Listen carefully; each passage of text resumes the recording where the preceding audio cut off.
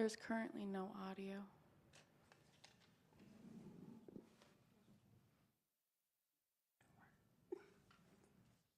Well, good morning, everybody. It's Friday, December 9th, 2022, school board work session. And I would like to introduce Alicia, our call to order, and then there's my acknowledgement. The school board would like to take this moment to respectfully acknowledge that we're residing on the traditional land of the Dene people. Our mission is to provide an excellent, equitable education in a safe, supportive environment so all students will succeed and contribute to a diverse and changing society. And Ms. Carr, could you call the roll?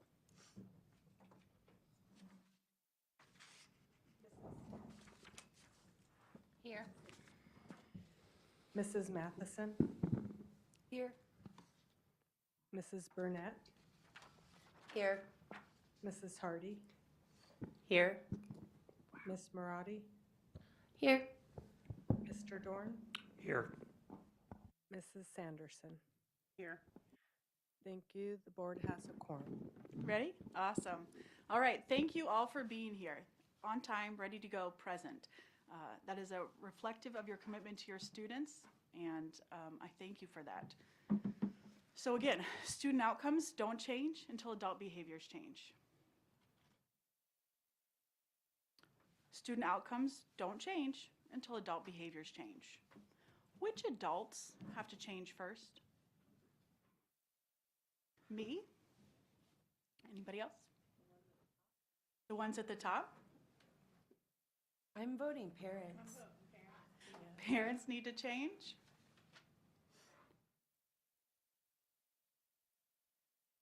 Okay. After the game, effective coaches will replay the video. They take the time to watch the game again. Why do you think effective coaches do that? As a mother of a bunch of athletes, it's so that we can actually pinpoint where the mistakes were and where your successes were and change those mistakes into successes. Thank you for going first, so that you can pinpoint where the successes were, where the changes need to take place. Anyone else? Also, so that you can pinpoint where the teamwork is, players who are not maybe acting as a team, players who are being single players, the cohesion between each player, also part of why they watch it. So they review the tape to see team cohesion, whether players are doing what's expected of them and working together or by themselves.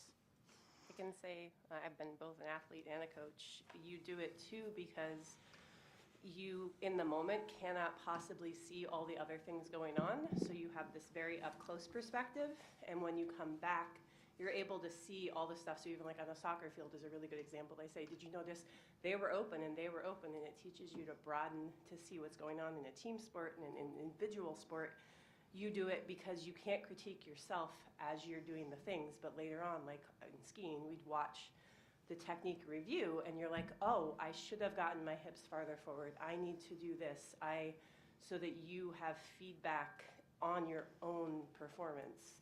You can watch great players, but it doesn't help you as much as watching yourself to improve yourself. So you replay the tape to see your own performance, because in the moment it's difficult to review your own performance, and you have to look at it later to see if you're doing the things you plan to do or what changes you might need to make. I'm going to shift the perspective just a little bit, use the analogy, but in terms of as a principal, being in a classroom, we want to get the best from our teachers and our staff, and they want to do the best. And so when I go in, and if you want to say review the tape, it's watching them in the observation process, what they're doing well and what makes that classroom work, and then build upon those strengths. So that's where I would take that. I love Tim jumping ahead to making the connections. For the same reason, I'm going to invite you to play back the video. I invite you to reflect on your own leadership for the same reason an effective coach would. As your way of playing back the video, I invite you to consider this question. What is an example of a time when your own choices may have made it harder for your school system to achieve its vision? I invite you to use I statements, reflecting on your own experiences. What was a time, whether you realized it then or not, but that you begin to notice now that you're replaying the video of your leadership? What was a time when your adult behaviors, your choices, may have made it harder for your school system to achieve its vision? Who will give the first example?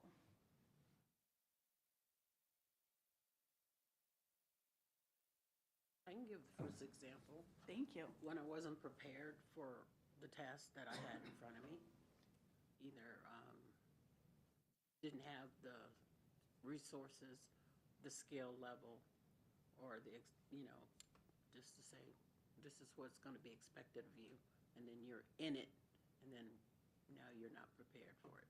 When you weren't prepared for what was expected of you. Thank you, Choya. Thank you. I think for me, at the moment, I think about when I had an idea of where something was going to go and an idea in mind, and then got other perspectives, sharings, that questions that made me rethink it, and it was the time, how much I rethink it. I hit a point where I had to say I would tell staff, just because I say no, I may come back to you, don't take it as a no. You will know when it's a no, but I may have to catch up with your thinking. And I need to do that. So the time where your adult choice may have made it harder for the school system to achieve its vision was when you didn't reflect on what other alternatives might have been presented to you? Is that correct? Yes and no, in that I might have an idea where we're going, or where it might be. Somebody comes to me, has a little different view on that. Okay, I might be, no, that's not going to work. And it's before I've had that time to reflect. Then I can take that time to reflect. And I had to realize that and I had to communicate to people that even though I might say no the first time, I then had to go away and reflect and come back. So your adult choice was, I realized. you learned to not do that, but your prior adult choice was not taking the time to reflect. No. No. No, you're missing it. No. Okay, what is a time? My adult behavior, my behavior. Your choice, Adult yeah. otherwise. My behavior was, and it happens in parenting, a child comes and says, but let's say a staff member, that's my focus here, a staff member would come and ask something and it was different than what I thought. My initial reaction was no. Then I would go away and think about it.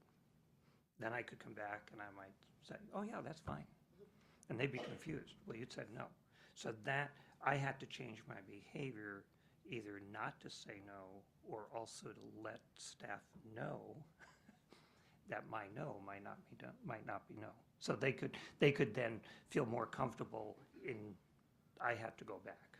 I had to change my behavior to do that in working that, So your adult behavior was that you didn't either communicate that you were going to reflect on it or that you didn't pause and reflect on it. And that may have made it harder at the time for your school system to achieve its vision. That's Thank you so much, comfortable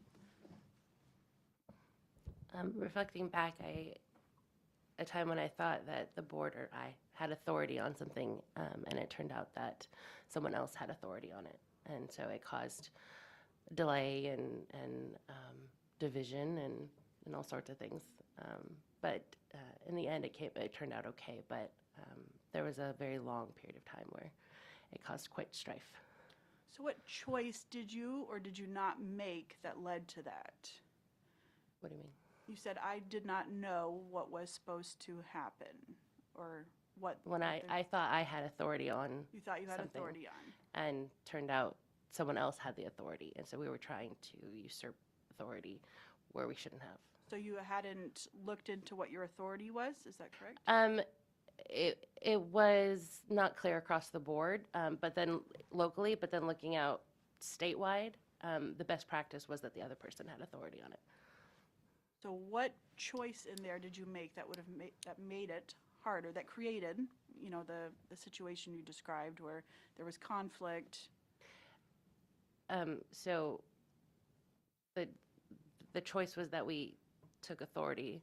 I took authority on something that I chose to take authority on something that should have been someone else's authority. That you weren't maybe clear on or hadn't fully learned. So, okay, so you took authority on something that you shouldn't have without checking first to make sure, Best practices across the state. without checking best practice across state first. Thank you so much. Thank you for clarifying. Anyone else? Go ahead, April.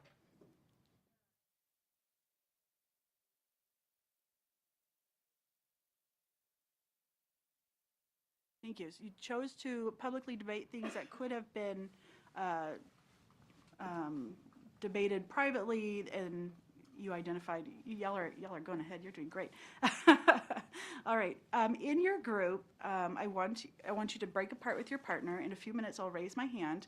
I want you to spend a few moments to identify a time, additional times if you've already gone, where your adult choices may have made it harder for your school system to achieve its vision. When I raise my hand, that's when I'll invite you to join me back.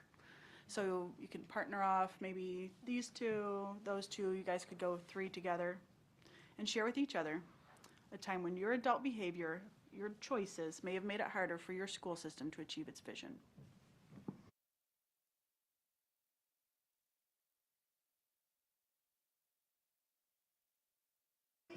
It can absolutely count. It's talking about your adult choices, so it could be before as well.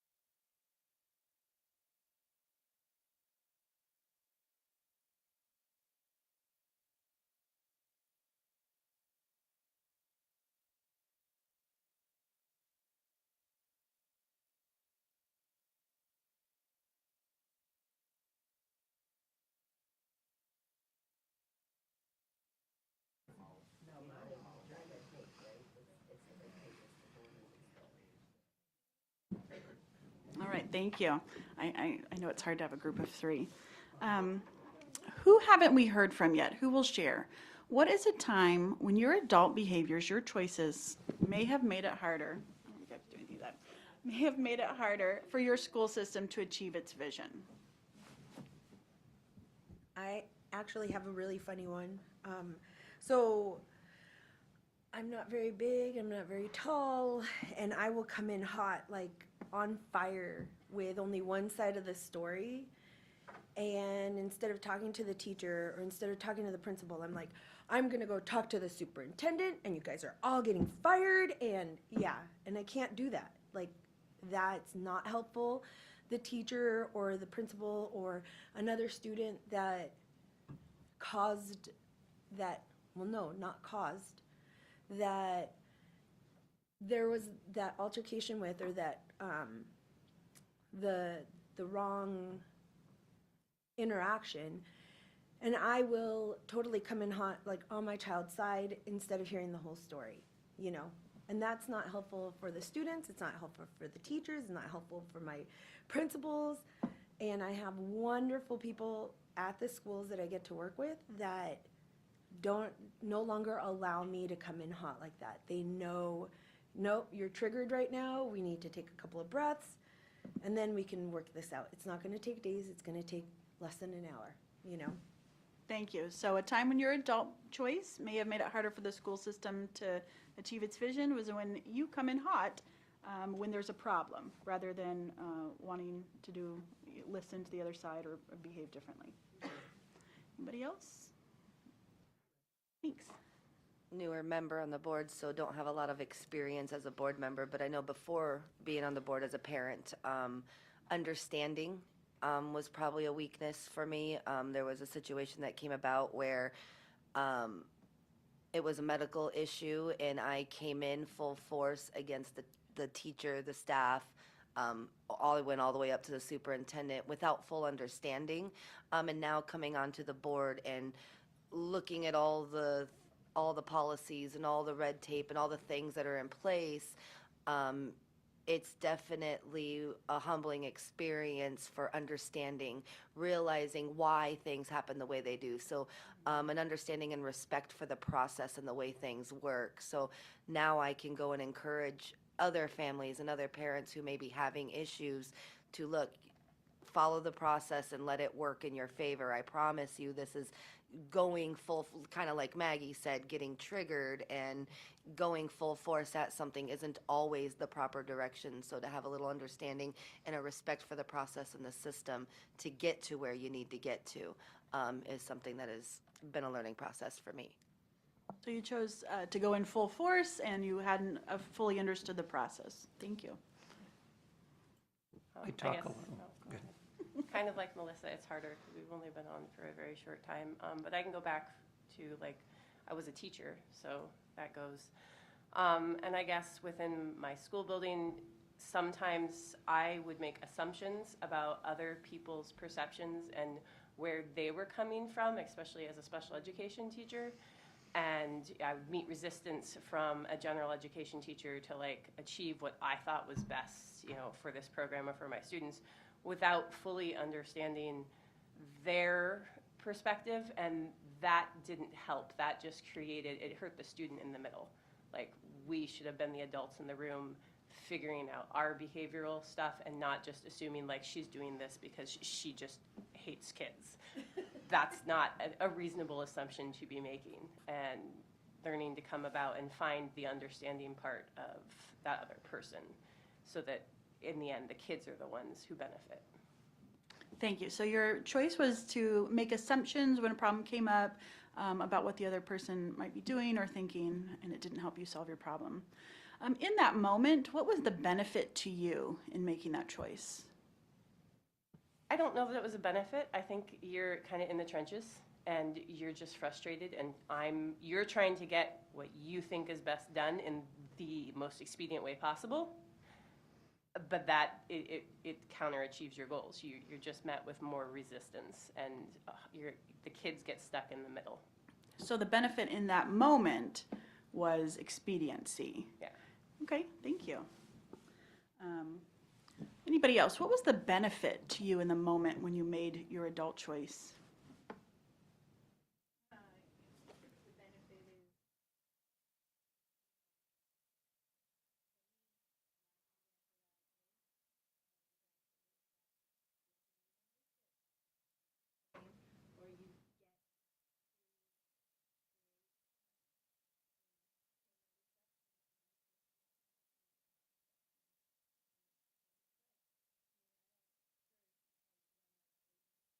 I'm just saying that. My example is, publicly bring something up that is better resolved in private. Why would you do that as a decision?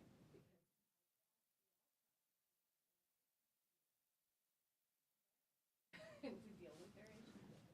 Thank you. Yeah, that's very reflective. So your benefit was that the person was made to look bad. Thank you. And the benefit to you is maybe that you look better, right? The benefit you experience in the moment. In the moment. I love the reflection. All right. We'll try this. The same process until I raise my hand. I want you to break out with your same partners. You're going to identify, it can be a new time where your adult behavior may have made it harder for your school system to achieve its vision, and then identify the benefit to you in that moment. Right? Until then, enjoy talking with your partner.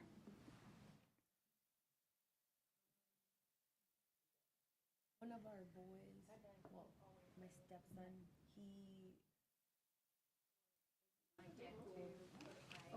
so I wasn't, no matter how much his mom and that he lived with, told the school that I should be on the power school portion. It didn't happen, so I couldn't stay on top of his. And when he would come and live with me, I still couldn't see his stuff. And he didn't get to graduate instead of talking to Mr. Blackburn and Mrs. Gillum, I explained to Mrs. Karen's listening to this. It didn't make it easier. He didn't get to graduate on time, and it just made it like he was uncomfortable with that whole situation. Instead of being able to quietly do the work so that he could graduate, it became like this big old public thing. Like I wasn't communicating with his parents at the house that he was living in. Had asked, and it wasn't done, and there's no record, and like trying to put the blame on someone, even though it was David's fault. Like he should have taken responsibility for passing his classes and stuff like that. So yeah, and it definitely made it very hard for him. So it was not helpful in any way, but I came in hot when I shouldn't have. Okay, so what was the benefit There to was you? me Yeah. that Mr. Blackburn knows I've got my eyes on you. Have you ever seen that? Look who's talking to, and the little girl's like, with her hairbrush when she gets mad. That's how I feel. Shaking my hairbrush, So there was really no benefit. At the time, I felt like this steam pot got that release,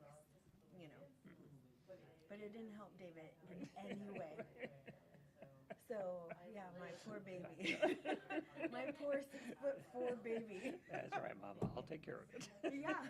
I'm like, he called, I think, no, he was at the house and he was crying because Mr. Blackburn finally got a hold of him and said, hey, you're missing, and it wasn't very many credits, but he was missing them, so he couldn't walk. And when you see this big 6'4" young man crying, it's hard. I don't like it. Don't cry.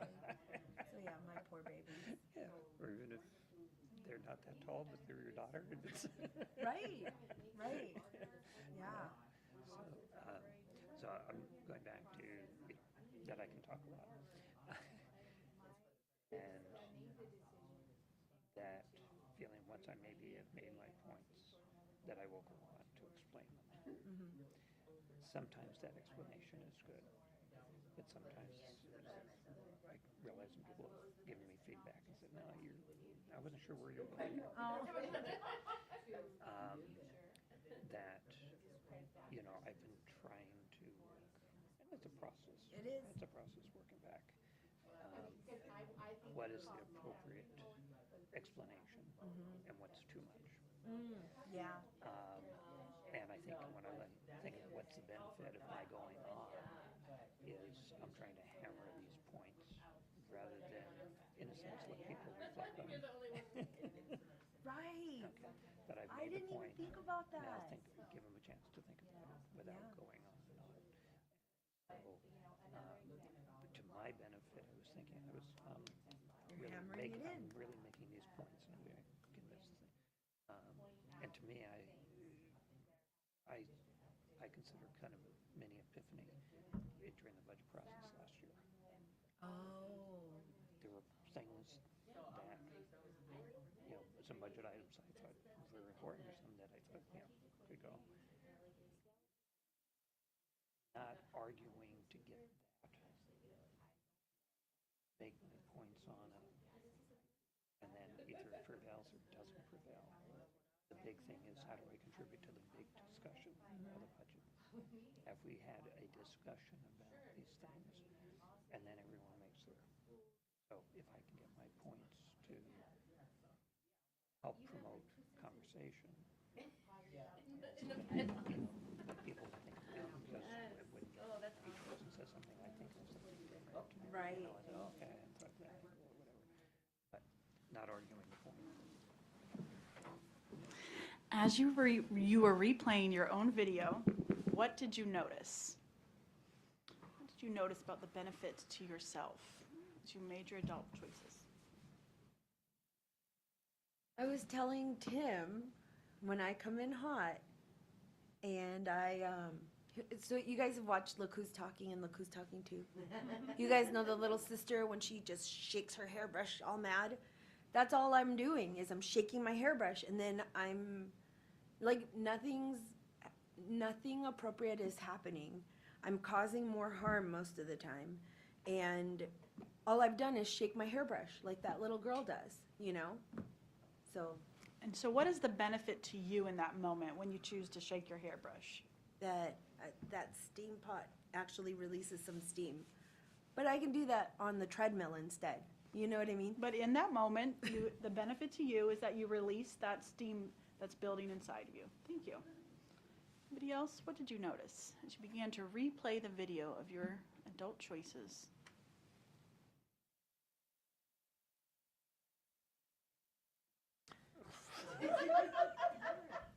She's shaking her brush at you.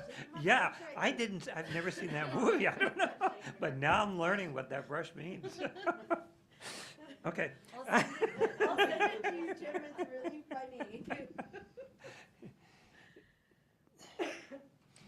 So, I guess two lenses I'll put on it. One is in terms of, for the thing I was sharing was that I can talk a lot. I know, it's a surprise, but we'll handle it. And I may make points and then I want to explain them. And feedback I've got is, back it up. Don't say as much, right? What was that? So the benefit to me is thinking that I'm making those points, and I'm hammering them in, sort of hammering those points of why I'm correct. But I'm not giving people a chance to, so the benefit to me is being clear, not succinct, but I'm being clear. Though it may have, the net effect may have caused more confusion, but I haven't given people a chance to reflect either on what my points were.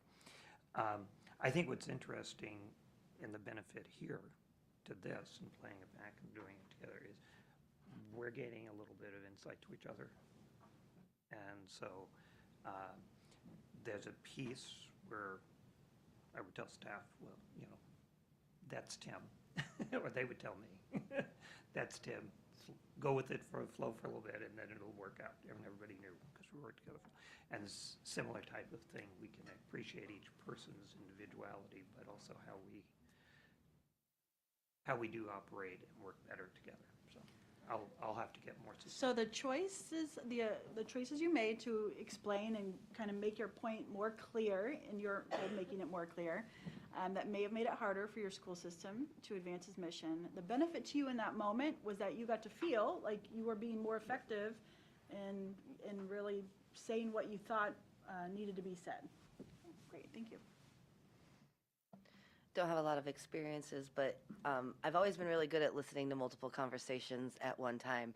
And the one thing I'm finding is self-gratification, right? Everybody, what they're doing in the moment, the behavior right then and there, even with the one scenario outside of the school board with my son and the teacher and the superintendent and such. The benefit is self-gratification. You feel gratified. Who feels gratified? The whoever is, you know, and not Who is that?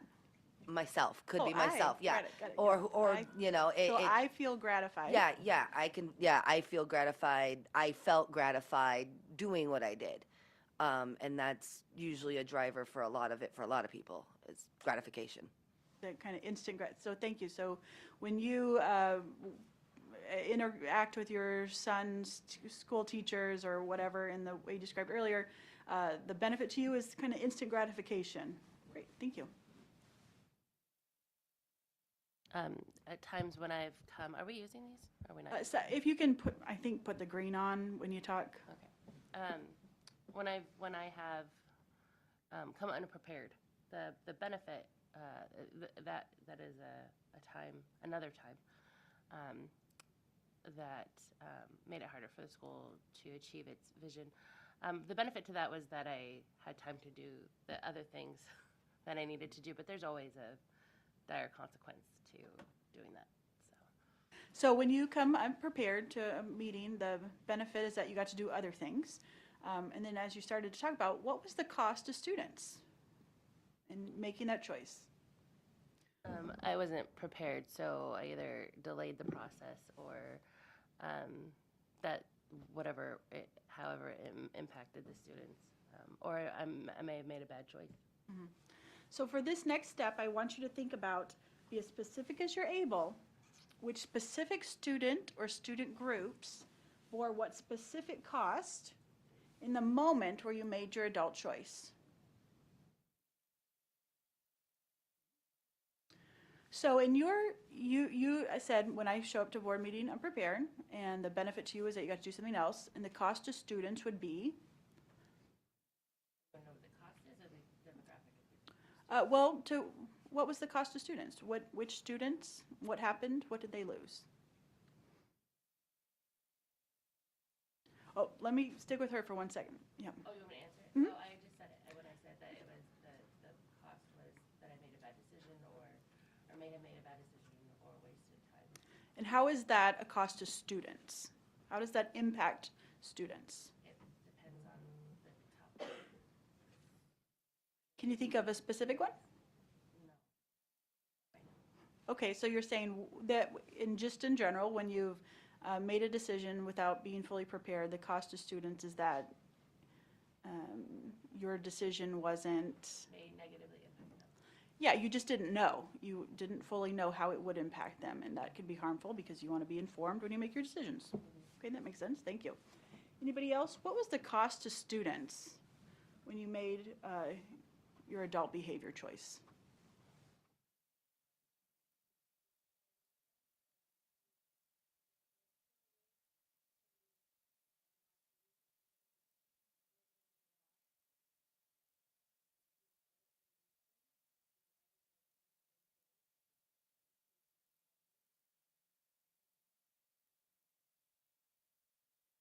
And so what is the cost to students in it taking longer? The cost, they weren't going to school, or in-person school. Great. Anybody else? My behavior has caused embarrassment to my children who are students. And that's not very good, you know. Thank you. Yeah, when my behavior, I made the adult choices I made, it caused embarrassment to my students, my children in that case. Thank you. Anybody else? Time taken away from classroom time because I had the teacher with me in the counselor's office, you know, so the students were with a substitute watching a movie instead of working on what they should have been working on. So classroom time and education. Yeah, so when you went in full force and you got your instant gratification benefit, the cost to students was that they didn't have their teacher there. The teacher had to be dealing with you. Great, thank you. I think the cost is, when I'm thinking of us as a board, thinking of me as a board member, how we may be weighing different costs on a decision. Say, closing schools or not closing, which ones, those types of things. We may have different opinions on that. But I think the cost is, I want to say, do my behaviors contribute to the conversation and deliberation of the board such we come out with a decision, not whether it's the one I think or not, should prevail, but that we've had that conversation. And if in a sense, if I'm saying too much, am I taking away from that opportunity to come to an informed decision? And what is the cost to students if you don't come away with an informed decision? Because I think one of the things is we model how we handle ourselves, our opinions. We expect that in the classroom when students are working. And if I don't behave well, I don't model that. And we are very public. And I think that has a ripple effect to students and to our community for our credibility with our students, our staff, and our families.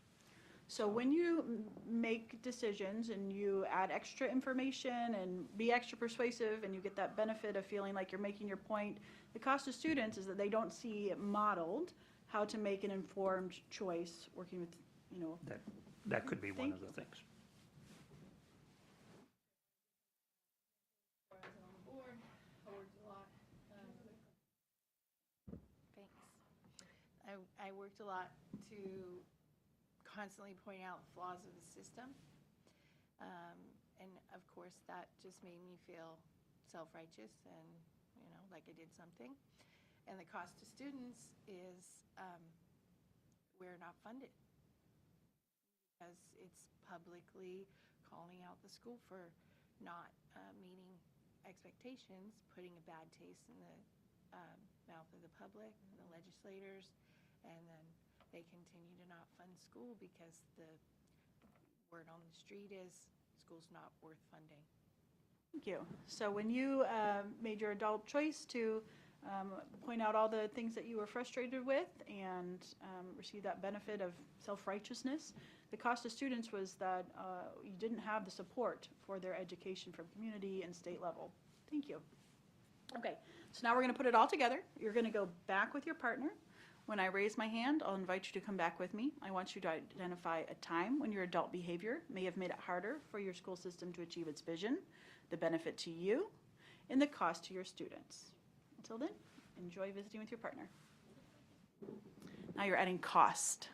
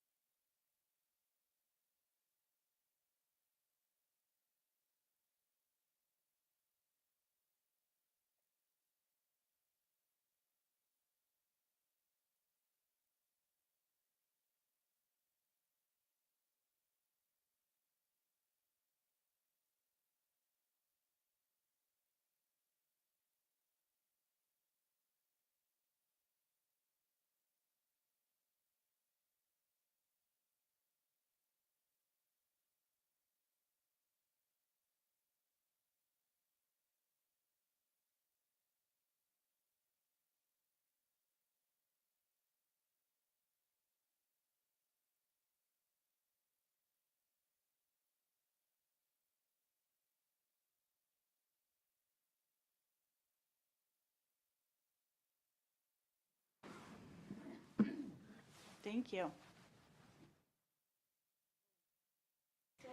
You're great. As you were replaying your own video, what did you notice? Joya, go ahead. Well, really, when you started the cost, I thought, well, we answered that already. But then I thought about mine was coming unprepared for like a student discipline, not looking at all of the documents, and then voting. Possibly could have made a different decision, even though there were 5 votes and I'm just 1 vote. I, might have done that. And then when you said the cost, and I thought about, well, the cost to the student could have been either they get back in school, get back on track, get their life back, graduate, or if I didn't make the right decision and didn't prepare and didn't get all the information, and I just voted, and they didn't get back in school, they could have got off track, not graduated, and the cost would have been high, really, crazy high. And it was all because maybe I didn't come prepared, I didn't look at every single thing, and really weigh all of that information as to how I was gonna vote about that process for that student. Did that student really get justice, or did I just blow it off? Thank you. So in the moment when you came not fully prepared to a discipline hearing, the cost to student was was significant on his future, whether he got to be in school or not, and whether he received justice in that decision-making process. Thank you, Choya. What's the cost to your students for the adult decision? I can do one. It sucks I don't have more school board related things, but I can relate this to hockey. So I've been a team manager, I've been a coach for many, many years.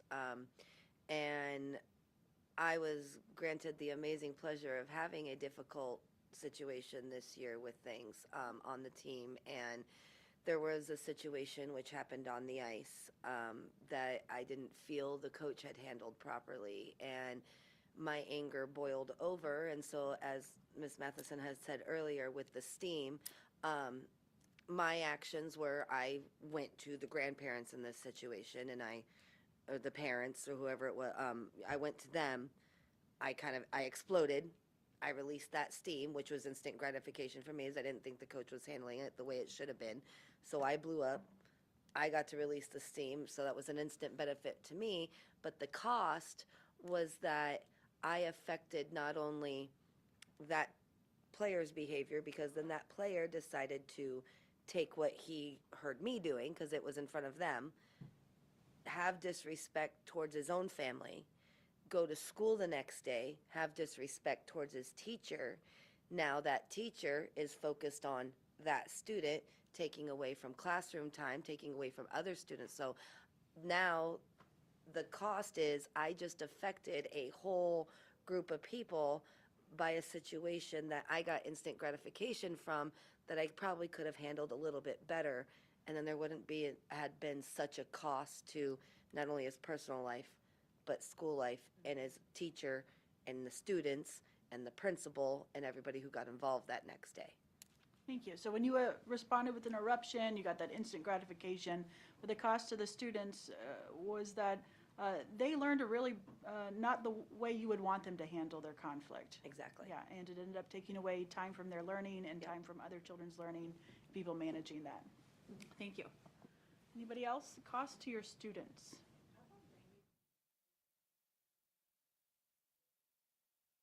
Put me on the spot, April. Mine was just back to as a special educator in a school and trying to get teachers to follow IEP and feeling kind of that self-righteous, like you're supposed to be doing this stuff, and making those negative assumptions about them. The cost oftentimes is the student is caught in the middle, and now I'm no longer really welcome in that classroom, so I can't help the student. You start burning bridges with your colleagues, then the student's paying the price. I'm supposed to be there as their support.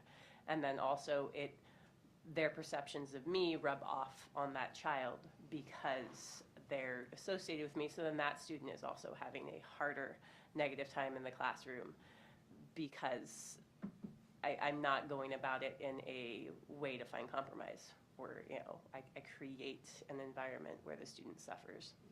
Thank you. So the cost to your student in that moment is that they don't have a team of adults working for that student's benefit and developing even negative perceptions of the adults who are supposed to be helping that student be successful in the classroom. Thank you. Anybody else? Cost to your students. I shifted my original to one where we had a work session for which there was no information on what was really going to be talked about during the work session. And I did not know until I walked in the room, and then there was a large table and lots of guests and stuff. My behavior was, could have been better in questioning, once we found out what the topics were, in part questioning guests, which came across as, I'm going to say less than respectful. I did not mean to be rude. I don't know that. But the benefit to me was I was making, in a sense, a point of we had no information and there were lots of questions to be asked and stuff. And it was the cost that really brought that to mind, to think in terms of what that is. And kind of talking with Maggie, it's not necessarily the end result, but it's the potential. Do we have the full conversation? And do we have the full information that we need to make our decisions? And do we take time and insist upon having that? So the benefit in that one was thinking that, yes, I'm making a point of getting this information out. I may not have done that in the best way, and I know I could have rephrased some things. So the cost to students would be, and educators, is did we have a productive conversation? We do know that schools that were on the spot that night, rumors went back to those schools whether they're going to be open or closed, based on no other information. So there was, it's not that point, but it's that cost of what do our actions as a board Whose have actions? on other students. I'm sorry. Whose actions? Well, me, in terms of how to do that, but it's also I don't think we can totally say, yes, I'm responsible for my actions within that. And I think there are things that I could have said better with that. At the same time, because each of us are saying, how do we do this as a board? And we do work that way, So at a time where you came to a board work session and you were frustrated that you didn't have, you felt unprepared and you were frustrated in that. No, I was not unprepared. There was no information. Oh, you hadn't been provided information and you were frustrated. Right. And the benefit to you was getting to, make a point that, through your frustration. And the cost to students was, that I'm not quite hearing. The cost to students and your frustration in making a point is that the principals went back without clarity? Some principals faced questions in their school as to whether they were going to be open or closed. You asked those kinds of questions, or I'm having trouble hearing what the cost of students was for your. All I can speak to is my contribution was not as good in the way I phrased my questions as I think I could have done. And so then you lacked clarity as a board because you contributed to that. And I lacked clarity. That spread. Right. And if you want to bring it down to an individual, I lacked clarity from that conversation that night. But yeah, and the people who went away lacked clarity because you lacked clarity, and they took that back to the schools, and then they weren't able to, that makes it harder for them to do their job for children. Right? That makes sense. All right, now we're going to add the final piece. In the moment you were engaging in this adult behavior that may have made it harder for your school system to achieve its vision, as you reflect back on the benefit to you and the cost to your students. What were you pretending in that moment? In that moment, I was pretending that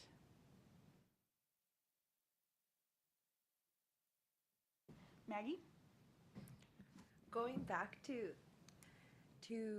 Tim's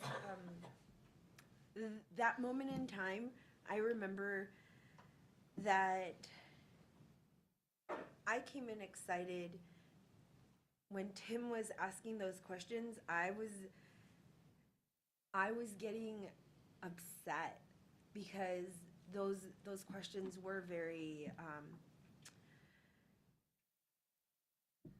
they weren't disrespectful, but they did cause concern.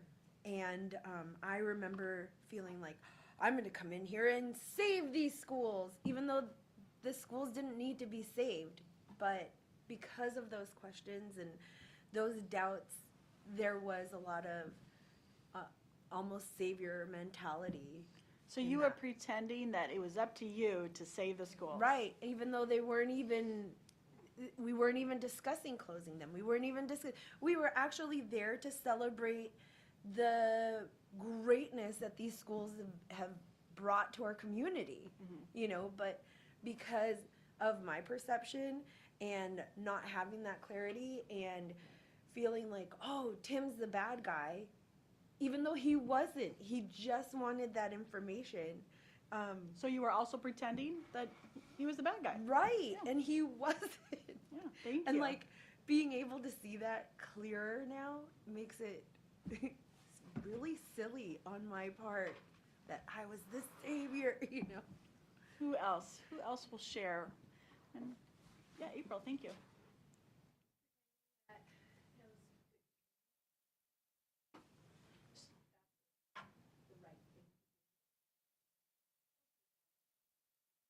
So in the moment where you were, enjoying that personal gratification of being right and having other people maybe not look good, you were pretending that it was the right behavior when you didn't actually believe that to be true. Thank you. Anybody else? Pretending that I was the end-all authority. I was the boss.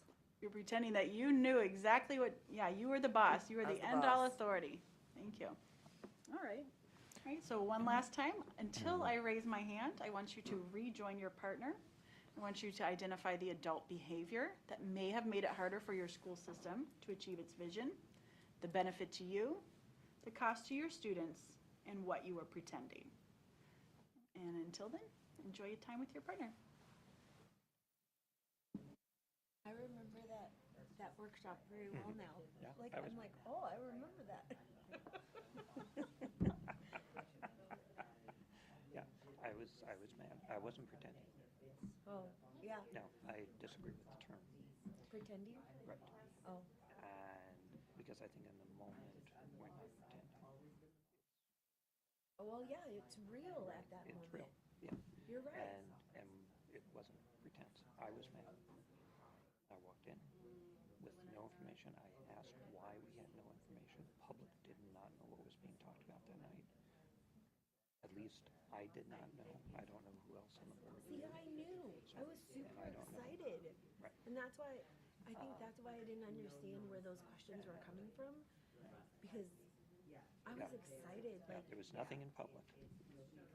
see, and I remember seeing it. We got nothing as board. There was no indication of what the topics were. I'm trying to remember, where did I see that's what we were discussing? But and I would suspect, I don't know where you would have seen it, but I think it wasn't pretense. It was mad. That the questions that I had were good questions, but it had an edge of my, and it wasn't at the board, it was administration. It was only in the sense of the agenda was not put together appropriately.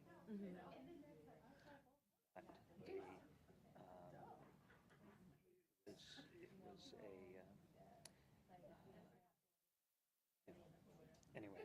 is not a pretense.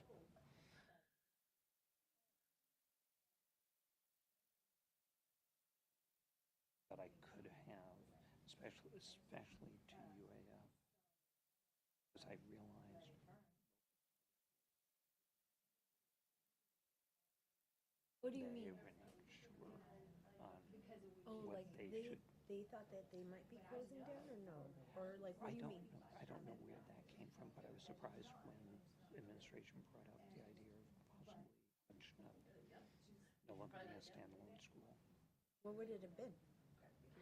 Like just a CTE center. oh, so it wouldn't belong to us anymore? No, it would still belong to us, but it wouldn't be a standalone high school. That was the first time Robin, or I should say, but Mrs. Taylor had heard that, or no? it was basically the first time that was put out there.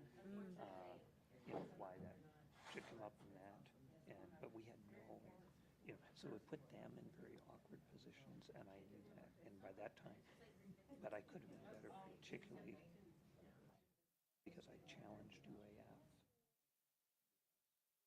in terms of what they were giving program. They were counting things that they give to the thousands of students that are there that are at North Star College. But the district, anyway, I won't get into the details of it, and the decision was made, Right. subsequent the next night. But again, no information attached to that. No plan. Really, Yeah, I where thought we're it. going. So, not the details, but how I acted. It had a tone, Well, yeah, which and you then picked up, of course and then I you went, right, I had which to, didn't you know, help, which, yeah. so my wasn't a pretend. Mm.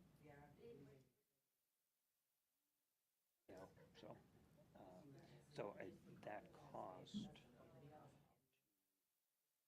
those schools,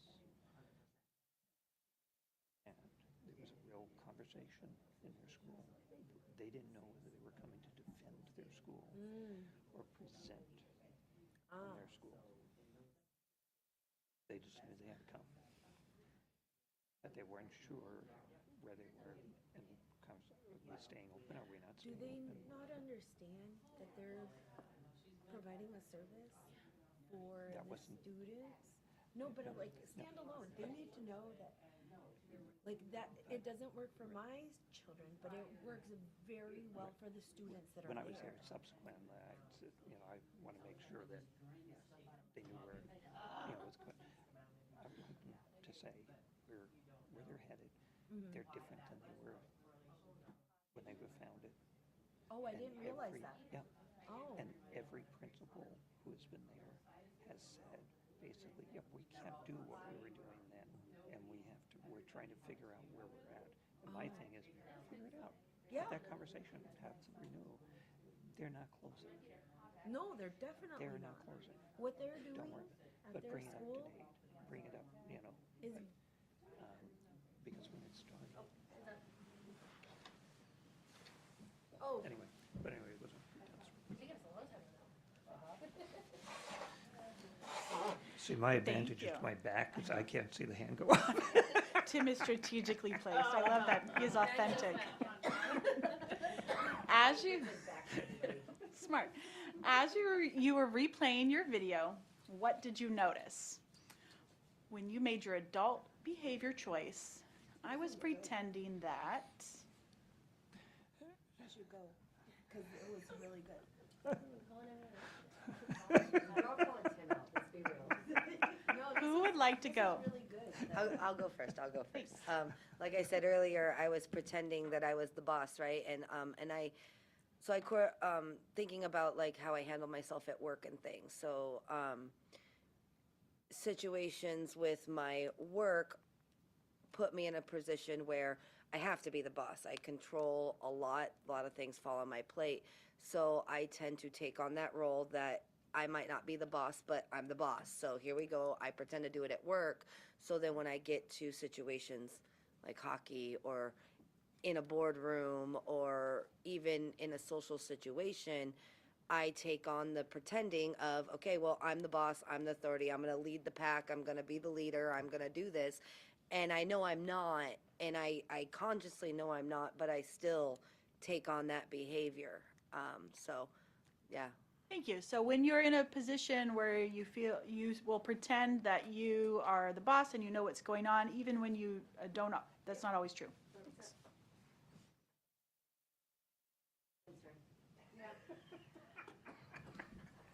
I was thinking I was going to pass the baton to Maggie to say what I said. Well, the thing is that workshop, there was definitely a struggle between Tim and I. And he clearly. Are you speaking for you on what you were pretending? Yeah, no, Right. definitely. But what we came up with is we weren't really pretending. We were very Who angry. wasn't pretending? Well, we- ready? Just speak for your own- We were not pretending. We were not. And it's really funny because we didn't realize that we weren't pretending. We were both very angry at that workshop. And for no reason really, because if we would have came in open-minded, there wouldn't have been that struggle. So if you had come in open-minded, And if you, nope. Oh, okay. You had come in open-minded and Yes. you were pretending that that wasn't possible? Is that correct? Definitely. Okay, so in that moment, you were pretending that it wasn't possible for you to do what you wanted to do as far as listening and understanding. Yes. Okay, thank you. Anybody else? So I will speak then on my, because I disagree with the use of pretending. I was not pretending. I was mad. You were mad. I was mad when I was skeptical when I came in because we had no information. When I realized we had a group of 20 people here to talk about 3 very specific topics, and we had had no information, I was mad. The behavior that I mentioned earlier where my questions were legitimate questions, there's no question there, but because I was mad, the way I asked them was tinged with a tone that was not productive. Was it possible to ask those questions in a different way? Oh, yes, that's what I'm saying. So Right, what were you that's what I'm pretending saying. in that I was moment? not pretending. I was mad. No, there was no pretense about You're it. saying you made a choice to be angry, I was mad. okay? I accept that I was mad. I was mad at the lack of information from the administration. I was mad about the fact that I felt that we were, in a certain sense, ambushed because it was stacked, all these people to testify, and to these 3 specific topics which had never, ever been mentioned for public transparency or that I, as a board member, knew. I could not say for any other board members whether they knew what was on the topics on. I did not know them until I walked in the door and that we were going to have 20 people here. So as you replay that tape of that day, So and you look that back my on your tone- adult choice. Right. My tone was not a constructive tone. Wait, did you have other options? Obviously, that's what I'm saying. That's So you could have chosen, could you have chosen Right. a different thing? Right. I would have done it without that tone. I would have asked the Okay. questions, but without So the in that tone. moment, why didn't you choose something different? Actually, I did make an adjustment as we went on the evening, because I realized, especially regarding some UAF people, I really put on the spot unfairly. That I should not have, the question could have been right, but I was wrong in the way I did it. And I softened that as with further conversations. However, at the same time, that was not a pretense, it was real. And I shouldn't have taken it off on them. I should have dealt with it quietly on the side with administration or whatever others that I could have done that with. So I hear your objection to the word pretending, but I hear you also telling me all the things that you could have done differently. Oh, yeah, well aware of Yeah. that. So in that moment, the pretending is that you couldn't have done it differently. In the moment you chose to behave in a way that you see now didn't help support student success in your district, talking in that way you described, that you say now, I don't think that helped. You identify that may not have contributed to student success. In that moment, you pretended that there wasn't another way to handle that frustration or anger you were feeling. No, that's not accurate. Because I did make some adjustment, but I still had a little bit of the tone. I still had it lessened as I went through because I really did lose it with the UAF representatives. I should not have put them in that spot. Yeah, and so as And I you're even backed going through off, the meeting, you but I were had already playing your done it. tape. So that, Right, sure. Yeah, you Yeah. were present to your choices in the meeting, and you started to reflect on your behavior and whether it's achieving, the effects you want. So you started to notice that. I'm bringing it down to just that tiny moment when you behaved in a way that you've identified, looking back now, that you might not have noticed in that moment, was not supporting your students your school system achieving the vision of its vision. There's a pretending that happens where I start to feel the only choice I have is to behave in this way. The only choice in that moment, because if you were not pretending there's a different choice, you would have, the ones you identified, eventually you said, oh, actually I do have lots of other choices. And you explored some of those, but in that moment, what were you pretending? And you can change. Okay, I'm not going to debate the word with you. As I've said, in the moment, I did take some of the edge of my anger off in asking the questions. Yep, and that's right So- after the moment, and I'm saying the first So step you're- moment. That's, in that moment, I knew when I asked the question to particularly the UAF, that it was not asked the right way. Okay, so as soon as you said it, you said, I It hear was it, the that's words not. were out of my mouth. Okay. I knew it, so What about right before you said that? Let's take it back one moment before then. I was mad. And in that moment, And I had a good question, I just didn't ask it the right way. in a way that reflected the way you would want to come across and Right. be effective. Right. In that moment, right before you asked your question, as your brain is churning and coming up with what to say, what were you pretending in that moment? You're like, I'm about to speak, something's coming out. It came out. There was no pretense. It came out, and it came out the wrong way. All right, we'll circle back a little. Yeah, that's fine. All right. Who else would like to share how their adult behaviors led to with that you behaved in a way that did not help your school system achieve its mission, that may have contributed to that? What were you pretending in that moment where you made that choice that may not have supported your school system in achieving its vision? Who will share?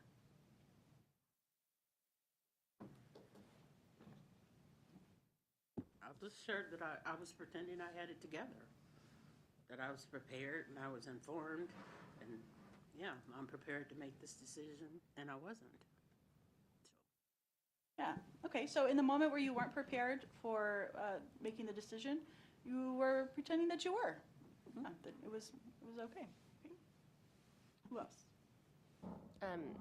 I was pretending that I was doing the right thing for students.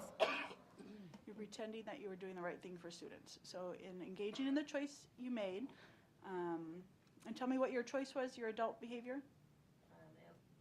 It was taking authority on something when it should have been someone else's authority. Okay, and at that moment where you made the adult choice to take authority and not be fully informed on whether that was your authority, you were pretending that it was the right thing to do for children. Okay. Who else?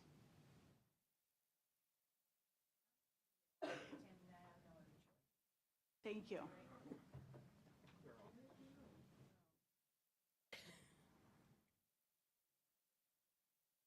Yeah, so in the moment where you chose to, express your frustration during a board meeting and somebody sought to make somebody look bad and got that instant gratification of self-righteousness.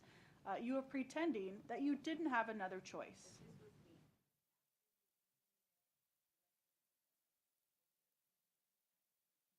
Yeah. Yesterday,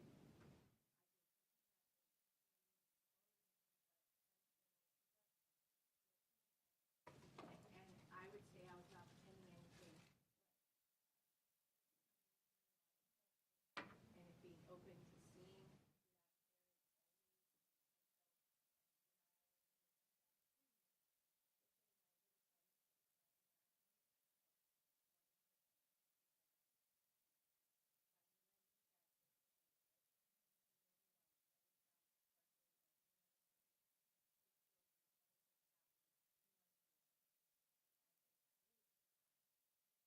And I decided to be really mad about it and like get him to do it right now so he can get out of my area and be done. And so I'm yelling at him and yelling at him not to cry because now he's wanting. But the entire time I was doing it, I knew this is not good parenting. This is I'm crying. But you just keep doing it anyway, you know? And some part of you, whether you want to admit it or not, knows this is not Whether who wants to admit it or not? whether you want to Whether who wants to admit it or not? you know, but I had a progression where I was, you know, then I have to engage my full self and realize, like, this is not my only choice. Like, I'm gonna have to take this down a notch, calm down, because then he'll stop crying if I calm down. Properly, talk to him, tell him I'm sorry right now, you know, and deal with it. And then he was eating his egg and not in my space anymore. But, I mean, if you asked me right then if I had any other choice, it was no. I had no other choice. I need this kid out of here. I need him to stop crying. I have to get my work done. I have to do everything else. Thank you. Being real. If who's being real? I'm being If I'm being real, thank you. Yep. So in the moment, thank you so much for sharing. In the moment where your son was frustrating you over making eggs and you're starting to feel frustrated, and there was a benefit to you of just managing the situation and having it controlled, you were pretending that you didn't have another choice in that moment. Yeah, as you replay the tape of your choices, of your adult behaviors, in your leadership in service to the students of Fairbanks, you're looking to see what were you pretending in the moment you made the choice that did not support your school system in its vision. Anyone else?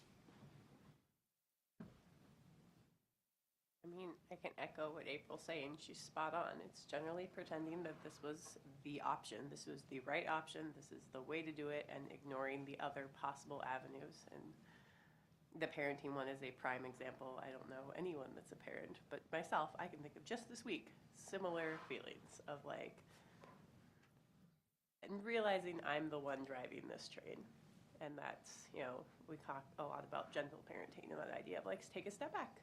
If I'm not regulated, they're not regulated. I have to be the adult in the room. And it's really difficult because I have sensory needs. I have issues. I am a person too.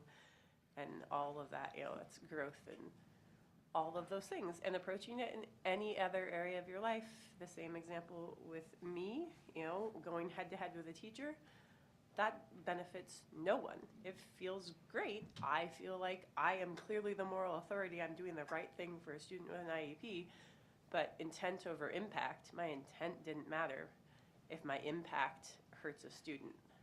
So, you know, that was things I learned over my career, like take a step back. But I'm pretending that I am clearly right and this is the way to get it done. But there is more than one way to accomplish that goal, and you have to acknowledge that in the, you know, the playback. Looking, well, where else could I? Could I have bought them into my idea? Mm-hmm. How can I find the understanding part? Thank you. So in that moment where you chose to react with your colleagues as a special ed teacher, you were pretending that there was no other option. In that moment, as you look back and replay the tape of your choices, in that moment, you can see that you were pretending there was no other option. Thank you. Mike? I just wanted to thank you, Brandy, for saying that we are people too. Like, I don't think that the public remembers that. I don't think that our children remember that. And sometimes even our spouses don't remember that. So thank you so much for that reminder, because I had forgotten that I'm a people too, you know? Who else? Who have we not heard from? I was pretending. I said that I was pretending that I was. Well, I'm doing the best thing for kids. Not paying attention to one of your things.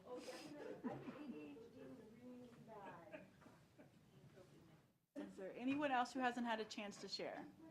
Okay, Tim, I'm coming back to you.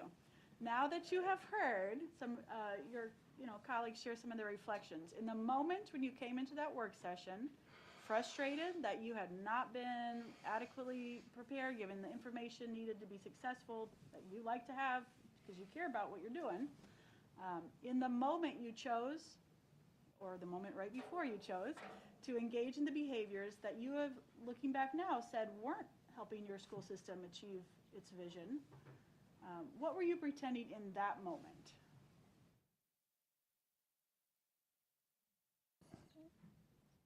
I was mad.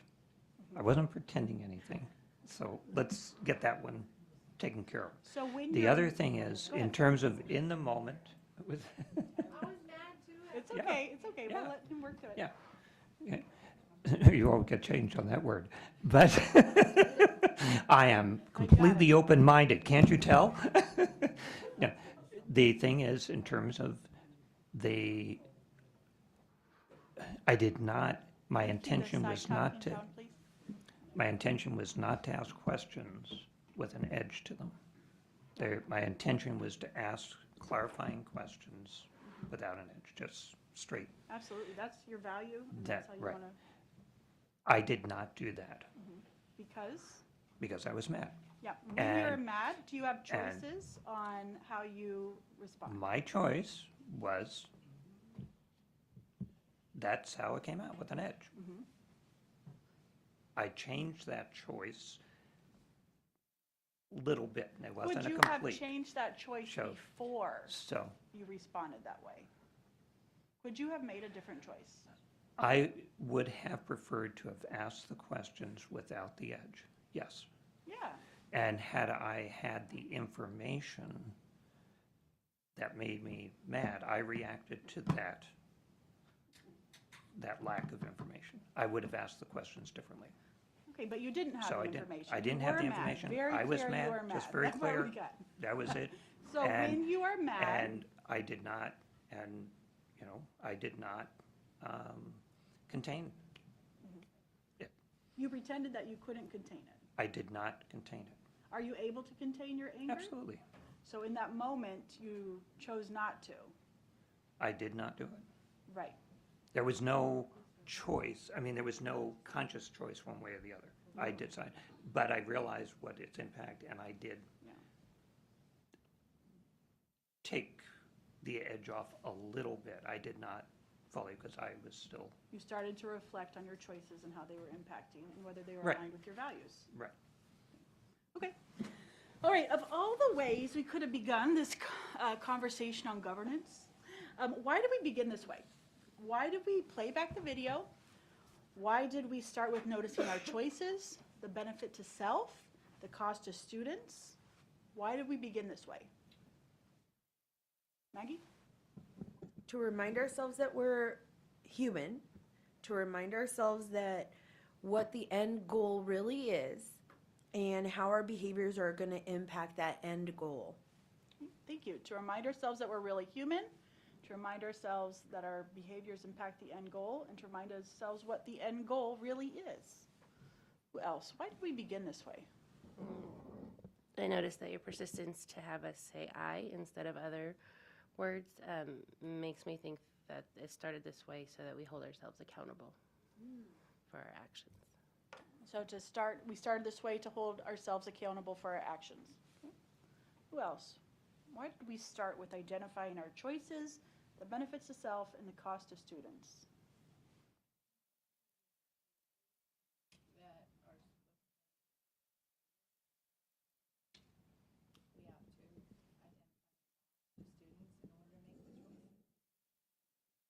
So our choices of impact on students, we have to identify the cost to students to be able to make our choices. Thank you. It centers us on focusing everything we do on students and gives us a framework to look at our decision-making, like an after-action review we can do in our own decision-making process in the future. So it helps you center everything, your decision-making on students, helps you look after the fact to see, how you're making those decisions. Thank you. Personalizes the whole picture, and brings to my mind that importance for me to look at how do I contribute to the whole, so that the whole is stronger. With, as we say, our mission on a regular basis, that we're here for one common interest with the students, but it really helps to personalize and say, how do I contribute to make that whole work? Yeah, it helps personalize it. Do you see how I contribute to achieve that mission? Who else?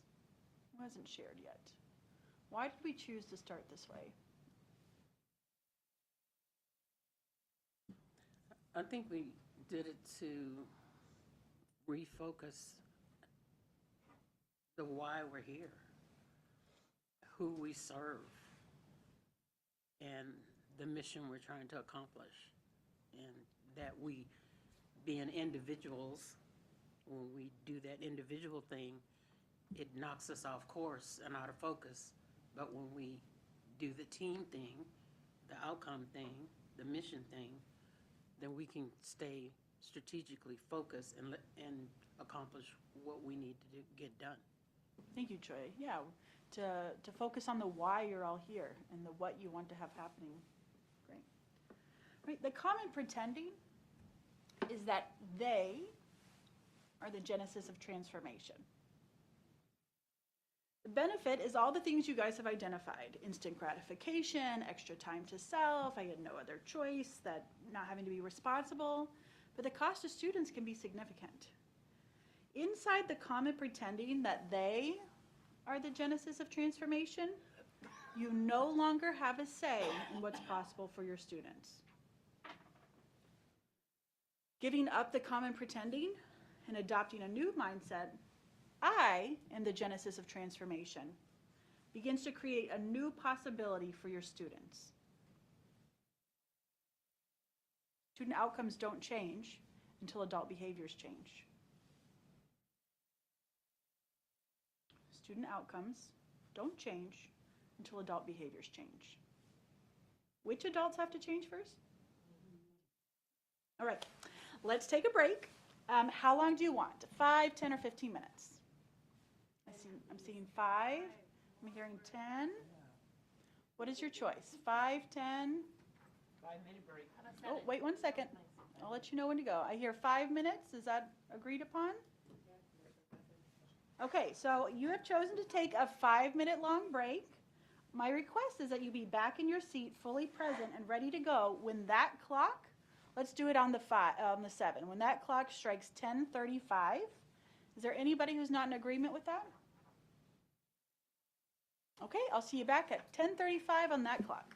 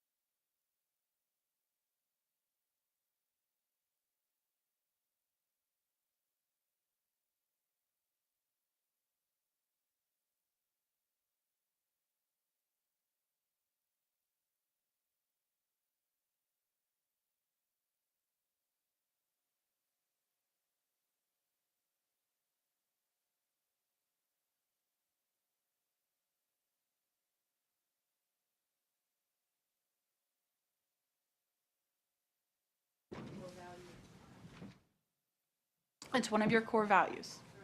Thank you. Else, y'all were close, but I had only.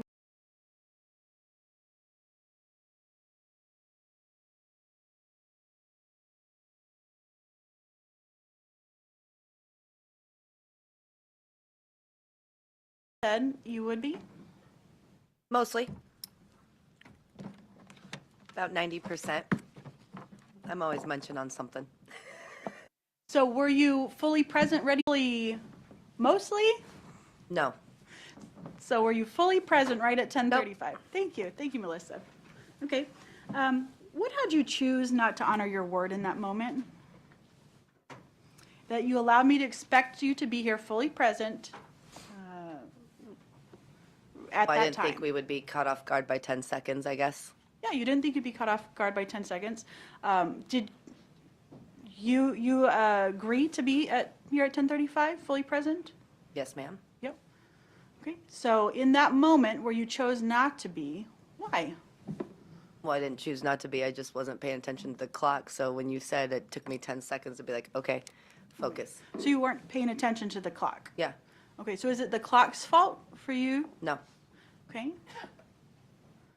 So when you weren't fully present right at 10:35, why did you choose to not do what you allowed me to expect me to? I didn't choose anything. It was subconscious. It just, I don't know, 10 seconds just happened. I didn't choose to, I was here ready to go. I just didn't, I don't know. I have no answer. Okay. Do you want to give it a shot? Why? Yeah, Not for no, her. No, for you. but I'm We'll good go about yours. it. I'm autistic. Okay. No. But were you're you arguing here? social context, and the social context of our meeting hasn't been established yet, as in, are we hardcore the moment it says, I'm looking at the instructor? It's the same thing in any classroom. You have to understand what your instructor wants. Absolutely. And so it's, you can't possibly say that somebody's not prepared, because normally the social construct is chat is fine. You're in your seat, you're available. Therefore, yeah, I am fully present and prepared. And as soon as somebody calls me to attention, yes, I'm there. And then in other teachers, you understand that you're supposed to be sitting there looking at the teacher doing that. But those are social constructs that you have to understand. And it's not, it's unfair to expect somebody within the beginnings of a dynamic to immediately pick up on that social construct and then hold them to that standard, which might be the thing you're getting at, but it also, and it puts people on edge, it acts, all of that. There you go. I agree. So we'll go to you. Were you in your seat fully present, ready to go at the time you said you would be? Yes. What were you doing at 10:35? Waiting for you to start. April, what were you doing at 10:35? Did you notice what was going on around you? Yeah, what was happening with the rest of the group? So, what was happening with the rest of the group? Melissa had just showed me a text, and then she would chat about it to Brandy, so we were chatting about something else.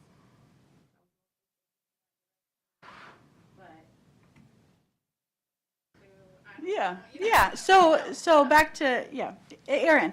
So when you were at Brandy, I'm sorry. Brandy, at 10:35, when you were in your seat, absolutely, not disagreeing with that. At 10:35, you were not fully present, ready to go.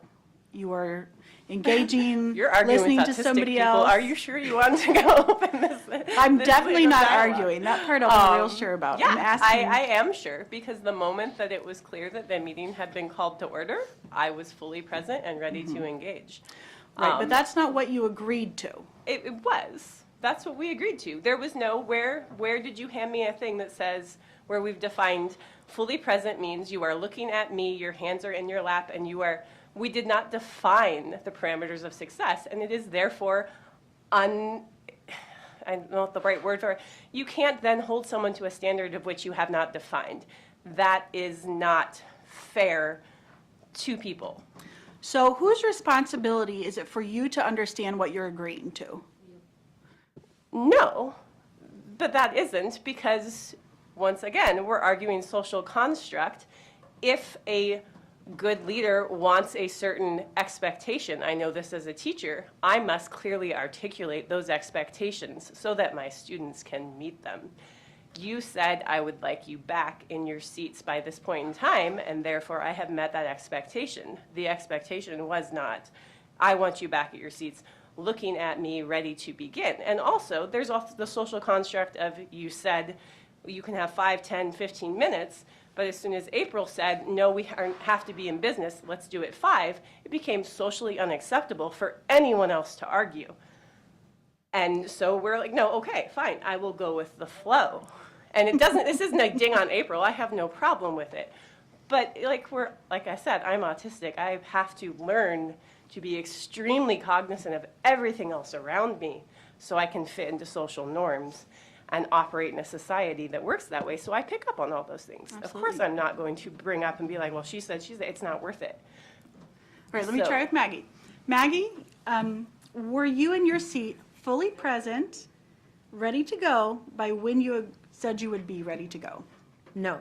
Okay, why did you not choose not to honor your word? Well, like you, I'm ADHD, and I allowed myself to be distracted, and I allowed myself to enjoy this conversation more than being here and being fully present. So, and I did enjoy that conversation. So, but I know what sitting down at 10:35 and being fully present meant, because, because when I tell my children, are you fully present? So the dinner table is always no phones, we're only talking to each other, we're eating with each other, and I expect fully present there, so I understood what fully present meant. I enjoyed getting to know my board members a lot more than being fully present. You know what I mean? Like, that definitely outweighed being right and being here and being fully present. Was getting to know them better. So the definition wasn't confusing to you. You felt like you had a good understanding of what the expectation that you agreed to was. But in the moment you chose not to honor your word, it was because something else seemed better to do. Yes. Okay, great. Thank you. Who else? Choya? So I was in my seat, I wasn't fully engaged and present because I was ending a conversation. But I do respect those that are fully engaged, ready, and focused at that moment. Because when you want to bring something to order or something, you don't, want people to be there. I wasn't fully there. I was getting there. For me, what happened was I finished the conversation, but I saw the stillness started to happen, and so it's like, oh, better stop. So is the stillness responsible for you? Yeah. It's just that other stimuli for me. So I'm just owning that. Yeah, it helped you, but you still chose not to honor your word by continuing or finishing up your conversation. In that moment, you chose to finish up your conversation versus being fully present at the time you allowed me to expect. I did.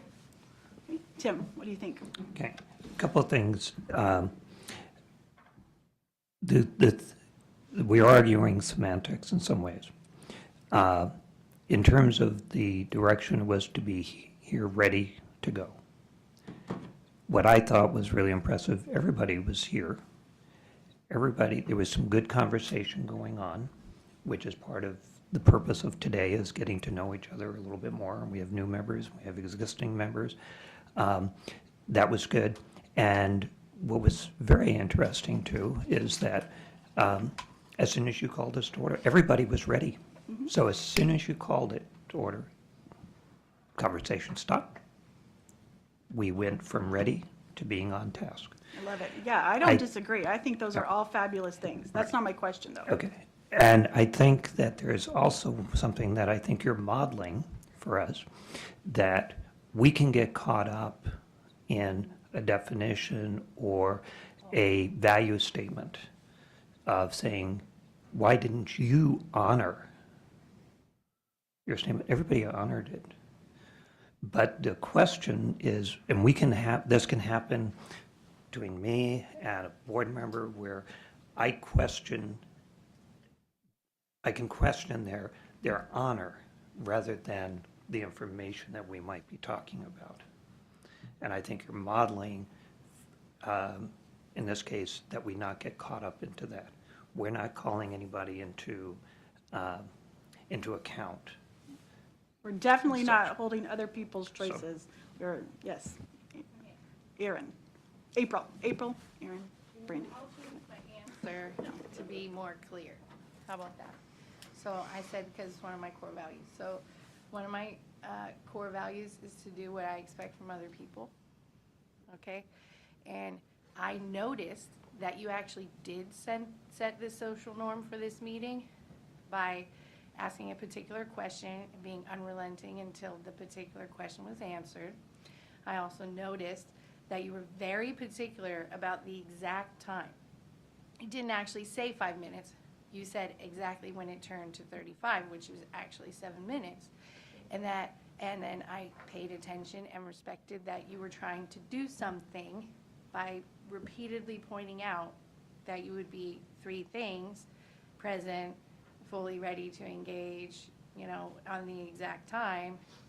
I just noticed that you wanted an exact outcome from what you were doing. I paid attention to it, and then I did what you asked me to do without asking me to do it.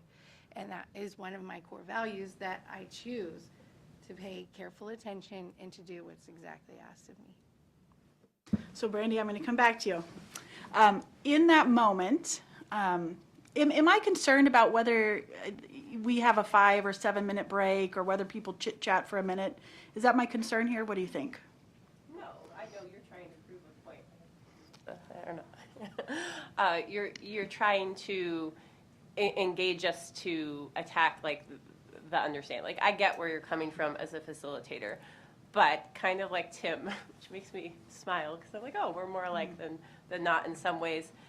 It comes down to the language in which you're using, and that, like, even saying, why did you choose not to honor your thing? It's inflammatory. And I choose not to use inflammatory language, and I wouldn't use it with somebody else, and I won't apply it to myself. I didn't choose to not honor something. And my view of what I was, my perception, I was prepared and ready the moment you said, and actually, and we've had this multiple times in board meetings, these are my notes. I am also dyslexic, and I take notes online. So no, I was ready. I am also facing this way, not this way, so naturally, that's where that kind of stuff is. It comes down to, you're trying to have me assign a value statement that I vehemently disagree with, and I am not going to do that because I have enough personal understanding and respect of myself. And no, I reject that statement. It does not agree with me. I was prepared. I was in my seat. I stopped doing what I was doing during our break to make sure I went to the bathroom, to make sure I got my butt in my seat at the right time. No, I was prepared and I was ready. It just comes down to that definition. And we can hash out what that looks like. And Absolutely. If this were a classroom, I would go back to being well, then you, if you expect a certain behavior, should define that behavior so that it can be met. Who is responsible for understanding the expectation prior to agreeing to it? But that's not fair either, because we all say within social constructs, a good leader should be the one who defines expectations.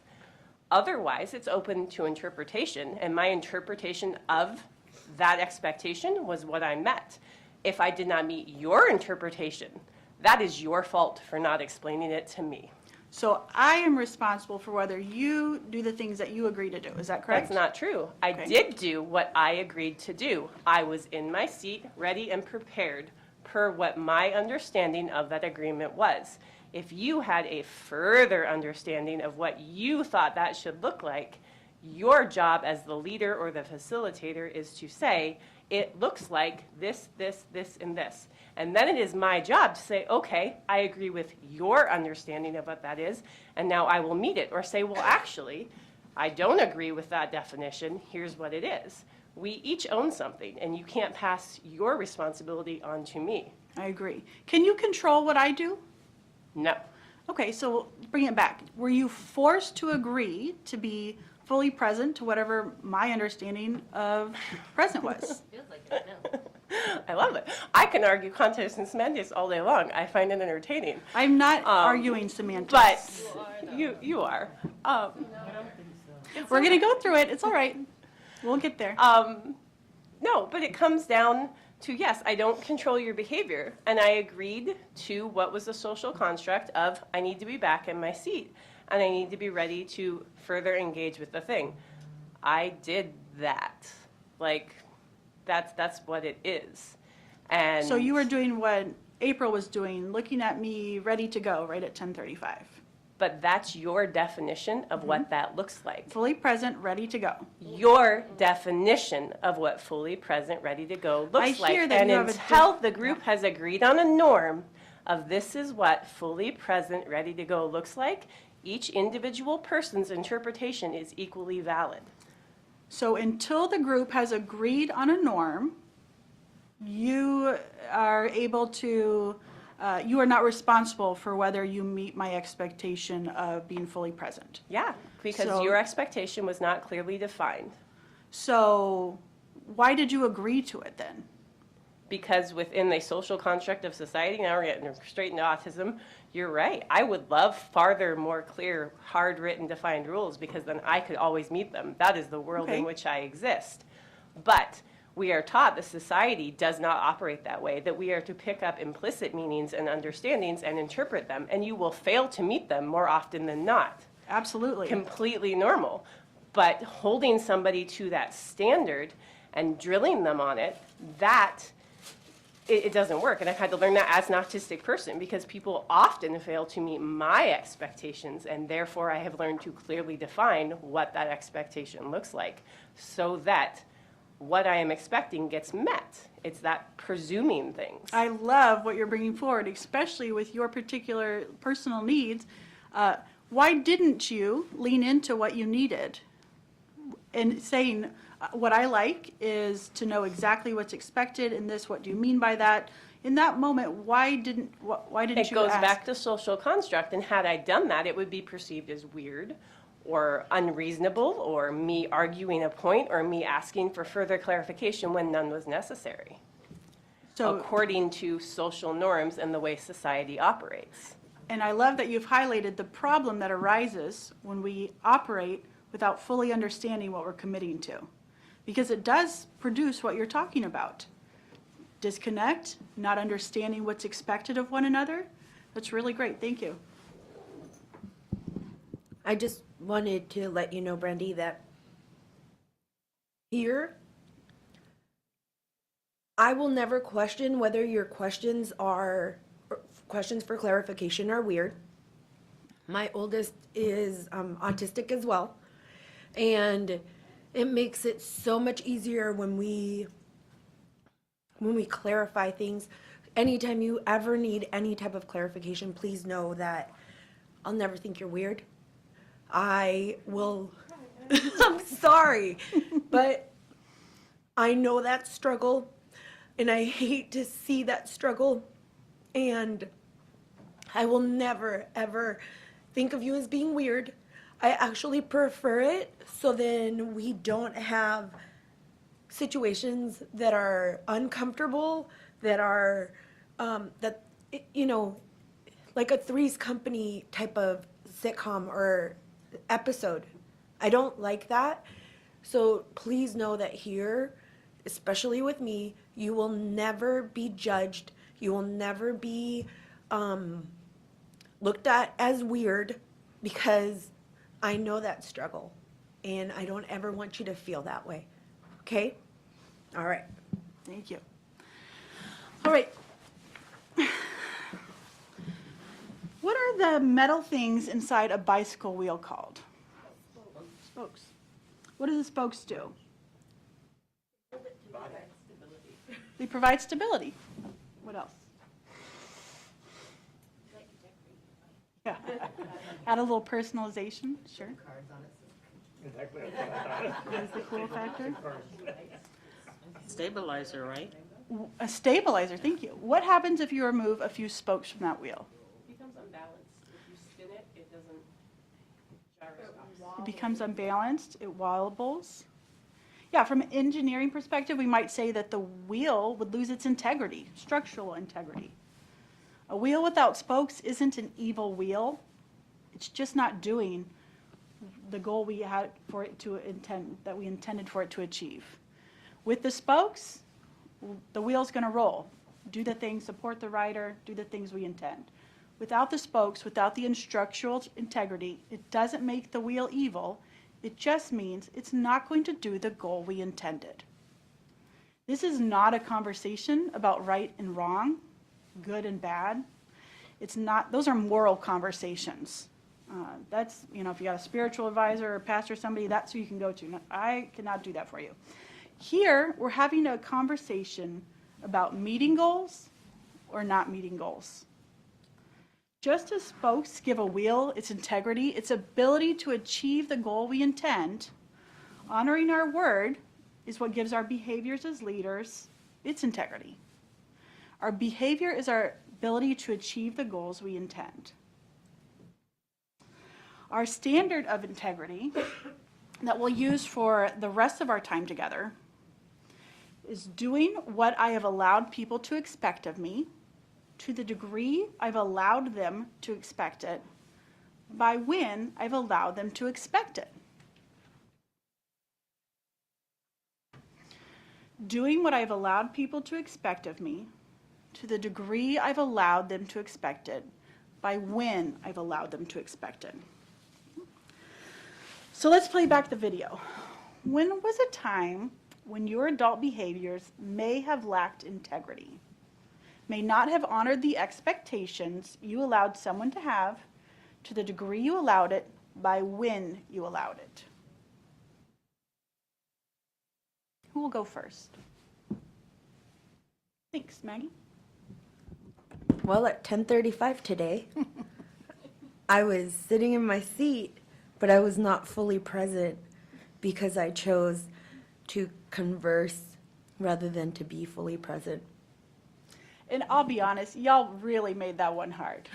Usually there's quite a lot of stragglers, so yes, thank you.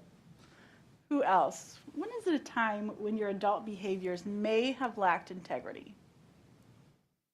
Thinking in the school system, your role as a school board member.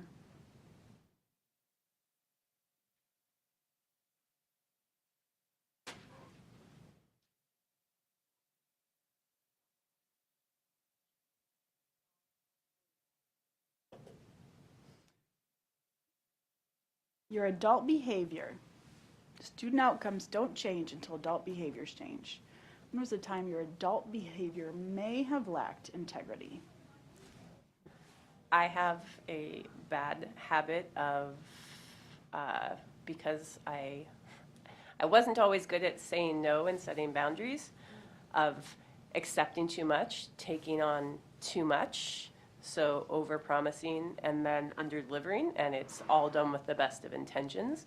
But that doesn't matter that I'm dropping balls because I'm unable to say, actually, I can't. Actually, that's just not possible, and letting that person down. Where, you know, and so I let them down anyways sometimes, but I, you know, so learning that, and that's my adult action of accepting to do something, knowing that the chances are I won't be able to do it, you know, per the definition, to the degree I've allowed them to expect it, because I do things to a very high degree when I take them on, you know, in the time I expect it. Oftentimes, I will do it to the degree I don't have to do things, but it will take considerably longer than I may have given them the indication it was going to take, because I had too many things on my plate. Awesome. Thank you so much for sharing. Yeah, this is not good or bad, right or wrong. This is a time you took on more than you could because you have a pattern of doing that. And you allowed people to expect it, and you couldn't get it done in that amount of time because it wasn't realistic for you. Okay, thank you. Who else? When was the time your adult behaviors may have lacked integrity?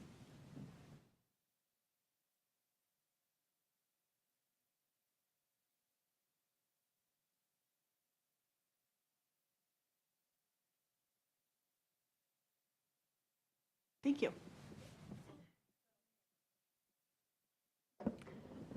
Integrity is also one of my core values, so I could sit here all day and think that everything I do it with integrity. But if I really look at it in terms of something that I did that did not come out the way that it should have, because I entered into it not paying attention to what was really being asked of me. Sure, when I ran for school board, I thought that I would be able to do a lot of things that I have not been able to do, no matter how hard I tried. And yeah, there's that.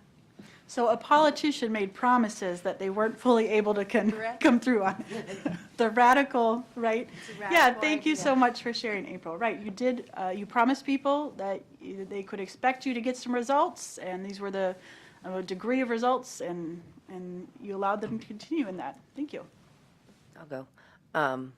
Like April, integrity is really legitly one of my core values. I try to live my life with as much integrity as possible. I do what I say. I mean what I do. I do it with respect and honor. But I can think of at least in the last 3 months. So I'm a full-time working professional. I work in radio, marketing, handle stations all across Alaska. I've got 3 kids in 3 different levels of school. I've got 2 kids in hockey, 1 in karate. I'm all over the place all the time. I ran for school board. And when I ran for school board, I had it in me that my integrity, right? Everything, I'm going to be on it. Like, I'm going to handle it all. And I've got this, I've got that. And things came to head the other day, and, actually upset me a little. A parent actually blamed me for a lack of things on the team because of my role with school board. And it hurt, but that's a wake-up call. Like, not everything you do can be done with as much intention as we have to have all the good integrity we can behind it. Some things in life just do falter. So I know that with my hockey team, I've let them down just because things have become more important. And not that they are more important, just this is a bigger passion for me, a bigger fight to want to help our children and our teachers. And so I've kind of taken a back seat with hockey. So that's, for me, has been something that has hit hard with my integrity. Thank you, Melissa. Yeah, and your hockey team, they are used to you being the rock star who All the always time, comes through. every day. And that's not something you are able to provide now. Yep. And, yeah, thank you. Yeah, Maggie? I'm really sorry, Melissa. Mine is more being judgy. Like, I've got a full plate like Melissa. I work, I'm a mom, I'm a wife, I'm on the board.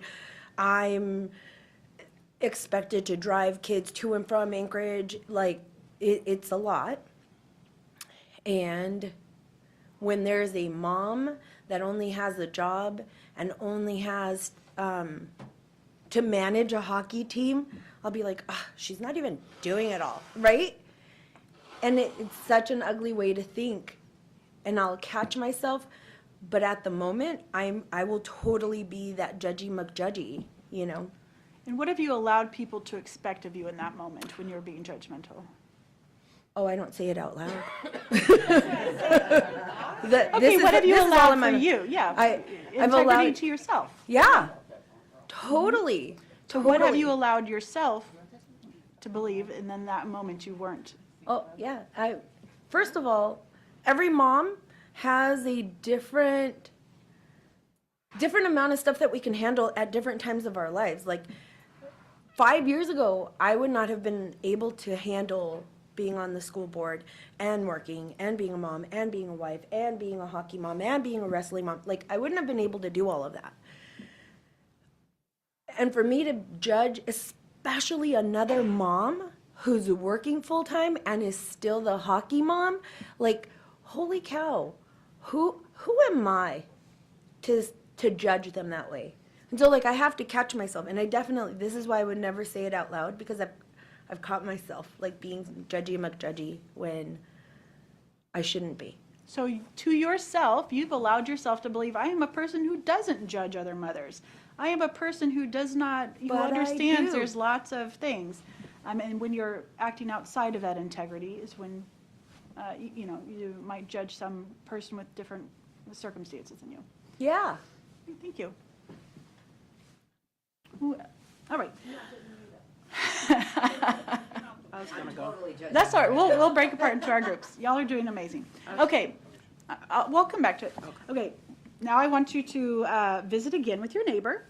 You're each going to take a time describing a time when your adult behavior may have lacked integrity, may not have honored the expectations you allowed someone to have, to the degree you allowed them to expect it, by when you allowed them to expect it. So until I raise my hand, enjoy visiting with your partner.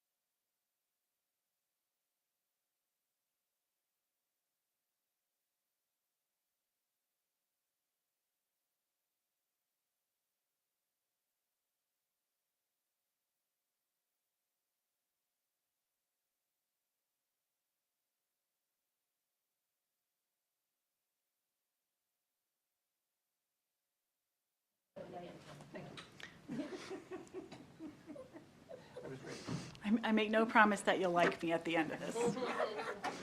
That is not a goal. That is not a goal. Oh, I like all of you guys. All right. Could we give you a bell or something? Like if the hand signal's going to be the gesture, we should move the tables so we all are facing forward, or it should be an auditory cue. No, That- but I love that Maggie you brought that has up. I'm her, fine doing an her auditory brush, cue. so Thank I you for know she'll highlighting keep that. me in line. I can give an auditory cue. On that one, I I don't mind waiting a few seconds, though. Let's keep it, y'all are still recovering. I'll tell you stories when we're done about what happens after. Y'all are doing excellent. Okay, who haven't we heard from yet who will share? What was a time when your adult behaviors may have lacked integrity? Who hasn't gone yet? Okay, thanks, Joy. So I was having a hard time with this because I think for me is how I let people speak to me. Right? That's what I said. And I'm not that person, like my daughter, if you said a certain thing to her, she would have a comeback and she would, not, and I have to go away and think about it. And I've had some really horrendous things said to me. And so I struggle with that. Thank you. Yeah, your choice was that you allow people to speak to you in a way that you don't like, that doesn't reflect how you value yourself or view yourself. Thank you. Who else haven't we heard from? I might need help on this one. I can't remember. Tim, have you gone? Not on this particular one. So I took, I took the global reflection on this. I was trying to ponder it and figure it out. And where I went is, not that I say, oh, in this specific incident stuff, but I took the global in terms of this definition or descriptor of integrity and expectations from what people expect, what I might have given either explicitly or implicitly led them to expect certain things. And I thought in terms of, I was a better principal when I retired than when I began. And what I can say is I tried to always do the best job. There's no question in my mind that I tried to do that. But I got better because of students and educators, parents, colleagues, that added to and adjusted those expectations, as well as time changes those, circumstances change. What's in one school might be different in another school and different in another school. And as education develops, as new kids come, I'm a better, I feel I am a better board member now than I was when I first got elected. And so I think trying to keep an integrity with that, but knowing those expectations in all three categories change. They've developed, they enrich, and it's thanks to what others have given to me. So I think it's a growing type of thing. And so that's where I went with my pondering on this particular. Right. So looking back over your time on the board, what was a time your behavior might have allowed somebody to expect something of you that you didn't follow through with? Okay. For instance, when I first came on the board, and partially because of my career and involvement in this district, there were times that I came across as putting executive directors on the spot. And they were hesitant about what I would ask. I had to get better at trying to get those questions out ahead of time, so they were there. I had to get better in, again, watching tone so that it's not trying to put them on, to take off, make it less of on the spot, because we want our executive directors to come and speak to us. We need them to have the information. So that was the thing that I over the course of your career, you'd build learned. trust, and they said, Tim's a guy who's going to not put me on the spot. And then in some moments when you were first on the board, Right. you acted in a way that they were surprised, because that's not how you had typically acted before. Right, and in almost all cases, I knew them, we had worked together Yeah. over Thank you. And, yeah, and they were good to tell me. I think I was good to start picking up on that. All right. And also I had a conversation with the superintendent who said, you know, and I said, who I had worked with, had trained in part, so. Was there anybody else who hadn't a chance to go? Oh, thanks for being honest. I would have missed it. I have integrity. On Wednesday, I was supposed to meet with a school, and I forgot to put it on my calendar, which was my choice and fault, and I didn't show up. Yeah, so you allowed the school to be like, if she makes an appointment, she's going to be there, and that day you didn't. Not good or bad, not evil, not right or wrong, just Yeah. not doing what you allowed them to expect of you. Yep. Thank you. Right, what was the benefit to you in that moment? When you didn't put it on your calendar or didn't remember to, you know? I had COVID, so I was really sick, so I don't actually remember. So what were you doing when you were, instead of putting on your calendar, what did you do instead? I think I went back to sleep. You went back to sleep. Yeah, you got rest. The benefit to you in that moment was that you got to rest. Right? Not right or wrong, good or bad. You just made a different choice. Okay? Well, that's not quite a school. Was it a school district meeting you were missing? No, it was person. Okay. When you are looking at the benefit to yourself in that moment, I also want you to consider the cost to students. So taking that same moment where your adult behavior lacked integrity, I want you to identify the benefit to yourself in that moment and the cost to students. So if you did a personal one, you might need to think of your time in board service. Does anybody have an example they want to kick us off with? Maggie, thank you. I was a football mom for a really, really long time. One of the things that we did for football was the day before a game, we would have football family dinner. And all of the parents would come and we'd all bring a dish to share. And we would all sit down for about 2.5 hours with our players, get to know our players, have the players get to know each other so that they could trust each other on the field. And there was this one night, my husband says, let's go to Hoodoo. And I said, yeah. So I went to Hoodoo instead of bringing enchiladas to the dinner. And yeah, that was not good. And the benefit to you? The benefit to me was that I got to spend more time with my husband, who we struggled to, we've got children, so it's hard to find that time. But I also let down my son and his team and the other parents and the coaches, Yeah, the cost of students, they didn't have food. They're hungry. Or Yeah. They didn't have your good cooking. And they were Yeah. hungry. Great, thank you. All right, so I'm going to give you a few moments. I want you to visit again with your pairs. I want you to take a turn, each take a turn describing a time when your choices, your adult behaviors may have lacked integrity, the benefit to you, and the cost to students. And until I raise my hand or say, hey, let's start back up again, just enjoy visiting with your partner.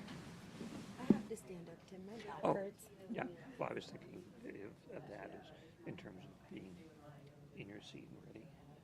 Oh, yeah. You could be standing there and ready. Well, yeah. Well, and at work, I've got a standing does, desk, yeah. so I'm not used to sitting down No, all day. it's more recent that I'll sit longer than I used to. Yeah. So cost to students is, in terms of that one example, how to ask the questions. There were, and the preparation for it is, there were things, if I was the executive director, I would know this information. So I thought that was my expectation. So I Okay. expected them to have these. I wasn't looking to put them on the spot. I Right. expected that's normal information. So, and partially because I knew them, I knew they knew this list, but for some reason it threw. The problem, less I changed, is they couldn't model that behavior. Right. Okay, so I'm used to being in the spotlight as the principal. To the point where when kids were principal for a day, I had kids who went out and bought a pair of shoes. That's Because awesome. that's what a principal wore. Yeah. A tie, those types of things. As a board member, how I ask those questions, how I treat, but it's also how then other educators look at that. If I walked into a classroom, does a teacher want to feel spot with me. Yeah. So I needed to, which then impacts what they're doing, you know, and my ability to see what's happening in the classroom, you know, for students. So I needed to change that. So that, one, I got the best information. People felt comfortable Yes. sharing it, that I was more giving them an opportunity to talk about what they're doing for kids. Yeah. And then the public hears that. Yeah. So, and that's what I really wanted to come out more than anything. So I was depriving the public of knowing more of what we were doing for students. Yeah. So that there's that growing support. I think that was the cost, and I had to figure out how to change that Yeah. and learn how to ask questions in a better way, making sure they knew that I wasn't going to come. Yeah, if I could send them a letter, note ahead of time. Yeah. So anyway, that's what I would say. I'm glad that you brought that up because I don't think that I send enough emails. Like, I just ask the questions right here. And then I'm like, Andy, Luke, Kate, one of you guys has the answer. And I do that a lot. With me, it's, it's that balance of not letting my husband down, but not letting my children down. And the teams that they're participating in, or The team of your husband. yeah, and he's like, to me, he's the most Family team. important because my children are gonna leave. I'm gonna be stuck with him, and I don't want him to be resentful, So, and I want to be stuck with him, So I'm like, And if I can, I don't know, I'm interrupting. Father that you and he provide and that's to your kids. yes, I want them to He know is that. important to you. Yes. So your kids understand that. So yeah, I Their showed up spouse, like an if they hour have late one. with the enchiladas, and the kids were happy that the enchiladas got there, but like, yeah, yeah, and I want to spend the rest of my life with my husband, so that one was really important to me. But at the same time, I said that I was going to be there at 7 o'clock with the enchiladas. No, I was enjoying my little beer at Hoodoo instead. Yeah. Yeah, like the time. My wife and I still don't know who was supposed to do it. Anyway, we got a call. Who's picking up the girls? Right? I've done that a few times. Actually, when Noah was the last year that they did half-day kindergarten, and I had it scheduled so that I would take my lunch whenever I'd pick him up and take him to daycare, because there wasn't a bus or a van or anything that would do that.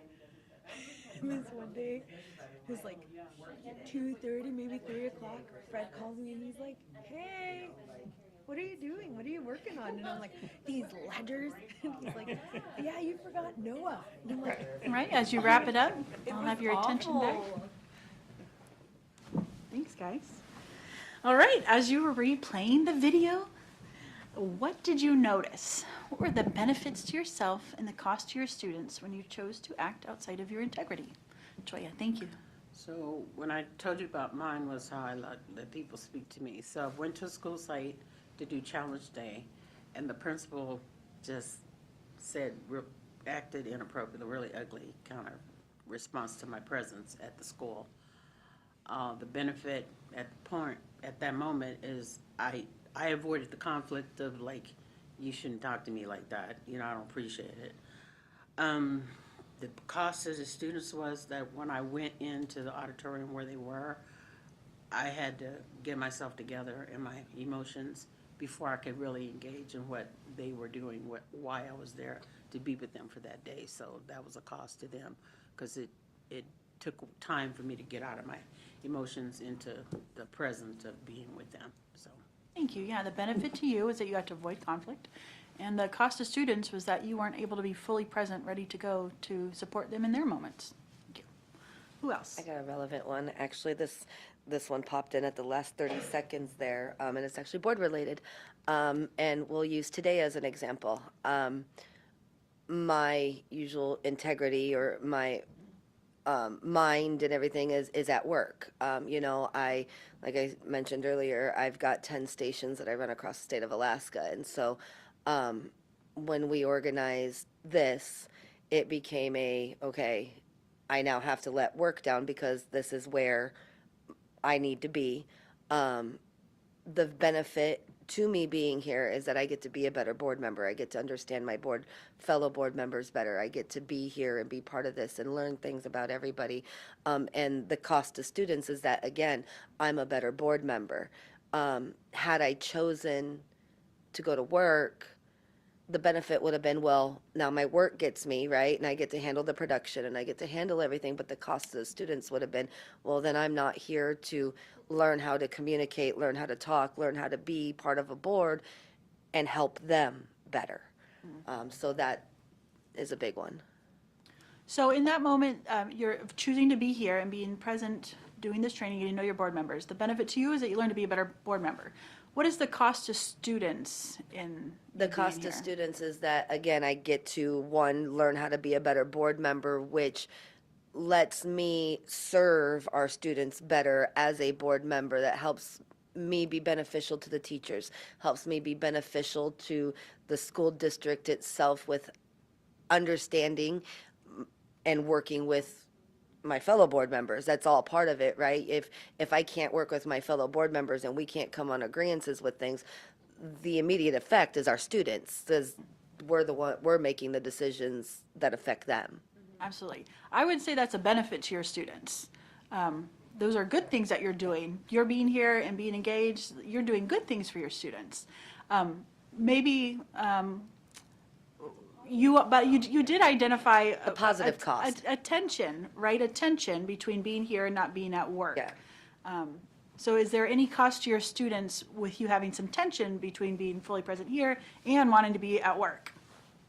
The stress of, Not necessarily, because I'm enjoying being here and learning this more. I mean, I am, a little bit of tension considering I just, peek at my email once in a while, make sure everything's okay. But I mean, I wouldn't necessarily, there's a cost to students with that. Maybe I'm not thinking thoroughly outside of the box there, but I don't think I'm here. So I guess I was just more thinking along the lines of it was a positive cost, right? It's a positive thing that I'm here, that maybe it's not actually costing them negatively, but it's being brought to them positively. It's an example of you acting within your integrity of what you've allowed students to expect of you as a board member. Yeah. So that's it. If you're not at work, the students might have to listen to Wham. Yeah.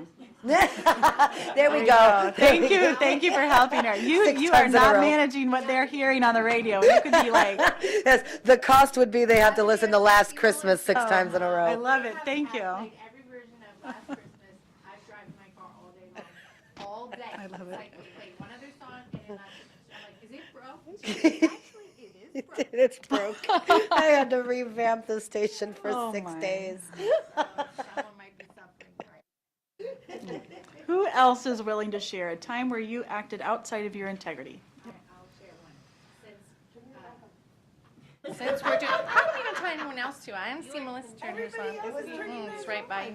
All right, fine. Okay. So, since Ms. Matheson decided to tell about her personal integrity, that's not, something actively outside. So, in my mind, I hope people fail sometimes. I mean, not generally everyone, but some people, in situations. And when I hope that, the benefit to me is I feel self-righteous about that. And the cost to students is usually if that person fails, there are many various costs to students, if what that person is working for would be what was best for students, then just ripple effect rolls on for them.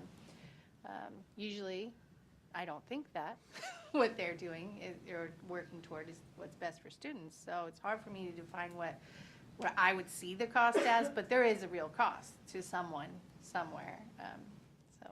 Is your behavior that you've allowed to expect of yourself, because it's internal, that you don't want people to fail?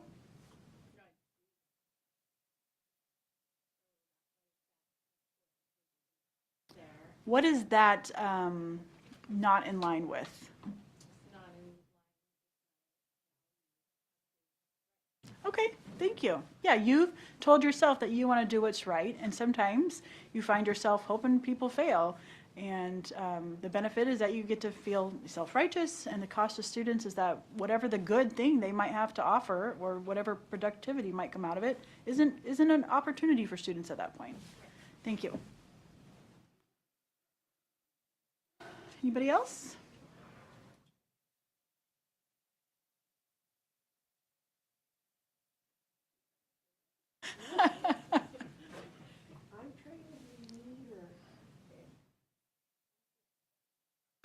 What is a time when your adult behaviors lacked integrity? And the benefit to you and the cost to students.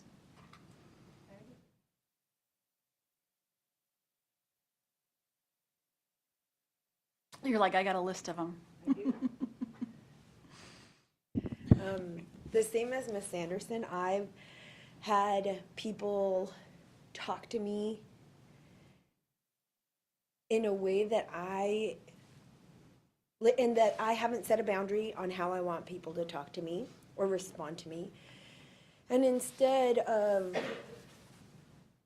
staying calm, cool, and collected, I've lost my mind, and I've put them in their place in front of students, which is not helpful for students. It's not helpful for me. It's not helpful for my children. It's not helpful for anyone. So that is a very big, that's a big deal. Yeah, the benefit is that you get to kind of explode and get your energy out, and the cost to students is that they're seeing that behavior modeled, and it's not in line with what you want for them to learn. Thank you. Okay, now we have the final piece. In the moment that you are engaging in this adult behavior that you may have lacked integrity, as you reflect back on the benefit to yourself and the cost to students, what were you pretending in that moment? I was pretending that. The moment where I chose to act in a way outside of my integrity, I was pretending that.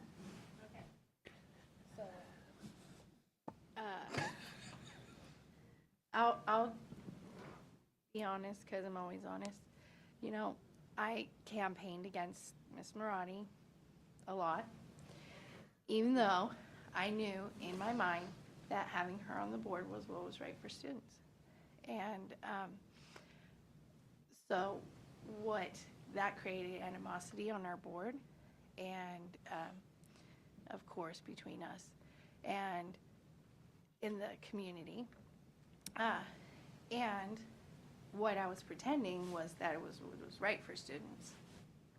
Yeah, that was, you were pretending when you chose to behave in a way that acted outside of your integrity, that this was actually going to be good for students. This is, yeah, okay, thank you. Thanks for sharing. Can I respond to that real quick? If you want to, sure. I just want to say thank you for being honest. You're always honest to a fault. And so I appreciate you saying that, because it's something that weighs on me daily. Yeah. Thank I you. know it does. Your candor is refreshing. Yeah. Mine was, the example I used where I take on too much. I took on coaching a sports team, and I didn't have the support systems in place in order to do it effectively, and I kind of was pushed into it and all of that. So I have all these extenuating in my brain, I can say reasons like, well, I had to, but that's where the pretending comes in. I was pretending that there was no one else to do this job. I was pretending that I was irreplaceable, and I ended up, having to leave after a year and a half of couldn't pretend any longer that I couldn't do the job to the extent that it needed to be done. But the benefit, we went through the whole thing, the benefit to me was I needed to feel like I enjoyed it. I loved doing the job, but my life at that time was not sustainable. In order to be able to do that, it cost the students because they lost their coach during a competitive season. I knew I had put somebody in place that could take over, but it didn't matter. That wasn't me. I had said I was going to do something and I did not follow through and finish that thing. Intentions over impact. It didn't matter that I had great intentions. The impact in the end was bad, and it was because I was pretending that there was no other options, when there were other options that wouldn't have led to that same outcome. Yeah, I love that you highlighted that they were good intent. They were good things you were doing. It wasn't that you were doing something bad and wanting to do all these things, but you were pretending that you were the only one who could do it, doing more than you had the resources or capacity to do, and pretending like, well, if I don't do it, there's nobody else. Thanks. Thank you. Okay. I'm going to give you one last chance to come back with your group. Go with your partner, and you're going to identify your adult behavior that lacked integrity, the benefit to you in that moment, the cost to your students, and what you were pretending. Right? When I raise my hand and give you a verbal signal, then we'll rejoin. Until then, enjoy time with your partner. I won't tell you no, but we'll have a break after coming up very quickly.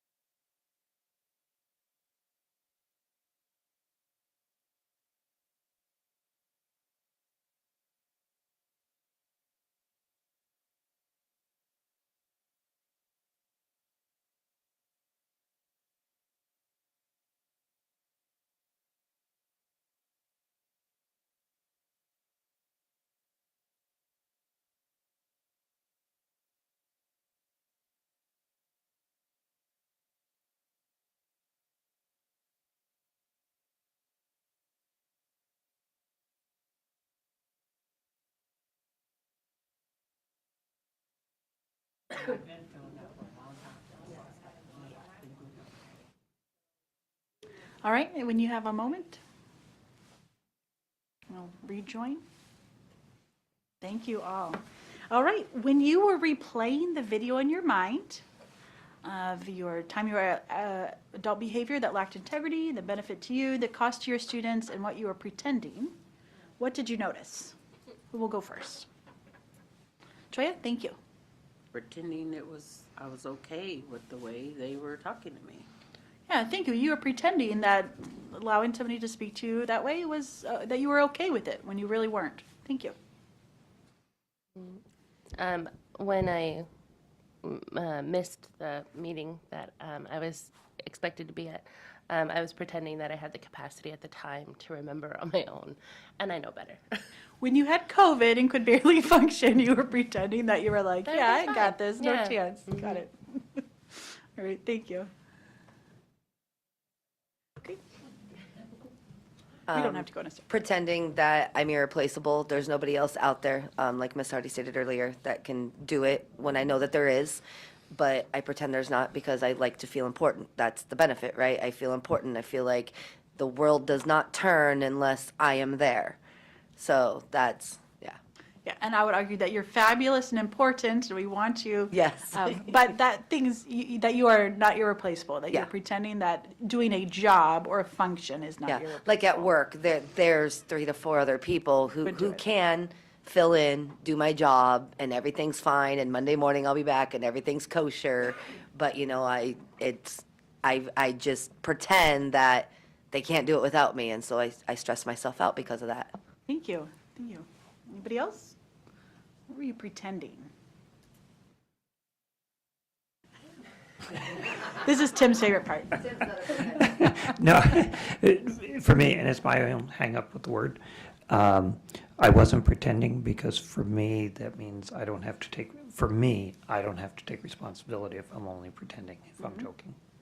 So my use of it, what I looked at is in terms of, though I wanted information from the executive directors,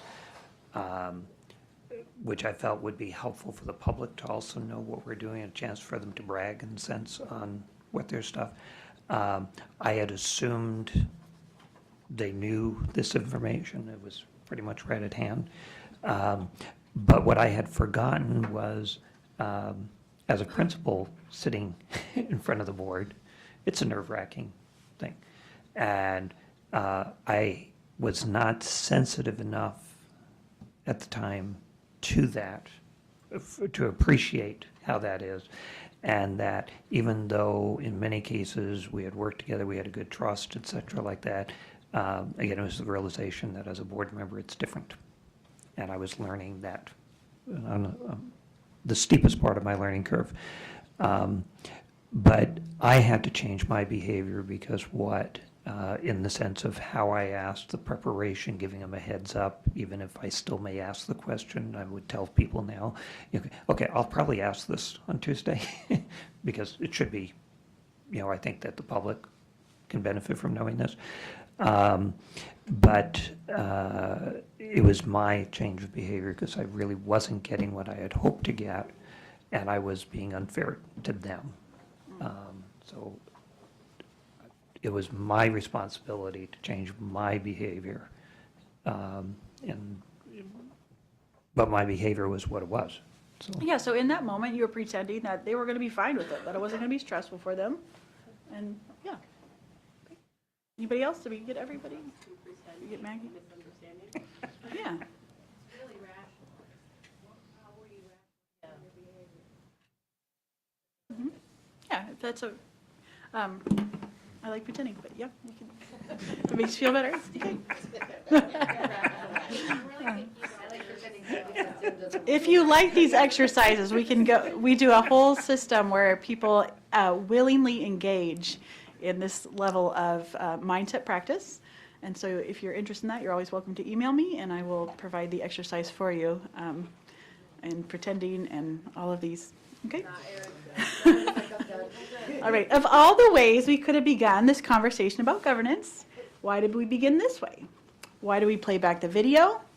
Why do we start noticing our choices to behave outside of our integrity, the benefits to self, and the cost to students? So we can have a well-rounded grasp on everything that's happening. You can see your behavior, you can see their behavior, you can see what's happening around you, and it gives you kind of a better overlook on how you can handle situations better next time. You have a better overlook of how your behaviors and other people's behaviors so that you can make better decisions next time. Okay, who else?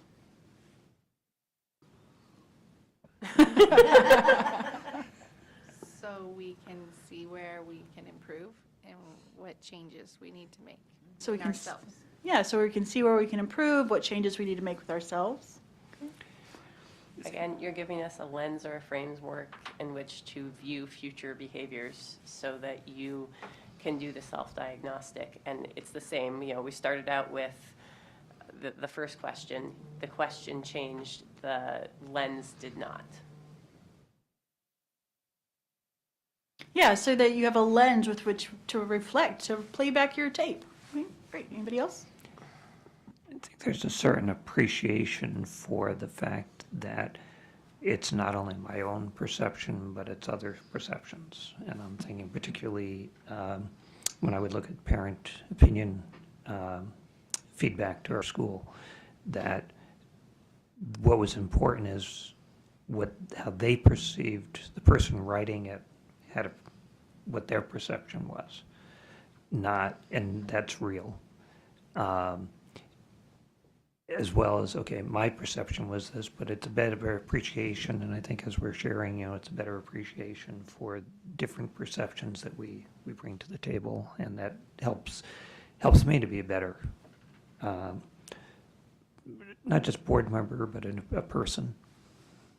Yeah, you're seeing people's perceptions are not the same as your perception, and it helps you become a better board member and a better person. Anybody else? Okay, the common pretending, the one that we do in general, is that non-integrity plus a reason is going to get us access to our goals. The benefit is all the things you guys have mentioned: ease, peace, comfort, time, sleep, not having to engage in conflict. But the cost to students can be significant. Inside the common pretending, that non-integrity plus a good reason is going to get you access to your goals, you no longer have a say in what's possible for your students. Giving up the common pretending and adopting a new mindset, integrity is my access to my goals, begins to create a new possibility for your students.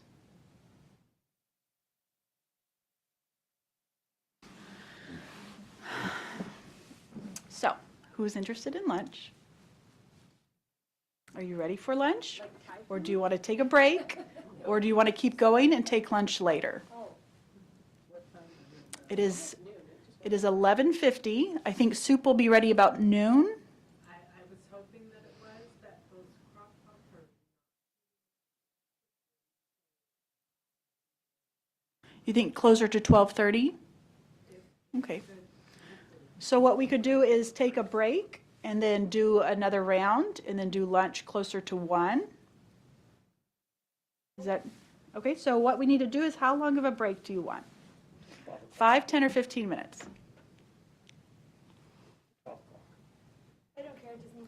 I hear till 12 o'clock? I hear till 12 o'clock? Is everybody in agreement with 12 o'clock on that clock? Yes. You'll be back fully present, ready to engage? Fully present, ready to engage, mean that we're looking. And looking at me, great, yeah, thank you for clarifying. As a special education teacher, you must define behavior. Sure. I feel like the behavior has been defined by the previous engagement. All right, I'll see you at 12 by that clock, thank you. Here to walk away.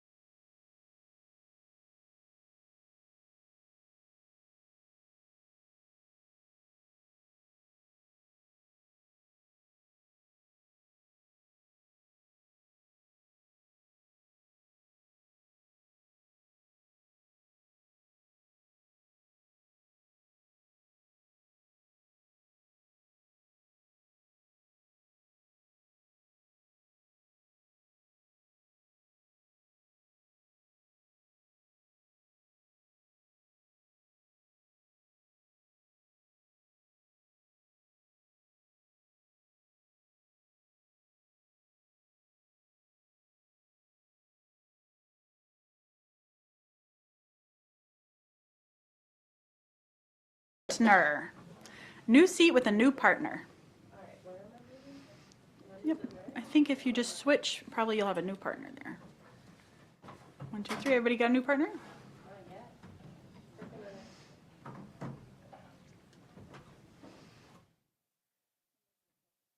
Taking a long way around to grab the treat. I love it. Okay. Speaking of, if I'm hungry, what outcome do I want? You want to not be hungry? What do you Food. think? Want food? What food? It depends on what you're hungry for. What did you say? The sensation to end. You want the sensation of feeling hungry to end. Okay. Yeah, the outcome is that I want to feel full.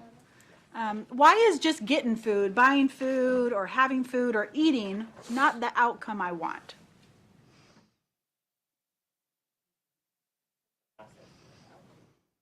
Go ahead, Trent. Because it may not be the food I really desire. You might not even like that food. Yep. Did you have one? I said it was the process, not the outcome. Yes, that's how you're saying that's how you get to feel full. Buying the food doesn't actually make you feel full. Okay? Anybody else? Eating, why wouldn't eating be the outcome you want? That might not be my hunger. Might not be what you're hungry for? Right. Yeah. What else? Why might not eating get it done? Like cooking and the process of it. Like maybe because like you didn't like just eating would mean like you went and grabbed like a box of crackers or something out of the cabinet. Maybe it's the process of pulling the food out, preparing the food, cooking it, plating it, and then eating it. Maybe it's the full process that you're looking for. So you have to have the process to feel full? Maybe. Well, do you? No. Yeah. I just so eat food. You just eat food. Okay. What do you think? Because it's a degree, so you could eat, but you didn't eat until you weren't hungry. Like, maybe you didn't eat enough. Just saying the word eat could be one chocolate chip, or it could be a whole entire cheeseburger. It just depends on if you were really hungry, maybe you need to eat more. Yeah. So just saying eat doesn't solve the problem.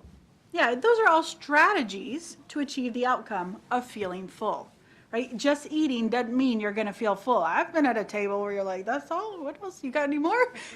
Just eating won't necessarily achieve your goal, the desired outcome of feeling full, okay?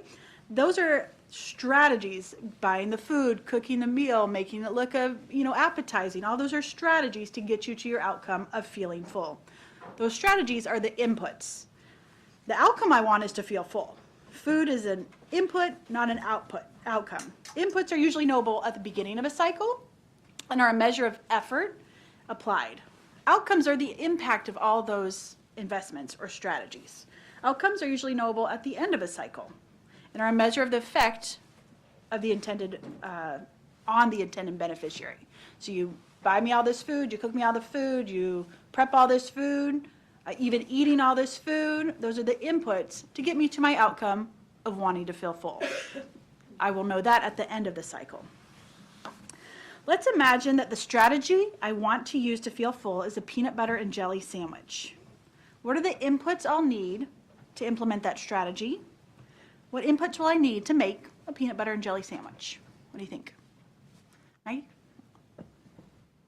Well, we'll definitely need to know what kind of bread and what kind of jelly and what kind of peanut butter we want. Because Who wants? I want. Okay, yeah, that you're gonna make for yourself? Okay, great. So what kind of bread, what kind of peanut butter, what kind of jelly you like? Yeah, that's Right. important. Okay. I did it. Peanut butter and jelly, it's a lesson you teach in 5th grade, and you make somebody write instructions. And so this is if you've never done it, it's hilarious. It's fun. You need the knife, and you need an understanding of what a peanut butter and jelly sandwich, you get into very specific details about peanut butter and jelly sandwiches, looks like, meaning like you can take it to insane degrees. You need clearly in detail defined what that operation is in order to create and the tools needed in which to do it so that it does not get interpreted a different way with a very different outcome. That is a fun exercise. Yes. Yeah, you need a knife. Yeah. Any other inputs you need to make a peanut butter and jelly sandwich? Allergies. Thank you. Yeah. What if they're allergic to peanuts? You need to know if there's allergies. That's a great one to know. They are not going to feel full if they are in anaphylactic shock, right? They're going to feel something wildly different, not your intended outcome. Any other inputs you need? Yeah, go ahead. What goes with peanut butter and jelly? I don't ever eat peanut butter and jelly unless I have cold milk. Yeah, you're like, I'm not serving I'm gonna have a sticky mouth. It's gonna be, I might be full, but I might be miserable in it. Okay, yeah, can't even finish eating it because your mouth's so sticky. Okay, yeah, you have to be in an environment that's gonna allow you to actually finish eating the peanut butter and jelly sandwich. Did you have one too? Well, I was saying it's interesting that some people are bringing things up because of their perspective, so maybe we need a committee on the proper way to make. Yeah, committees solidly, yeah, that's peanut always butter and a jelly sandwich. productive answer. Yeah, one more? Well, for me, are we talking about a person making it for me, or I'm making it for myself? Yeah, who are you making this peanut butter and jelly sandwich for? That's really important to know. Right. That's gonna make a difference. Okay, so yes, you're gonna need some peanut butter, some jelly, some bread, a knife. Those are gonna be my inputs. The outcome, feel full. The inputs, my ingredients, supplies, all the conditions that I invest resources into acquiring. All right, I spend money, time, energy into getting these inputs. Let's further imagine that I have a hungry class of third graders. I want them to feel full as well. I'm not just gonna sit there eating by myself. I want them to feel full too. Okay, that's the outcome I want. I still plan to use the peanut butter and jelly strategy to get them to feel full, but I don't want to wait until the end of the whole process to know if my strategy is likely to be successful. I don't want to wait till we've all finished to be like, did that work? What are ways I could measure the likely effectiveness of my strategy in the middle of the process that I'll know the outcomes at the end of the process? Okay, what's the measuring likely success in the middle of the process? How could I measure that? You need data. You need to possibly pull the class and make sure people like peanut butter and jelly, because if they don't, and then also random things like the outliers, my son won't eat it unless it's cut in quarters. So what is the barrier to entry that, yes, he's hungry, it doesn't matter. He won't eat it unless I cut it in quarters. You know, so how do you adjust for those in the middle of it? Do you give possible multiple different ways we cut it, or options, or, you know, access? Yeah, so know whether like, hey, do you guys like this? Is this helping you move along toward feeling full? I hate peanut butter and jelly. Probably not going to start feeling full. It's going to be useful information. Anybody else?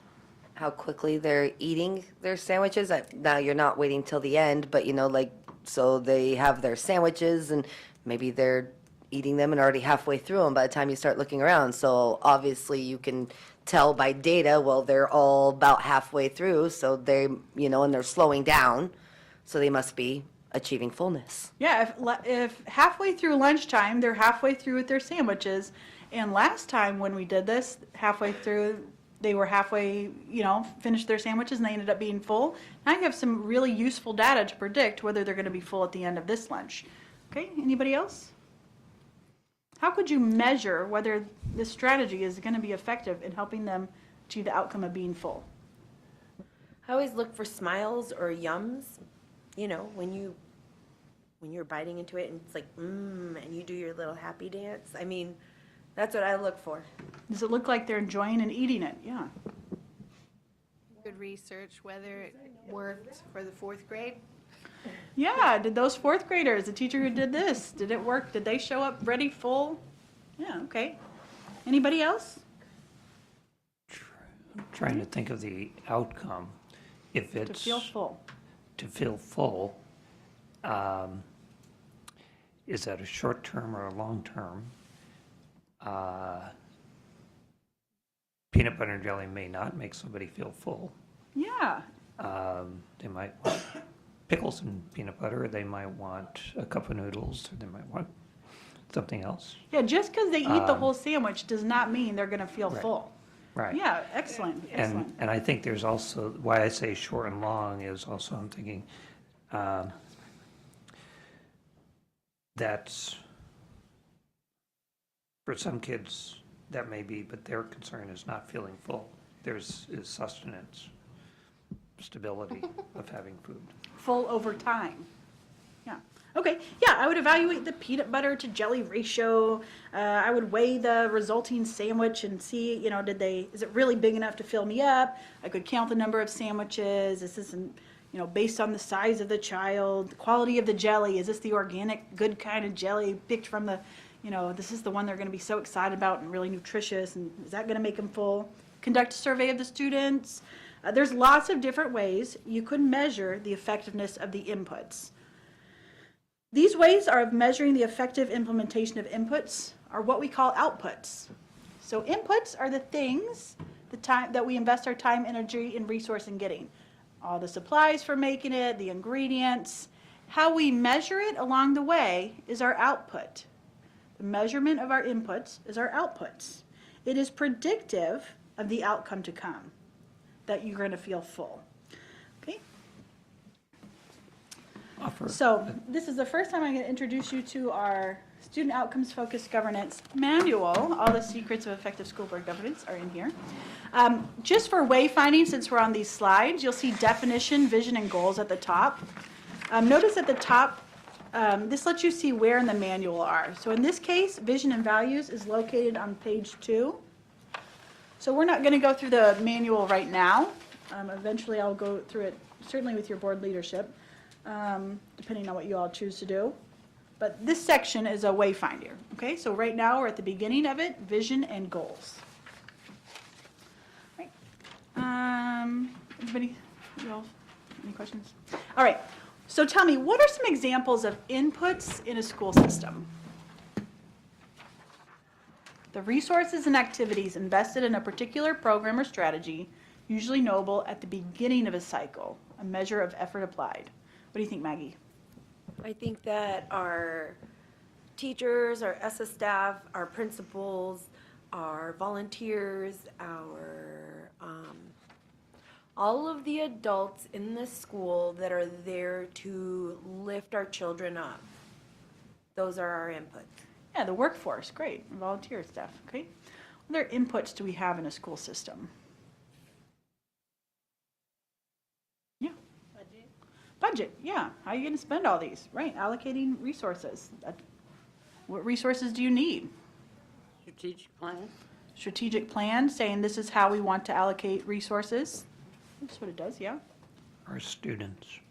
Your students are input. It's hard to teach something if there isn't anything to put it into. So sure, yeah. No, but they bring. What they bring, okay, They sure. bring.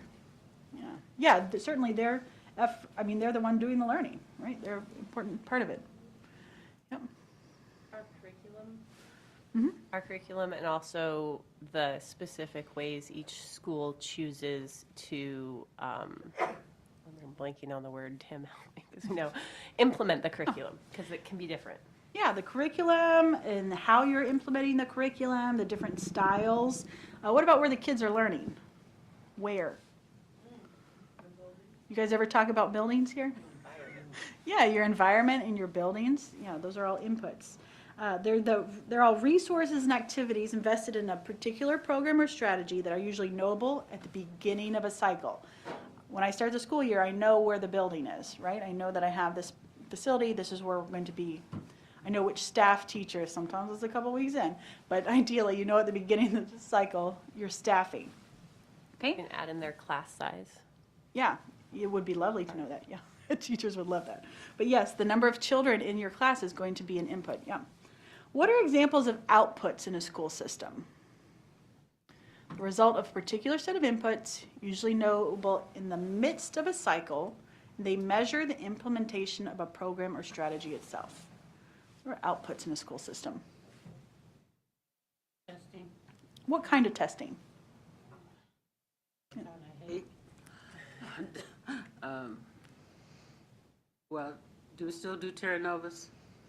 We do, not, okay, we're not done Maps there, no. test. Yeah, maps, and it's stars? AK stars. Yeah, AK stars. Which of those happens in the midst of a cycle? MAP, yeah. Map. Measures of academic progress, they even define it by that, yeah. What other kind of testing might a teacher do in the middle, It says, oh. during the school year? Yeah, yeah, quizzes. Yeah, stuff like quizzes. that. Yeah, she's like, are they on track for what I'm learning? That might be an output. What other kind of outputs are going to be in a school system? Yeah, what do you think? Like parent-teacher conferences, so like parent satisfaction. Yeah, and parent satisfaction, parent-teacher conferences, measuring whether we're effectively communicating or the student's progress. Great. Public testimony. Public testimony, that is a measure of the implementation. If you do a new reading curriculum, you are going to get some feedback, a measurement of the public's opinion on it. Yeah. What do you think? Any other inputs?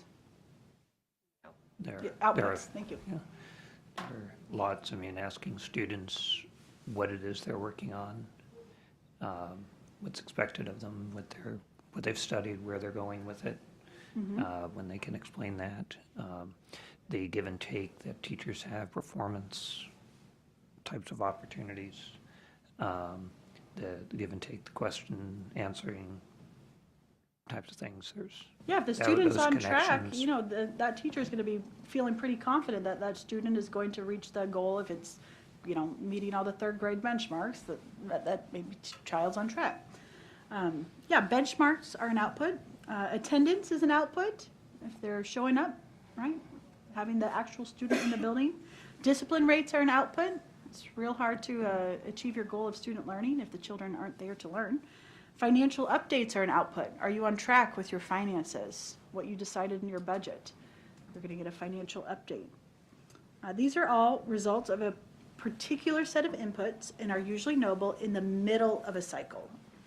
Throughout, not necessarily the dead middle, but the midst of a cycle. Okay, so what are examples of outcomes in a school system? Before we talked, my outcome was I want to feel full. What's an outcome in a school system? What do you think, Maggie? Graduation rates are definitely an outcome. Yeah, it's at the end of a cycle. Yeah, okay. What do you think? Have like secondary success, whether or not they go on to a trade, a college program, something else, and you can also put in there like workplace successes, how long are they able to get into a job or career? Yeah, after they leave your district, can they get into college or get a job, whatever that next step is? Yeah, an outcome knowable at the end of their academic career here. My reference point was often 25 years old. What our students are doing at that point, whether as parents or in jobs, and walk into a store and former student is taking care of me. So kind of what they're doing for their community, their family, for themselves.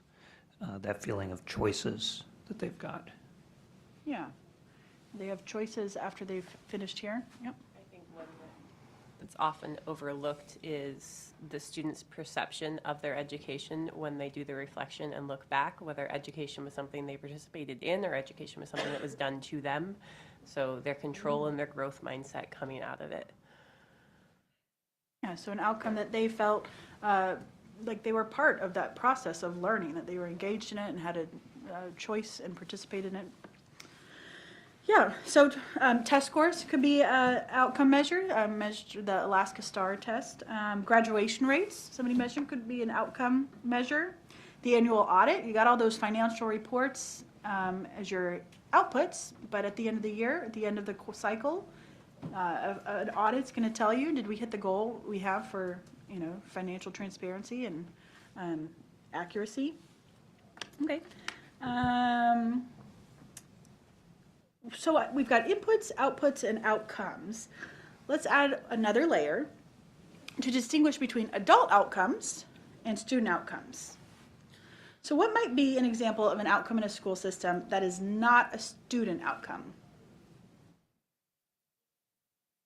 What do you think? Increased funding Yeah, nobody's mad about it, but is that, is that about students? No, it's, we got increased funding. It's financial, yeah, great.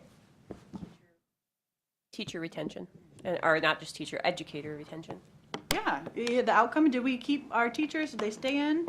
That's an outcome. It's not one about students. Finding the right superintendent for our district, that's, I think, a non-student outcome. It's an adult outcome. Did you get the right adult to do this adult job? Okay, sure. Any other student, or no, non-student outcomes, something that is not about students? Board, what is self-assessment? Board self-assessment? Yeah, managing yourself, yeah. Reflecting on your own growth, your own progress measures. That's important, but it's not about students. Okay. What else? What other outcomes are not student outcomes? What do you think? I mean, if you go macro, it's not so much student outcome, but economic growth, and you have to create workers for a future that, in the workforce, all of that isn't student, that's societal outcome.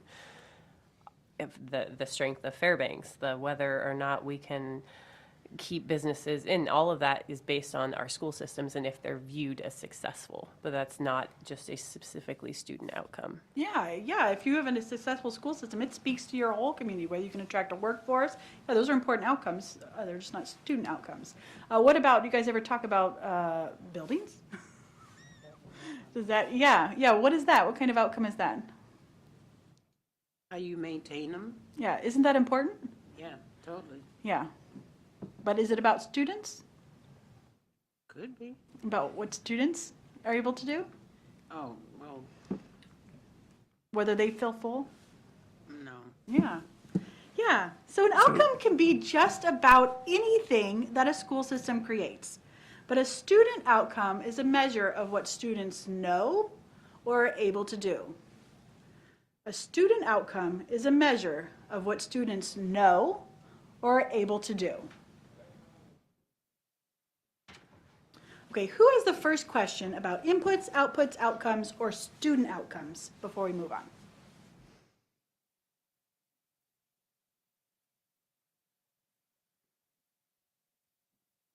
Okay, what I was thinking within the schools, since we were talking in a school context, on one hand, there is nothing that we do that is not related to student outcome. Our buildings only exist to provide for students, so. You don't want to do they're recess directly related. instruction. You like having a roof over So- their head in winter. Well, no, and I'll use our facilities. Let's Yeah. get broader than a building. Because whether you go on field trips or they go, it's a school without walls, remote learning, whatever, I mean, there are all different ways. So, but each piece, our funding only has a purpose to provide for students, so I think they're all connected to student outcome.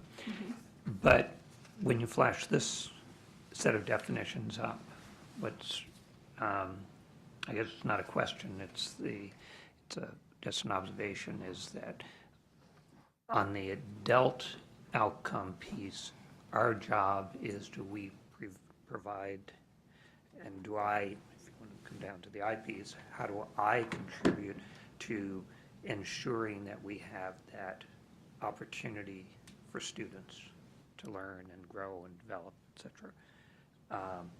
And so in that sense, the adult outcomes there is the schooling, the learning system. It's more than a school system, it's the learning system that supports the student outcome. Yeah, we want teachers for children to be able to know or be able to do something. We want buildings and facilities, but they aren't a measure of what students know or are able to do. Having all the fancy buildings and computers and whatever other adult outcome we want is not going to tell me anything about what your students know or are able to do. Can I add one more element to That's that? You want to go first, or? Go ahead, Tim. Okay. Just in terms of when we come to student outcomes, we tend to define student outcomes as an adult, not necessarily as a student, and our measurements need to be attuned to really tapping in, letting students show us what they know. So, Yeah, what they know or are able to do. Thank you. I would also say that a lot of times school is not about student outcome like it should be. Purist as a teacher, like it absolutely should be. That should be our bedrock, but that's not what happens. Oftentimes schools are viewed as daycares to allow parents to attend work, and schools are an economic driver of our community. They employ a huge workforce. Schools are building meeting centers. Like, they serve multiple functions that have very little to do with a student outcome of what they, as defined here, what they know are able to do and produce. And so we can't ignore that fact. And it also, we're allowing it to color our decisions as a board. The start times of our schools, were those decisions made based on student outcome purely, what is best for students' learning and educational growth, or was it made because you can't put it in a vacuum and view it based on the realities of our buses, our roads, how many bus drivers we can hire, how younger children get watched while parents go to work early. All of those considerations are there, but those are all adult outcome-based pieces. The student outcome is a piece of it, and I think if we're bringing it back to what we're doing here, that's the important part. How much do we let adult issues color what is best for our students? In the purest form of a student outcome is, as you put it, a measure of what students know and are able to do. Mm-hmm. I love the how much you brought out, right? Because none of the things you've said are bad. None of the adult outcomes, they're not bad. And I want the things that we said, we all want those things. How much of our focus and energy is spent on adult outcomes or identifying what we want our students to know or be able to do? Okay? Any other questions on inputs, outputs, outcomes, or student outcomes before we move on?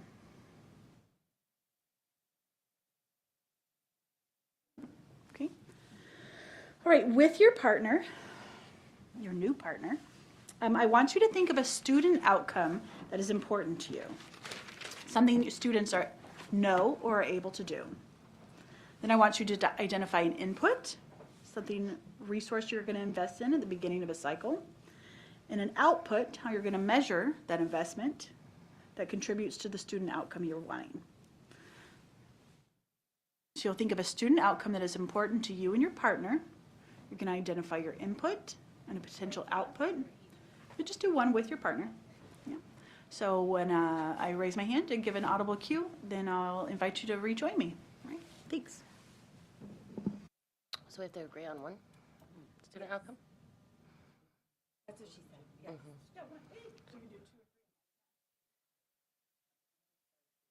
So one thing I think that is trending right now is students going on to post-secondary, whether that's trade, military, university, whatever, just that they do something post-secondary.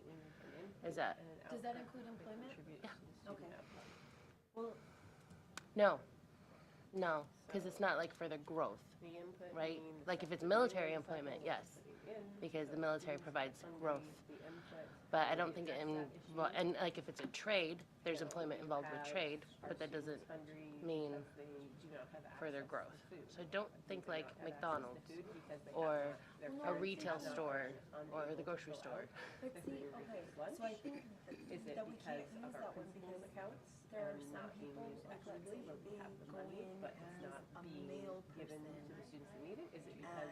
let's say serving and it's attractive to said students, and that same person can grow in the all company of and those become things are the contributing CEO to one day. You know what I mean? hungry. Just because of the experience. that we're Okay, let's pick a different topic then. That was just one I was throwing out. solution across the district. Well, what about instead after of school activities? tailoring it to those But what's the outcome? What is the, so it's the student outcome, so measure school system results rather than adult results. Outcome, See, and I think measure of what students know or able to do. problems It's an outcome that we want students to know or be able to do. Yeah, but like, work we with gave the them team. control to deviate stuff where there's other, like, their Which nutrition I services have goes difficulties with. after I swam people, and for like, I've high had school when I ran nutrition track. service That's another thing we have in managers common. worried about losing their Backstroke at jobs, 500. my aunt included, around Okay. her. So, yeah, me too. Well, I did both. I didn't have any time. So your outcome is that the student works as a team, knows how to work as a team. Knows how to work as a team, knows how to And that's wrong, instead of feeding these kids. communication, So knows how to we're lose. focusing on adult. So are those outcomes, all kind of how like they can team fit member together. attributes? And keeping a So federal knows level how map to be a when we team member? monetize something, Yes, knows how to be a team member. Is Well, a no, successful adult? social condition No, issue no, of because you cannot learn knowing if how you to are win and hungry. knowing how to lose is a damn personal kid. thing that we want our students to know. Because I'm a sore loser. Right, Noah is right, not. got it. And So I social am skills? Knowing how to obnoxious handle, knowing winner. how to handle Giving the results. power to Yes. Knowing the how to people handle who results. Because understand I'm the an problem and are obnoxious in winner there and fighting it Noah's every not. day and Right, Like, trying to Noah's learn. very So good. you want the Up here. student to be able to know how to appropriately handle results? Yeah, handle outcomes. Outcome. Outcomes, not results, outcomes. Okay. Change it to And outcomes. some schools it might not even be that definition. So students And who it's not just like sports, because know like drama. Well, and that could be for anything, you know, like math or science or how reading. to And that's what we're doing. handle, Why we have 60,000 appropriately handle, Appropriately handle outcomes. appropriately handle outcomes. Because like if we look at like drama, you know, let's all say, the rest of it. How do we solve?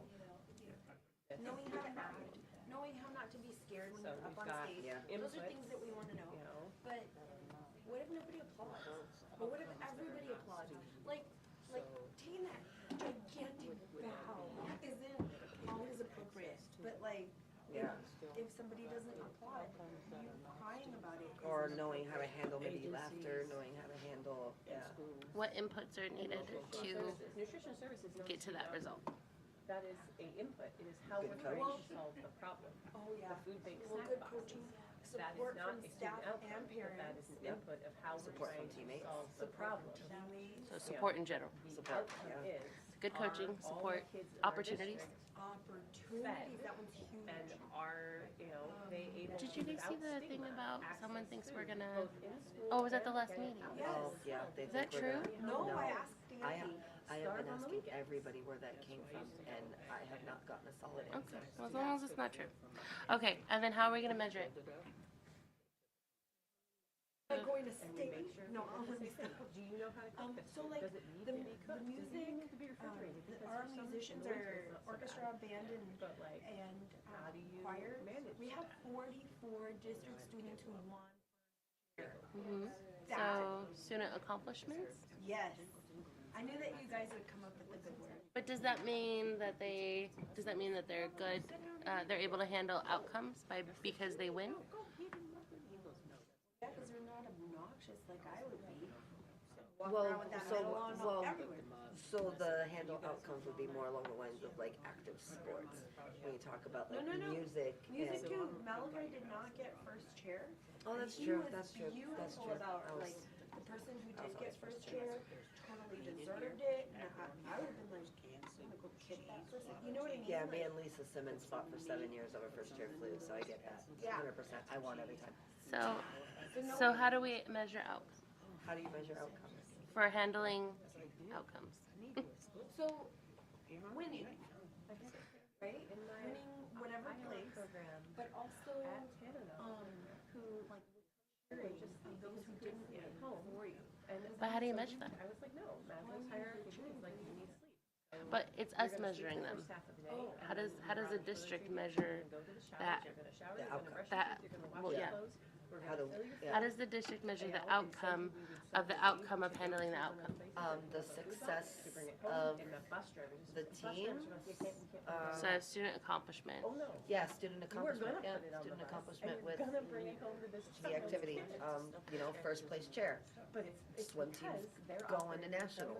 So by them winning or accomplishing more, Yeah. that is an indicator, that's how we can measure how they individually handle appropriately outcomes. Yes. Yes. By winning, How we handle success, maybe? I don't know. I'm a little confused at the how moment. do we? Okay, So we Tell me said, their number 1, number 2, and number 3. so student outcome is students who know how to appropriately handle outcomes.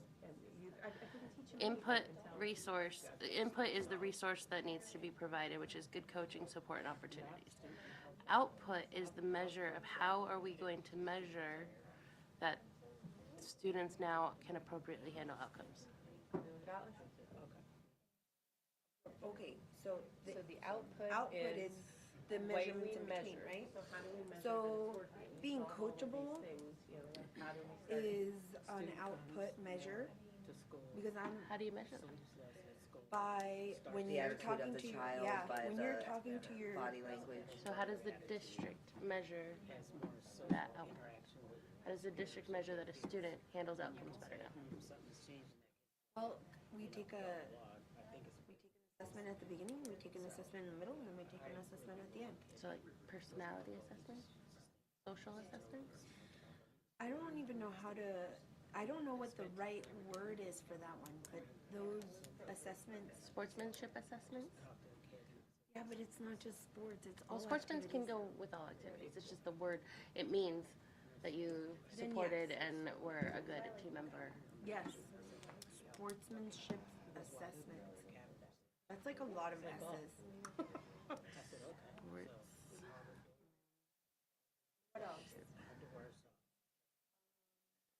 How many students start this sport or activity and finish it? Yeah. So attendance, Yeah. Yeah. attendance, and completion Yep. of Yeah. How many quit versus how many? what's the word? Not consistent. Continuation. Is that the right word? Well, I guess it's completion of the season. Mm-hmm. Attendance and season completion. Mm-hmm. What else? Coach feedback. Coach feedback. All right, as you wrap it up with your partners, we'll rejoin. Yeah. We just picked a hard topic. All right. Who can you guys share your student outcome that you decided upon?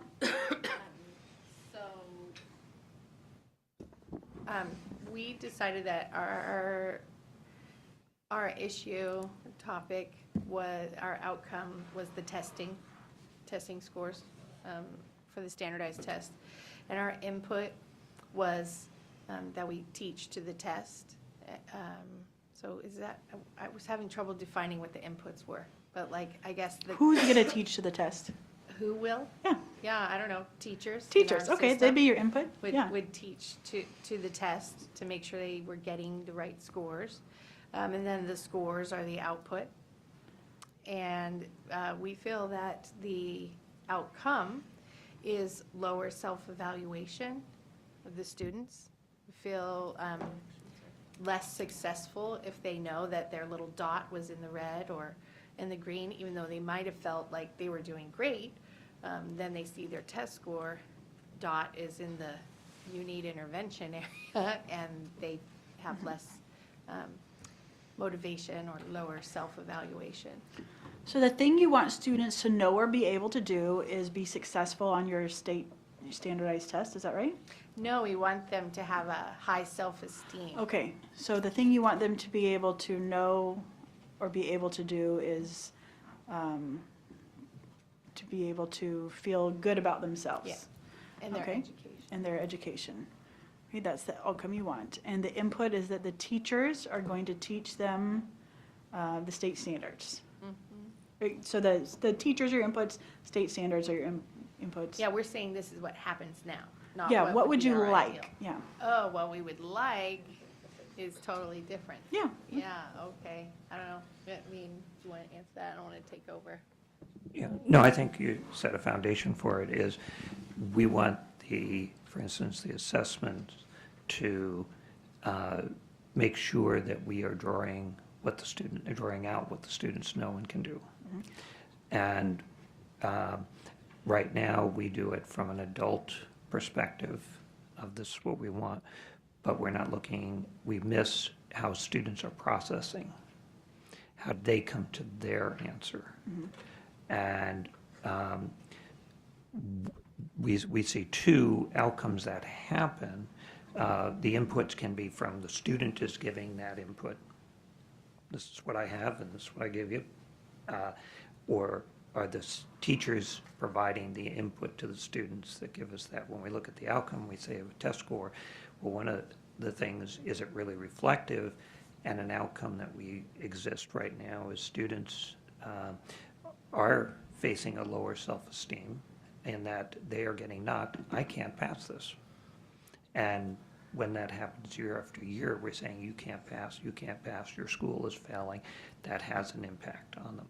As well as we talked about how it impacts lower funding right now, that portions of the public are using that as a rationale for not funding public education, which then also means it's harder to recruit teachers, it's harder to, get support. So those are the things we raised as questions. Yeah, you want children involved in the process and to be part of the measurement. We want to make sure the measurement is accurate. Yeah, the outcome that you want is for children to feel good about their learning? The outcome is that we're saying that is one of the outcomes we are experiencing, that Okay. teachers students are feeling less sense of accomplishment. Sure. The way we want to make sure that we are capturing what students know and can do, and we have an understanding of the process in their thinking when they look at a question that's done by an adult. What do you want them to know or be able to do when they're sharing that with you? What do you want them to know or be able to do? Well, we're looking at our standards, we're looking at, and we also want to be open to the fact that students will give us something that we never expected. Yeah, well, I mean, for me, I guess we processed the question differently. Sure. So we chose something and then we evaluated that thing on what it was doing. But if you say, what do we want students to do? We want the student outcome to be that students understand a real picture of where they are in relation to their peers with their knowledge and abilities. And we feel that the test, that particular test, the AAK Star, gives students an impression, one impression, and that impression doesn't lead to them having a real picture of how, of their knowledge base and of their abilities. And we wish that there was teaching and a test, teaching and then a test that gave an outcome, that gave a real picture of a student's ability and knowledge. Real-time feedback. Right. Okay, so That that it was real, where we feel that now teachers are teaching to this test, the test is given, and then the outcome creates not a full picture for students of what their own abilities are. Okay, so you want students to have a full picture of their own abilities based on the state standards, knowable at the end of the cycle, so different ways of measuring that, portfolios some people do, if you want students to present. Your inputs are your teachers, presumably curriculum aligned to those standards, and then your output, how you're going to measure that along the way. How will you know whether your students are on track to achieving that outcome? So I would say maybe an evaluation, personal evaluations instead of generalized testing. I mean, in a perfect world. Sure, right? no, we don't have to, we Yeah. can say whatever we want right In a now. perfect world, each student was evaluated by a real person, in relation to themselves and their peers, not to a neutral test. So that child's individual assessment, Right. you would have a new assessment, Yeah. individualized, kind of a adult-led, walking them through, even just mini portfolio kind of Yeah. presentation. Okay, all right, thank you guys, thanks for going first. Who is next? Who would like to go next? Share, what student outcome would you like? They can go. Thanks. Do you want me to, you want to read it? You want to read it? Sure. Okay. I know we probably got this one all complicated. We chose the outcome of students who know how to appropriately handle outcomes as they get older and outside of the school system, such as like in sports and such, like with good coaching, good support, good opportunities, that would be input for this. We're looking at this as a sports thing. After-school activity. After-school activity, sorry, excuse me. Like, so after-school activity would be our students who can know how to appropriately handle outcomes from being involved in after-school activities, whether it be sports or drama, choir, band, acting, any of it. Good support, staff, student, teachers, parents, coaches, good opportunities would all be inputs.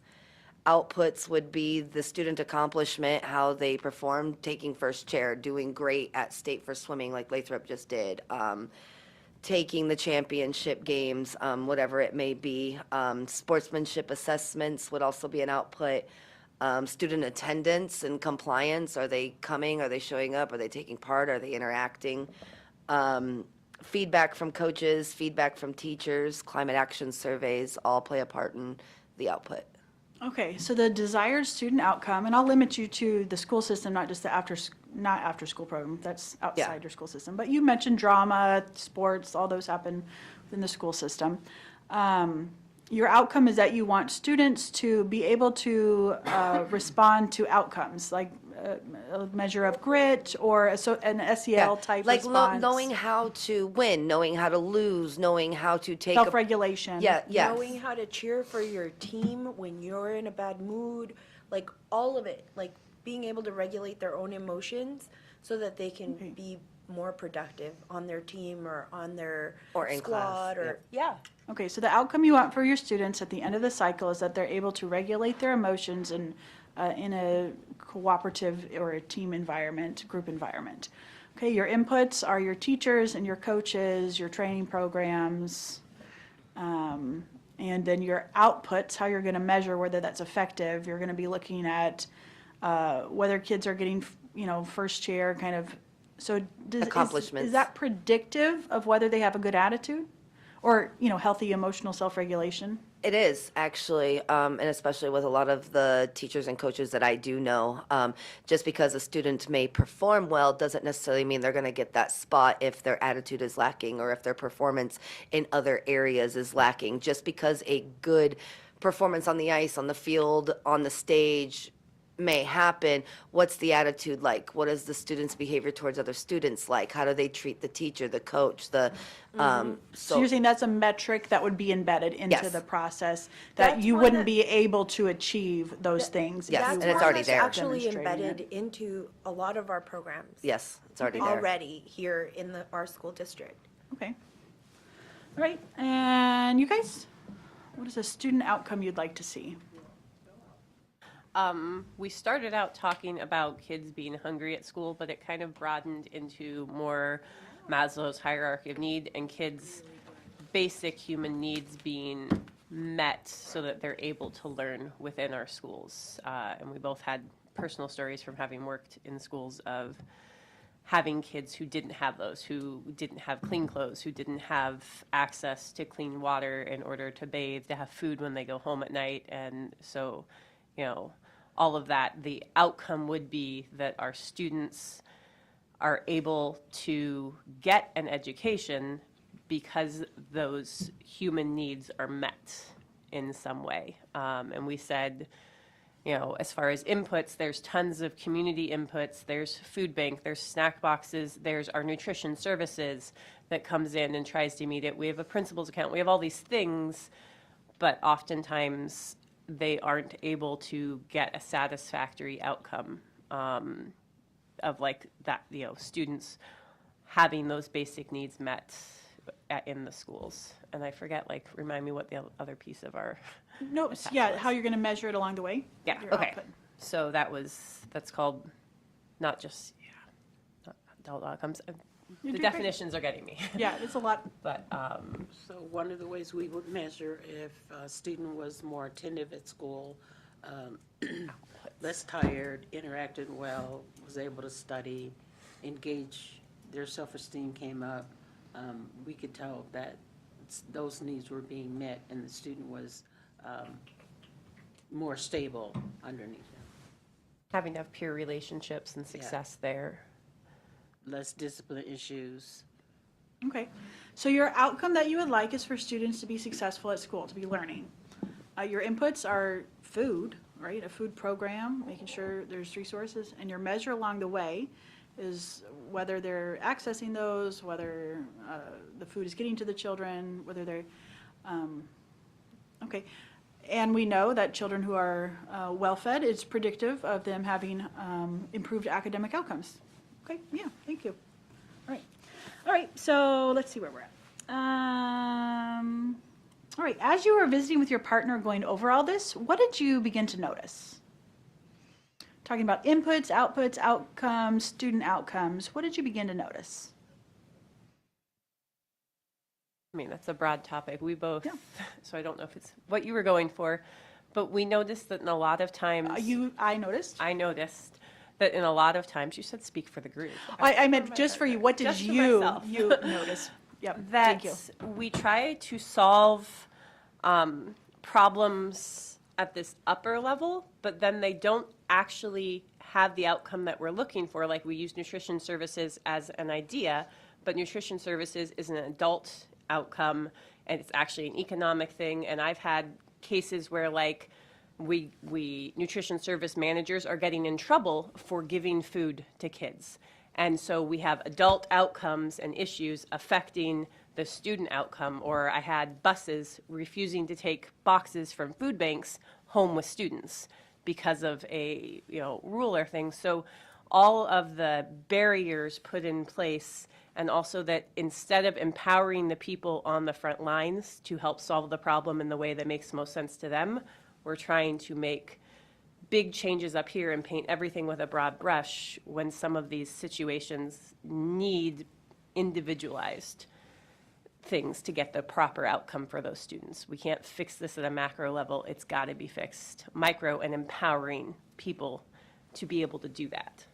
Yeah, you see as in your system that you're noticing, sometimes it focuses on larger macro issues instead of actually whether the student is getting the desired outcome. Thanks. What else did you notice?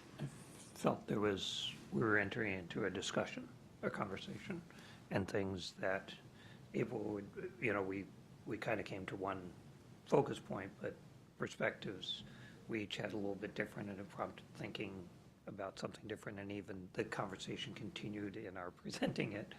And I'm thinking it's like there are at least three sides to the coin. And one could argue whether an edge is a side or not, or how many sides it is, but, it was the conversation that I think that's what that was the thing that I felt we started entering into a conversation that we could probably go on for a while more. Yeah, you started hearing the other person and knowing, sometimes the outcome is not good or bad, right or wrong. It's a choice, and some people might choose this, some people might choose that. Yeah, thank you. Anybody else? What were you noticing as you went through this? I thought it was very difficult to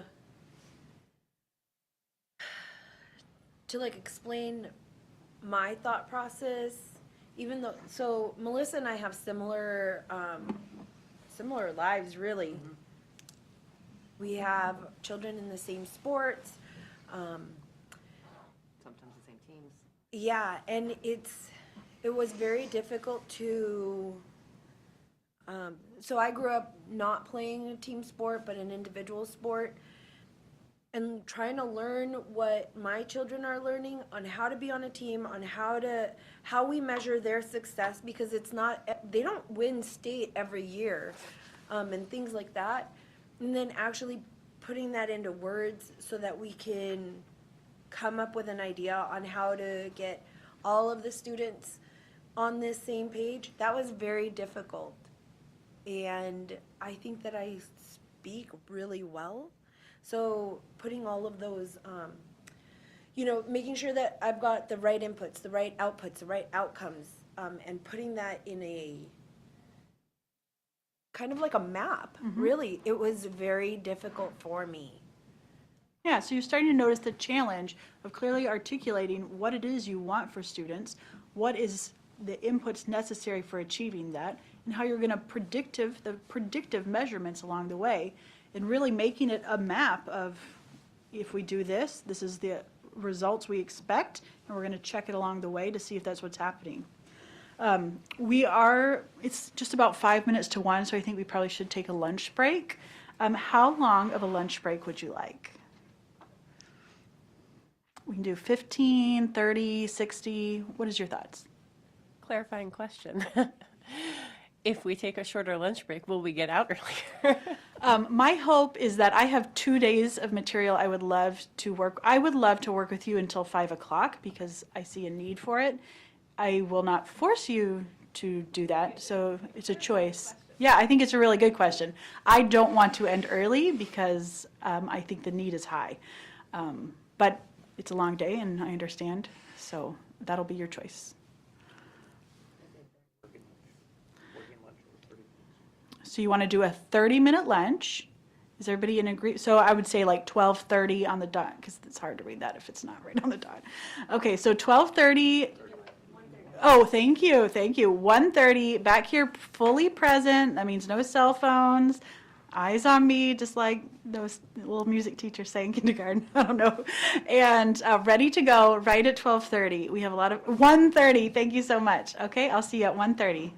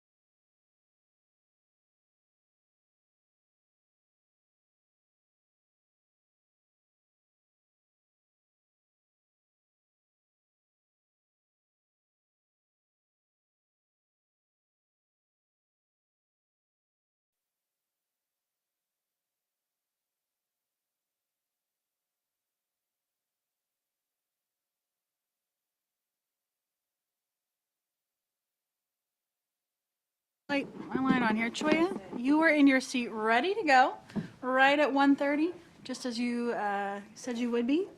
Why did you honor your word? It's important to start on time. It's important to you to start on time? Yep. Thank you. Tim, you were in your seat ready to go, right at 1:30. Why did you choose to honor your word? Because people all agreed to it, and I wanted to make sure that I was with the group. You wanted to honor your commitment to the group? April, you were in your seat ready to go, right when you said you would be. Why did you choose to honor your word? In order to avoid future chastisement. Yeah, you're tired of me saying it. That is one reason. Thank you. All right. Melissa, you were in your seat, but still chatting. Because I Why? still had 35 seconds to go. I was watching this because my back was, so I was watching my watch. Which clock did I say we would be using? Well, I thought we were in sync, so So whose job is it to make sure that I clock's get in it. It's sync? my responsibility. Okay, thank you. Thank you. Y'all are learning fast. Okay. Yeah, so why did you choose not to take that responsibility and honor your word? I really hate that phrase. I was here. I was sitting here. Again, I was watching the time. I apologize. I missed 30 seconds. I didn't realize we were off. And so in that moment, you chose to be doing something else than what you allowed me to expect No, of I you. didn't choose to do anything. I was choosing to sit here and be ready for the meeting, just waiting for 12:30 or 1:30. Sorry. That's what Choya was doing. She was sitting here. The only one waiting, not ready to sitting be- here was Miss Hardy, so we were She here. wasn't sitting here, but you were still chatting. Yeah. Yeah, what, We'll get like, to because it. this is a little aggravating. I apologize. I'm very Kind of familiar. offensive too, yeah. So when you made a commitment to be in your seat, ready to go, fully present, and at 12:30 you came to your seat, absolutely, or at 1:30, and then when it was on that clock, the time we agreed to, you are still continuing a conversation. In that moment, you chose to do something other than what you allowed me to expect of you. Choosing would be a conscious reaction. I was not consciously choosing to not follow rules. Well, it's not a rule, it's something you agreed to, right? We could have agreed to something different. But in that moment, you chose to finish the conversation. Okay, I don't like the chastising over 30 seconds though, really. Let's move on to someone else. I'm getting irritated. I can move on, but we will come back because it's not a chastisement. It's not good or bad, right or wrong. It's whether our integrity is our access to our goals, whether we choose to do the things that we say we're going to do. I get that it's uncomfortable, but we'll work through it. Brandy, right? You guys mix That's up. okay. Yes. You weren't in your seat ready to go right at 1:30. I wasn't, and I made an active choice. Yeah. So Because- why did you choose not to? When I had to honor go your use the expectations? bathroom at the end of the last break, it was like 15 more minutes before we actually broke, and I realized I had one of two choices. Either I could use the bathroom and not have an accident in my chair, or have to excuse myself in the middle of whatever the next 30 minutes were going to be, or I could come back to my chair 30 seconds late and know that you were probably going to make something about it. But at this point, I also just don't care. So I was like, no, I'm going to make a conscious choice to do what I think is more productive, which is use the restroom, take care of my bodily needs, and return to my seat ready to go. And April and I are both chuckling because we both know. We've been through this. And also, I believe that perfection isn't integrity.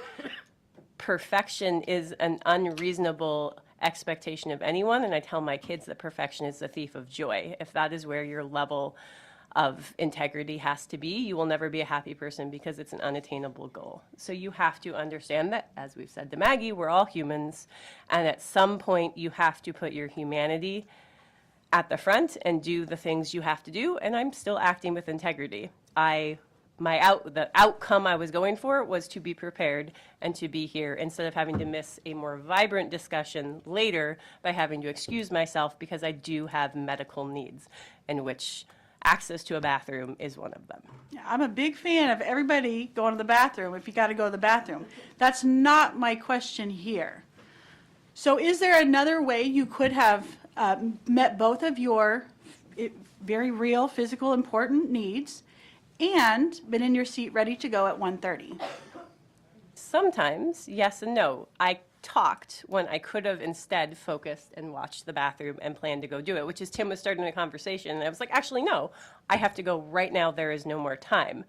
But for some medical needs, you cannot plan ahead to meet them, and they catch you by surprise, especially the ones that some of us deal with, where it just is what it is, and that's just part of being human, and that's why we make exceptions for disabilities and medical needs. Absolutely. Medical emergencies can happen, right? Is that what happened in this instance, or could you have planned differently? Okay, I think that one of the, I'm going to interrupt on it. Sure. Is that I think it's an issue for us. I felt everybody was ready to participate. And I don't think anybody should have to explain specific things. There should be a trust level. We expect everyone to be at the board meetings on time. Sometimes somebody's going to run late. It may be because they went into a ditch. I don't need to know that. The trust is that people are being there, and I think that the pushing of it becomes, overrides the value of, yes, nobody was late. People were ready. They got here, ready to go. So Tim, when it's not upsetting to you, so when we were agreeing to come back at 1:30, what could you have asked for clarification on as a value of your board? Is there I didn't anything you need a could have done differently? clarification. I didn't need a clarification. We were reconvening at 1:30. People were here. Go ahead. So I've actually done this exercise before. And Yeah, it's the peanut butter one. It's- it is Yeah. similar to the peanut butter thing, where it's not even the fact that it's more Speak the to your own communication. choice, yeah. Yeah, it's the communication portion of it. So if I'm telling you that I'm gonna be here, ready to go, just like this, at 1:30, and then someone else shows up and, I'm sitting there chatting with them, like when, Erin was here and I was chatting with her, it's just so that we're conscious of so me talking to her was more important than me sitting here and paying attention to you. That, and just making sure, like, I can tell you guys, everybody here, if my husband shows up, he will always take precedence over everybody, and I'm going to go and talk to him and figure whatever out that we need to figure out, versus school board, versus our children, versus anything, And so knowing that about myself and my husband knowing that about me has made us like a stronger unit. And that's all it is. So like, no one should be getting offended, because this is just so that we are aware of the agreements we make. Have you guys read the 4 agreements? People are always free to feel whatever feelings you feel. Thank you so much for sharing. So the issue, I don't care when your group starts. It doesn't matter to me. We can start, if you guys want to say, well, we're going to start about 1:30, give or take 5 minutes, cool. I'm cool with that. If your grandma, you get a text that she's sick in the hospital and you run out of here and you don't even tell me and you don't communicate, am I really going to have a problem with that? If I was on your board, I suspect none of you would have a problem with that. I expect all of you would respond in empathy. But what if every week your grandma's having a medical emergency and that continues to be your practice, and instead of communicating with your board, here's what I'm actually able to do, when I'm able to do it, to the degree I'm going to allow you to expect it. That is where you start to break down. So if we come here and we go on another break and you say, I'm going to be here right in my seat, I'm going to take your word for it. And you can choose to go right up to the line, or you can choose, Choi made sure there was no confusion on my part that she was ready to go. She's looking at me just like you were looking at me. You're like, I'm here. You're going to know I'm here, right? Those are choices we all get to make on what degree we allow people to expect behaviors from us. Is it going to be right here, razor thin margin, or is it going to be clear and comfortable where people aren't left wondering what they can expect from you? So, sure, yeah, go ahead. So, you know, I'm sitting here and observing all this and taking this all in. But how I think it applies is like when we're up there at the diocese and it's a few minutes, I'm looking at the computer, I'm looking at the, you know, my phone, I'm checking. Conversations are going on, we're moving around. It's the same principle. We are telling our public, okay, we're here, we're serious, we're finna do business. And, you know, some people like hit the gavel. I'm not great at doing all that stuff. You know, it's enough for me to control my little sphere of what I have to do. So this plays in such a bigger role. I can see that in just a little bit, but I've also, there's well, my faith is a scripture that says iron sharpens iron. All of you are sharpening me. We're all sharpening each other. And that's how it works. So I didn't take offense to it. I knew she was getting at a bigger purpose and goal, and it rubs off all that other stuff from us so that when we come out of this, what is what we've asked for, to be a focused, laser-focused team working together to get this job done and having some different tools that maybe we haven't utilized before. So that's my input on it. You got, yep, go ahead, Tim. I think one of the things, and again, I'm going back to modeling, what you're doing is modeling. What strikes me here is, for me, is that, again, I'll go back to, I used a wrong tone of voice in that work session. In this, I see where it's not just making the point, well, gee, we're ready to go. You know, we said to be here, we should be here. But pushing to make someone feel bad about it, to use, you know, better words I could probably use, and to become defensive. If a student, and I'm thinking of a student who was late for school every day. So I just told the secretary, as soon as he walks in the door, let me know. So I can come in, I can come out, make sure I'm there to welcome him to school. Not to make him feel bad about being late, to know that he was welcome in school. For a teacher whose classes he was walking into the middle of, I told the teacher, simply acknowledge him, thank him for coming, say good morning, thank you for coming, and go on.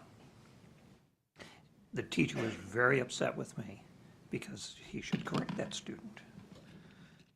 Make him feel something. No, we want him to feel welcome. And I think that's the shift that I have to be aware of my tone of voice. What's the message I'm giving? And I'll say, if I talk too much, is the message lost? And so I'm going to leave it there. Yeah. Yeah, the goal Kind of what is I'm not, certainly I would not do this exercise with third graders, right? Third graders are not in your position. You are the people elected to lead your community, lead your school district. And these are choices you have made. And my goal in helping you see whether your words and your adult behaviors reflect what you've allowed me or others or your school district or your community to expect of you, to the degree you expect it, by when they expect it. Whether that is going to allow you to access the goals you have for your students. I actually really appreciate this exercise because I have wanted to just do it during the meeting before. I mean, if I'm being really honest, there's been times where I'm just so frustrated at okay, you know, when I was mad about the resolution on the girl child. And it just gets me upset because I read the document, I researched what it meant, I looked up all the information and went all the way to completely and totally understand what it means to say these words and sign your name at the bottom of it. And that's what I do to every single thing. That's what I absolutely expect from every single person on the board. And then, I mean, you know, who else did that? Who else looks at it? I just was talking to Toya about the resolution that we had on Black History Month. And I just did not feel like hashing through another make Mrs. Smith the bad guy thing, but I think there's stuff in there that didn't belong in that resolution. And that integrity means that you do not sign your name onto something because it's there and most of it seems okay. That it's like, okay, but is every single bit of it okay? Is every single word of it right? It can't just be because it's good enough.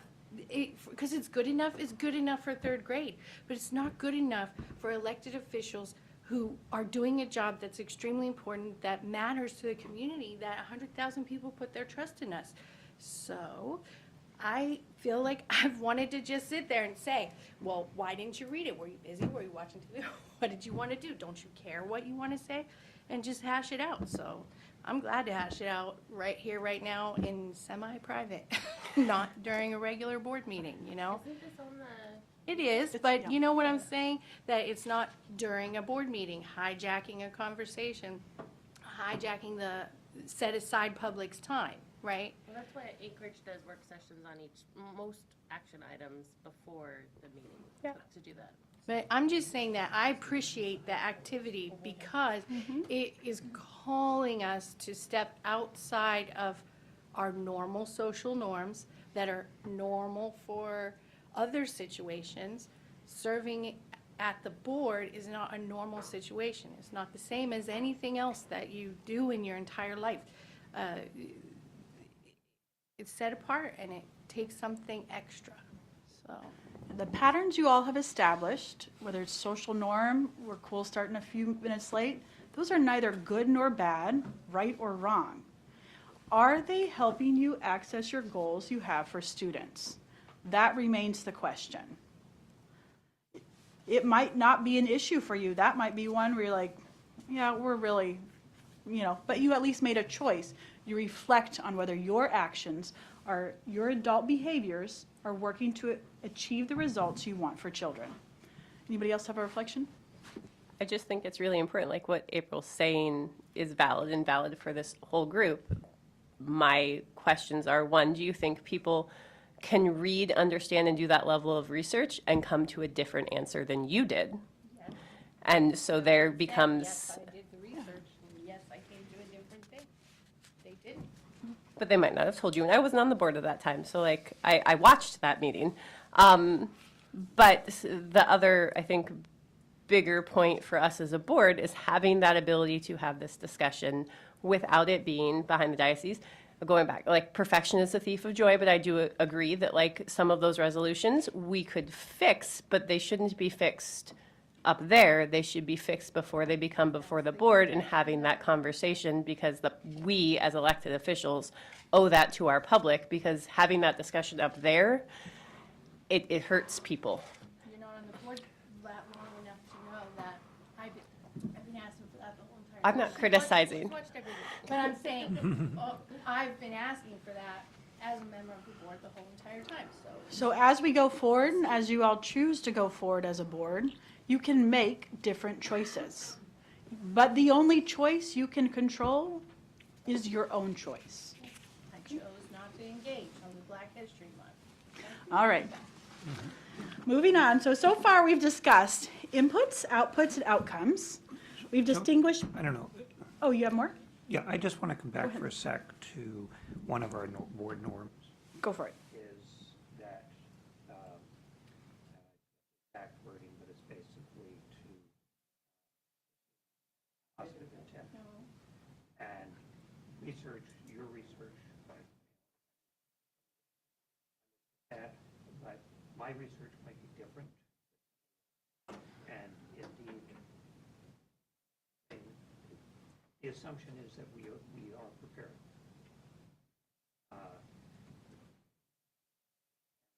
That's an important thing. Our research may be different, may come to a different conclusion. It could be the same research. I think our board has actually worked hard, have recognized that our reference back to our board norms is all trying to do the right thing. I slip. Somebody calls me on it or whatever. but I think that intention is a really important piece.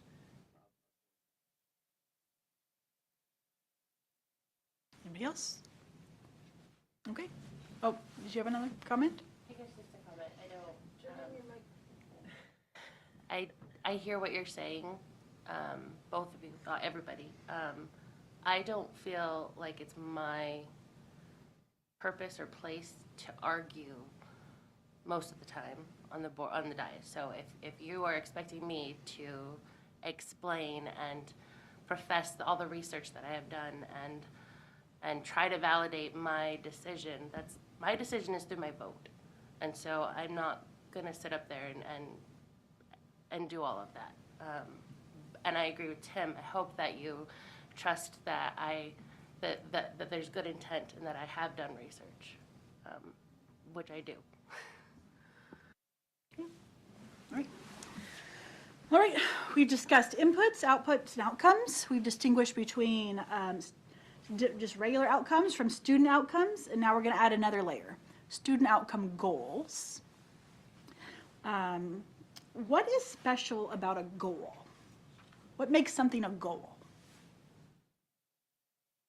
Y'all looking at the definitions, I like it. All right, what do you think?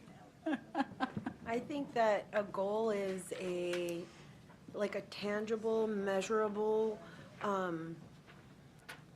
trophy, if that makes sense. Not like So tangible, measurable. it's tangible, it's measurable, and like there's that end. It's clear, you know what it is. Yeah, and it's at the end. Okay, Like, this at is the end. your trophy for doing whatever, getting this, or I don't know. You know what I mean, though? No. Okay. Okay. What is a goal? What makes something a goal? But you want the, Whatever. because you have gone through way too many educational trainings. Absolutely. SMART goals, they're specific, measurable, achievable, relevant, and time-bound. That's exactly what I want.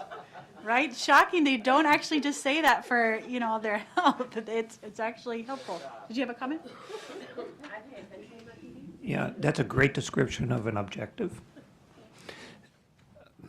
Yeah. That's the description of an objective. Yeah. And that's, what's always interesting is in terms of where we get down to goals and objectives and vision and mission and those things. There's a valid coming together in that setting, what we're calling it. But goals typically are not not as bound by restriction as objectives are. It's really the bigger picture of, and then the objectives are measurable steps of how we're going to get there. You have it both. Both your objective and your goal is measurable. If I just hope for good things, I'm going to have no idea if those good things happen, right? I have to define and know what I am doing, right? The thing that makes it different from just an outcome that turns it into a goal is that it's measurable, that it's a SMART goal, that it's specific, measurable, attainable, results-focused, or that one's sometimes arguable, and then time-bound. To accomplish these things, to move from a student outcome to being a student outcome goal, we have to add a few things to our outcomes. A baseline, where we're starting at, a target, where we want to go, a population, who, and a deadline. Okay, so here are a few examples of student outcome goals. Okay, so I'm going to ask you to identify baseline, targets, deadlines, and populations. So let's see. I always forget. Some of you all turned your cups, and then I get confused. Everybody moves spots. April, thank you. April, can you? And we have to thank April for these. Those cups are. These are. Yeah, I'm gonna tell the board chair in Anchorage. She'll just copy it and get it for all the board. I know she will. All right, can you read the first student outcome goal for me, please? The example. Sorry. Can you read it? So maybe you can. From right Yeah. here, Percentage of students from our pre-K program who enter kindergarten ready will increase from 20% in August 2019 to 80% by August 2023. Okay, what's your baseline in this baseline and your target.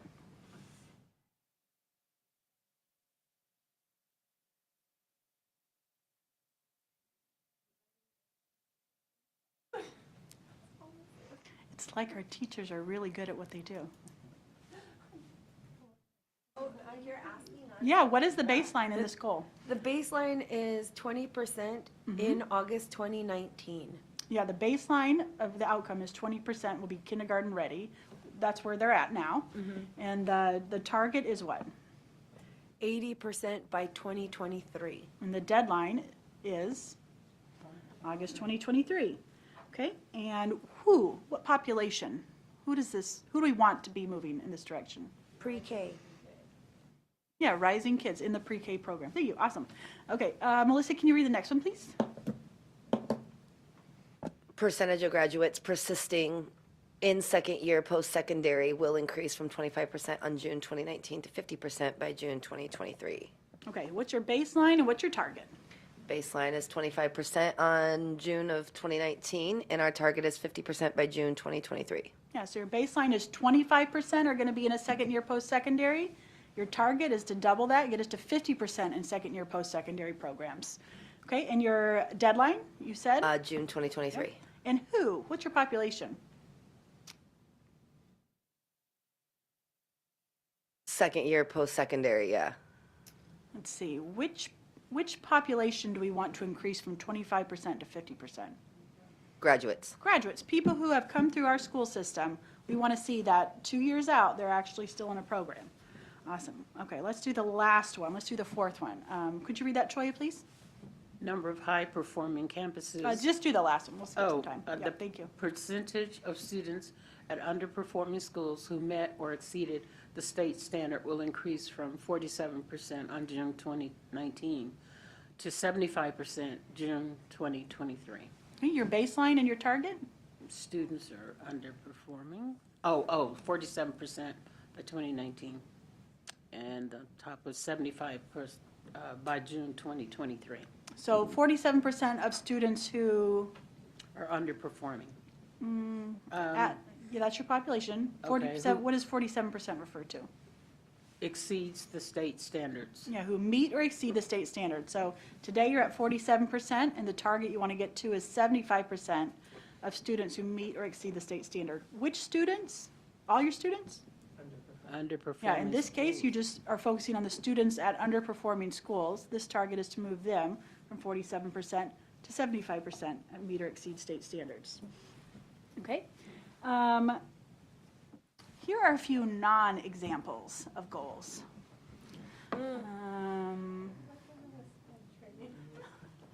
Then you can go ahead and lead us, Brandy. What's the first one?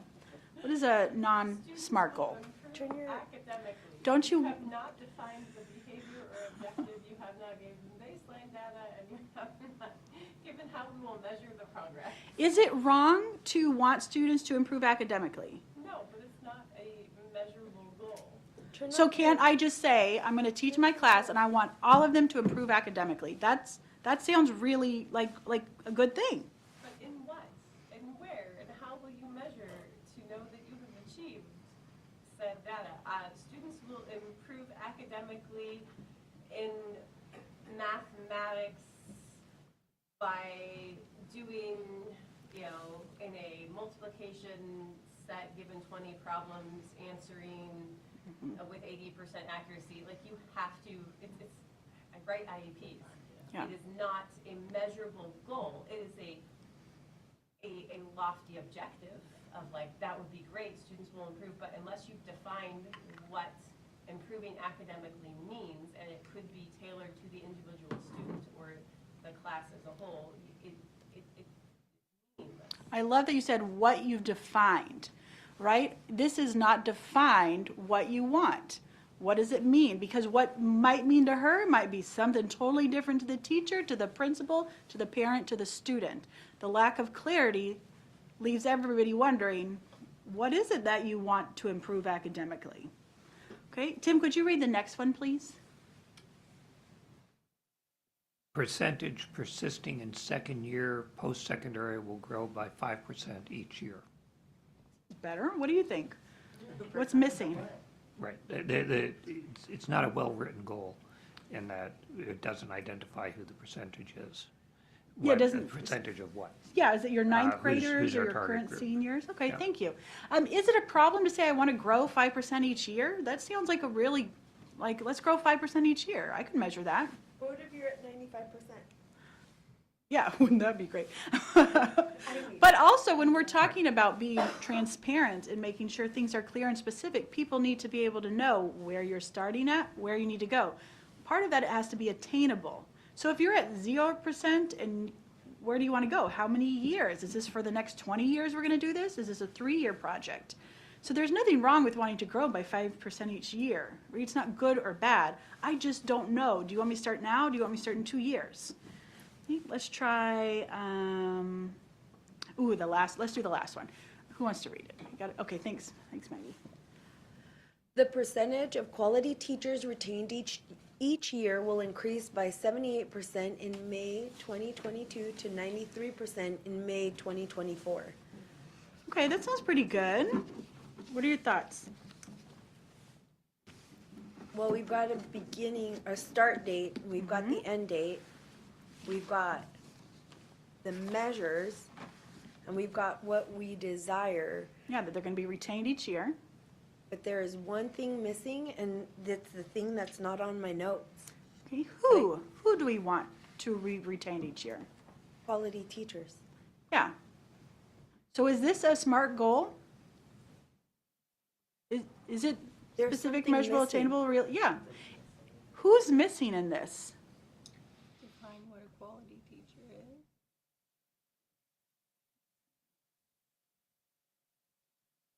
Oh, student outcome. The student's missing. Right? There's nothing wrong with this goal as written being a SMART goal. This is a great goal. Man, I'm going to know this is how many quality teachers I've got. I assume I have some assessment that tells me what that means. I know where I want to get by when. This isn't good or bad, right or wrong. It is just not telling me what I want for students to know or be able to do. Okay, very good. Okay, who will share a student outcome that is important to you?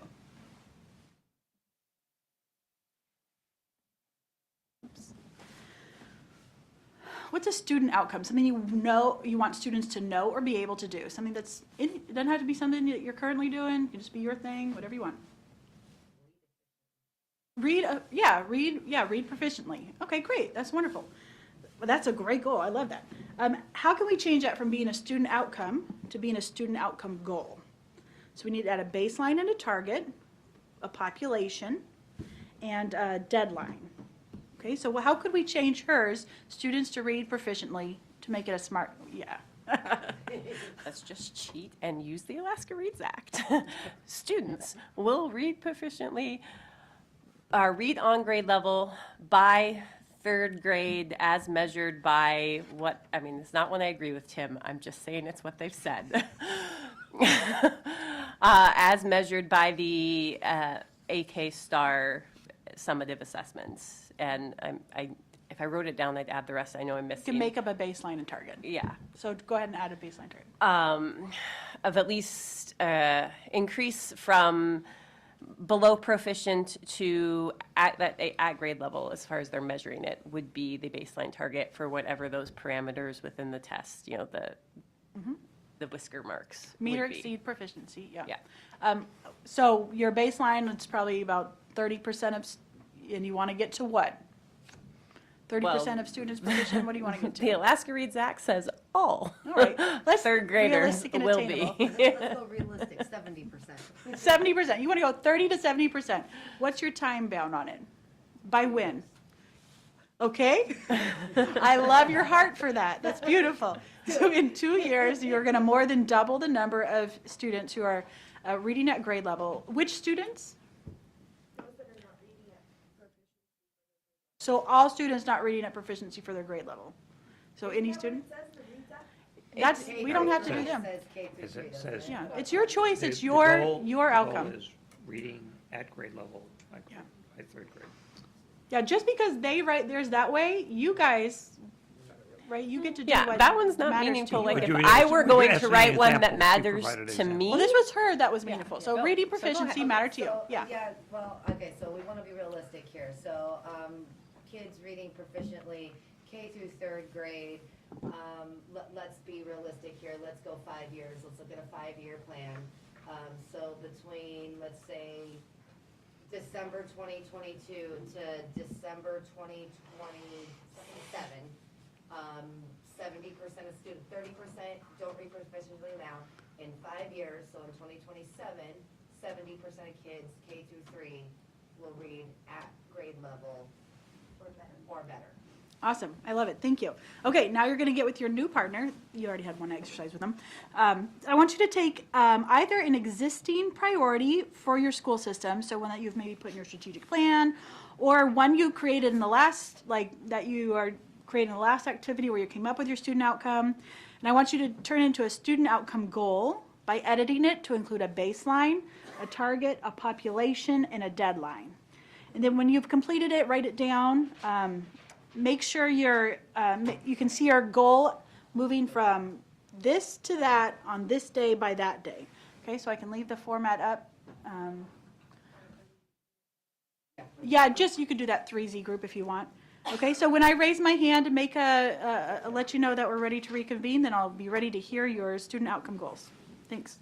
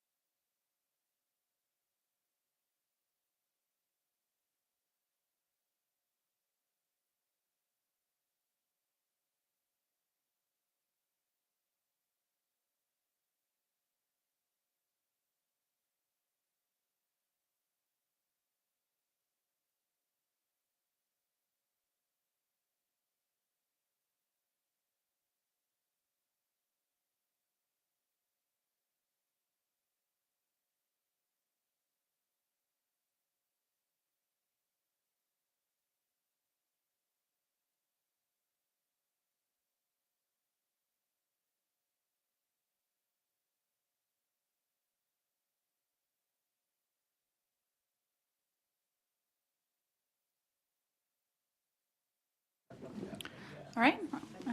Does everybody had a chance to get, feel pretty good spot on your goal? It's hard to hear. Yeah, okay. All right, I just want to make sure everybody has enough time. Okay, I want to go around and have you share your goal, and we're going to be looking, your student outcome goal. We'll be looking for those same baseline, target, population, and deadline. You guys went first, I might make you go first again. With this group in the back, would you be willing to go first? Thanks. Okay, turn it on. Okay. So we were discussing parent involvement, which is a little different than parent engagement. We would like to see, our goal is to have an increased parent involvement.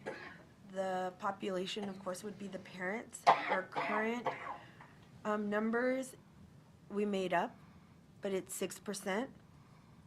And our goal is 12%, preferably 24%. That's me.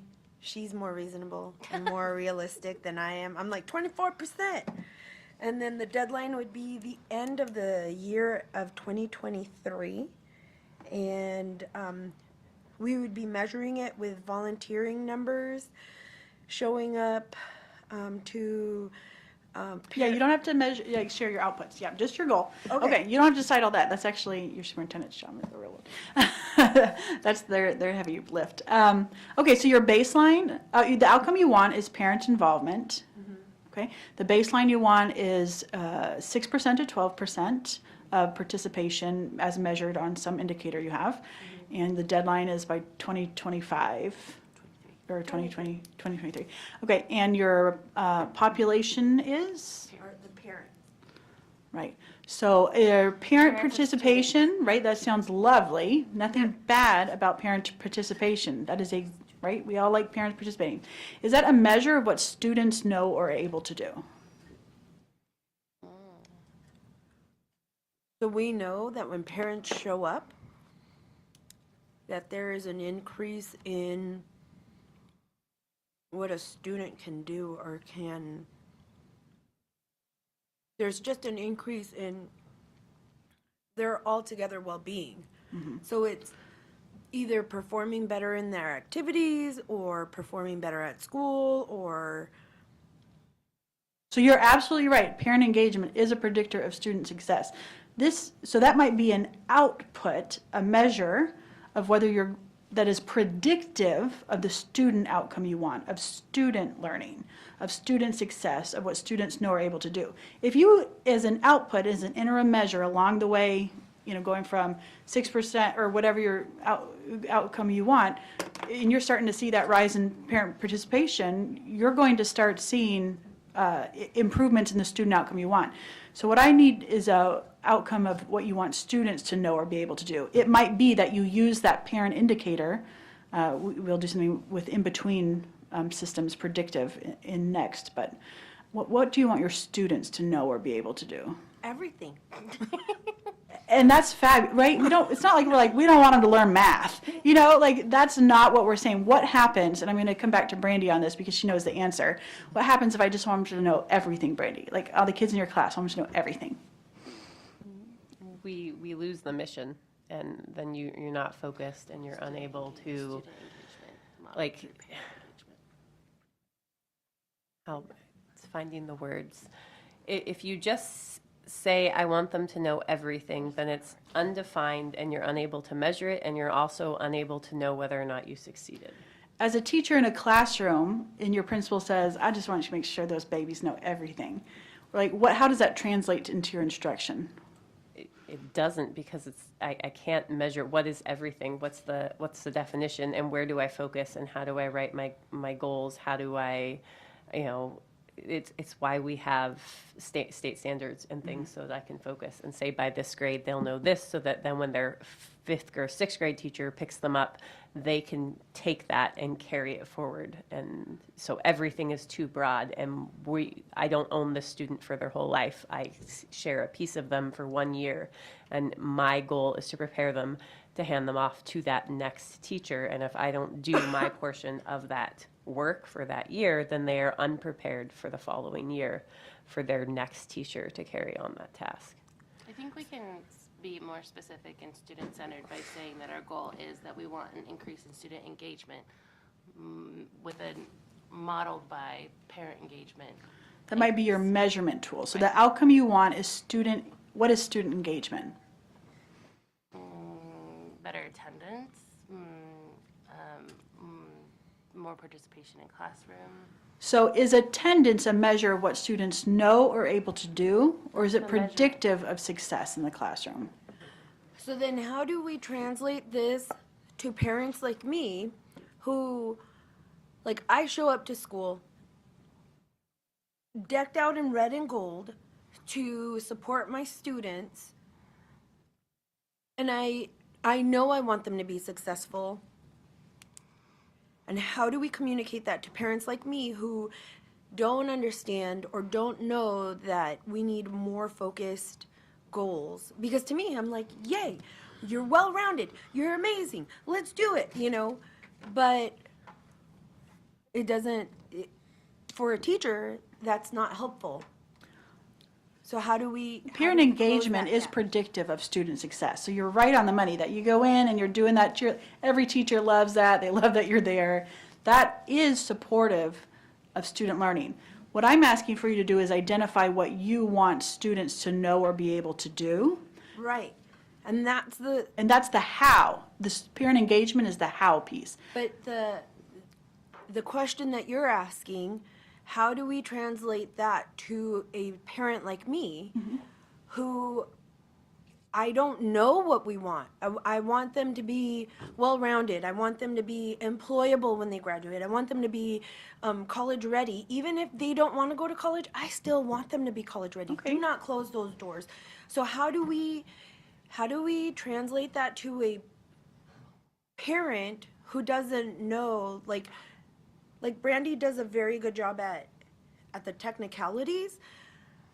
I don't care about the technicalities as much as, like, how do I come in and support the goals that she's setting forward? Yeah.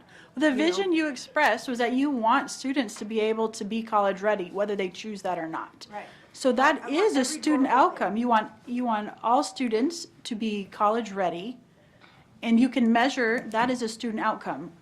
Okay. After we clearly identify what we want, then in the next step you'll see where there's interim measures, predictive measures of that. One of those might be parental engagement.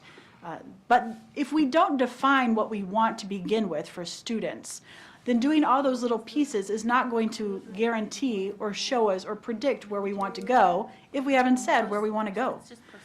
So if your student outcome is that you want all students to be college ready, right? Recognizing that might not be their choice, but you want that opportunity. You can have a target, X, right? You don't have to know the number. 10% are ready. You want it to get to what percentage? Y. And then you have a beginning and an end date. Beginning today, ending 5 years from now. And you have a means of measuring college ready. There's college ready assessments, or you might choose a different assessment measure. Great, that's awesome. Who else would like to share? Thanks, Melissa. So we stuck with reading proficiency. And so we kind of kept it with the same parameters. So December 2022, 25% of kids read K through 3. And in 5 years, December 2027, we would like to see that at 70%. So our goal would be 70% reading proficiently by 3rd grade, which would be our target. And we would like to see a 10% increase by year for 5 years. And you like to see what? A 10% increase every year for 5 years. Really, it's 9%, but. You're jumping to the interim goals. I love it. Yeah. Okay, so you identified your student outcome as you want K through 3 proficiency, third grade proficiency, measured on the state assessment, beginning at your X percentage of 30%. You want to get to 70%, and your target date is 2027. 2027, yep. 2027. Yeah, and you identified your population. That's a student outcome goal. Right? It might not be what you choose, but right, like that is a student outcome goal. Thank you so much. All right, and what do you have? Yeah. What do you say? Perfection is not. We don't want it perfection. We're learning. Ham-fisted. It wasn't coming across That's all right. that way because we're talking about something more cerebral. So you want to Student goal, the response. Grab another chair there. No, I like to, this. yeah, To let me, feel- okay. like I said, I was editing it, No, so you're Toya totally hasn't right. seen it. The response to feelings of safety and security in school of African-American students within the Fairbanks-North School District will improve from blank, and we couldn't find the exact measure, to at least blank, as measured by the annual school climate survey over the next 2 years by May 2024. Okay, so you have your population, which is African-American students in your district. Your beginning and target, baseline and target is X to Y. You have your deadline. You have your population. Is their feeling of safety and security a measure of what they know or are able to do?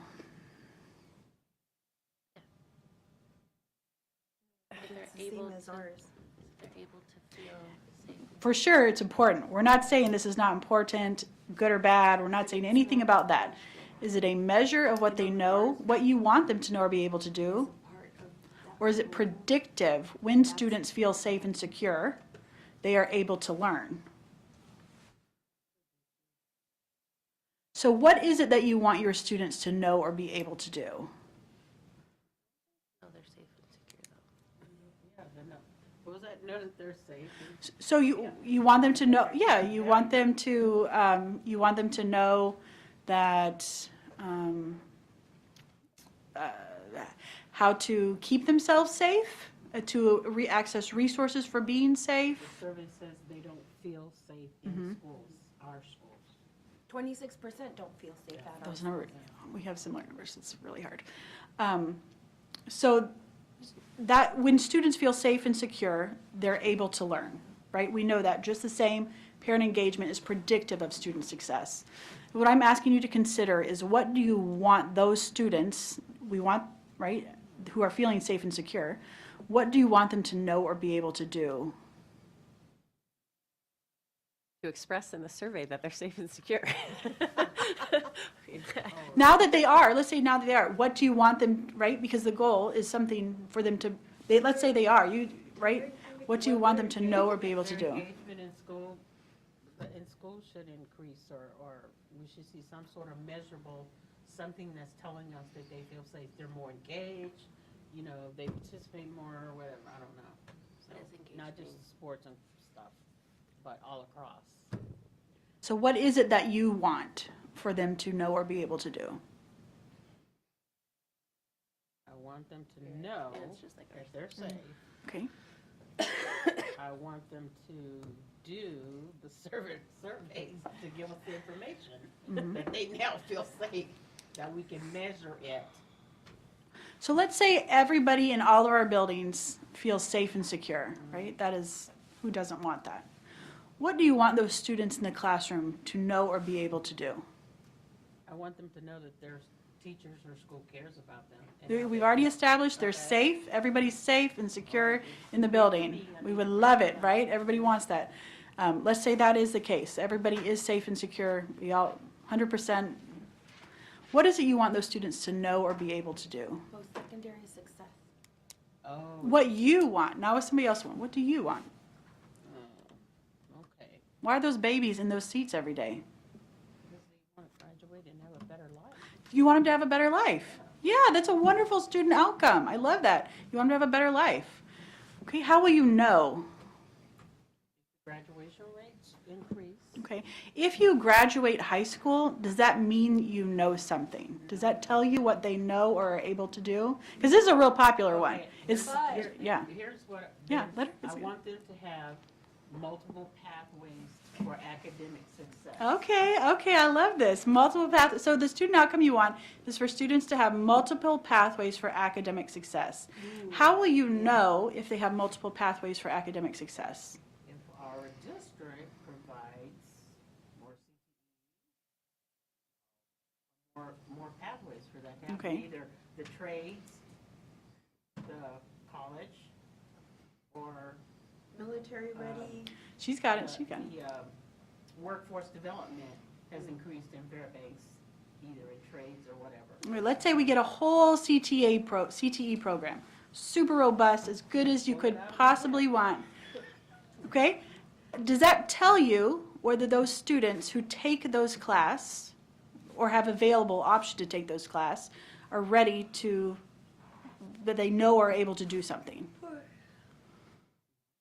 what would tell you, what would let you know you've made everybody safe and secure, you've got lots and lots of great CTE choices, helping getting them enrolled in classes. When will you know that they have what they know are able to do relative to that CTE class? They're hireable and out there productive. When they're hireable. Okay. That could be a measure, right? So your student population could be students who have participated in our CTU program. And right now, 2% get hired straight in, and now you want it 15%. In over 5 years, now you know the outcome for wanting your students to have, career workforce ready. You've identified how you're going to measure it, that they're going to be employed in this within 1 year of graduation. Your baseline is 0 or 0% to 30%, and your deadline. You identified your target. Okay, all those things you mentioned, graduation rates, those are still right. You have to graduate to get your diploma to move on. Those will be predictive measures of the actual thing defined, what you want your students to know or be able to do. Anybody else have a comment? Or I saw lots of hands. I mean, I just do because I want to, as a special educator, especially someone who has worked with students with intensive needs, we're defining somebody's success as their ability to produce. And I think that that is not a definition of success. Success broadly is your ability to be a member of your community, and some students within our school district who are equally as important might not ever go to college and have that measure of success or even graduate with a real diploma, but that does not mean that they were not successful, and that does not mean that they are not valid. And so understanding that same thing, that sometimes just being able to be a part of your community, be seen as a member and contributing in the ways in which you are capable of contributing is equally as important as valid. And we spent so much time focusing on college and career readiness. We missed that there is a huge swath of people that success looks different, and that's not wrong, that's not bad, that's not less than. Yeah, I really appreciate you elevating that. It's my own personal experience. It's very important to me. What you just saw here was a board member bringing their unique experiences to help move a discussion along, to refine your thoughts. This is what it looks like when your board is working together, saying, here's this movement. I'm going to bring in what I'm observing. I'm going to bring up what I know. That actually helps you refine. As a Board of Education, I think it's really important to recognize that all of your students are different. They're not all going to go on to college, career, military ready. But as a board who is responsible to your community for representing the vision and values, for overseeing public investment with money into your district and expecting a result that is usually vague and ambiguous, but we're trying to not make. What is a way that we can make it where we're not saying all kids should go to college and be in the military and do this? You kind of touched it on your last one. You defined your population narrowly. How did you define your population last time? They would achieve academic success. Who? African American students. Yeah, you said, I'm going to define it African American students. You can define your population. When you look at highest leverage point, third grade reading is the one a lot of boards go to because it is the highest leverage when you look at all the data and you can define it. Some people, you saw some of the examples in board goals, is students at underperforming schools. They're trying to target a different particular demographic of students who are largely not succeeding at the level they expect for students, want for students. That's one way of defining it. It doesn't mean you don't want academic success for all of your students, right? Saying that I only want percentage of students at underperforming schools to improve doesn't mean that teachers at all the overperforming schools are just going to be like watching movies, right? That's not what happens when you say we want to focus on this group. It actually means that we're going to improve this group. Franklin Covey Institute, Stephen Covey, maybe you know some Hamlets. So they do a lot of leadership research. This is where, we have a whole, you can see everything. We don't make this up. It's all referenced on page 12, 13, 14. But one of the things they've looked at is boards that have, these are all SMART goals, 1 to 3 SMART goals, they achieve 1 to 3 SMART goals. Boards that have 4 to 6 SMART goals achieve 1 to 2 SMART goals. Boards with 7 to 10, they achieve how many? 0, right? It's like saying do everything. You're right. So when we are specific, sometimes it honors the people that we can include in that, right? It honors maybe our students who are on a diploma, non-diploma track, right? Sometimes it can be a way to honor that this actual goal isn't for all students. And sometimes it is helps you refine and target what you can actually improve versus saying, let's make everybody better, then nobody gets better. But if we say we're going to do K through 3 reading, now if all of those people are reading at 100% proficiency, like the Alaska Stars people want, right? What happens in when they're all in 4th grade?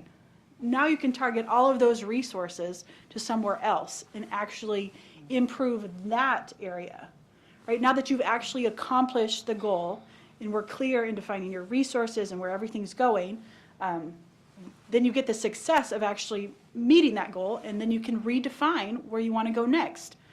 It might be a different target population. It might be that we want all of our students in special education to have, it might be their post-secondary experience, and right, I don't know what it would be, but yeah.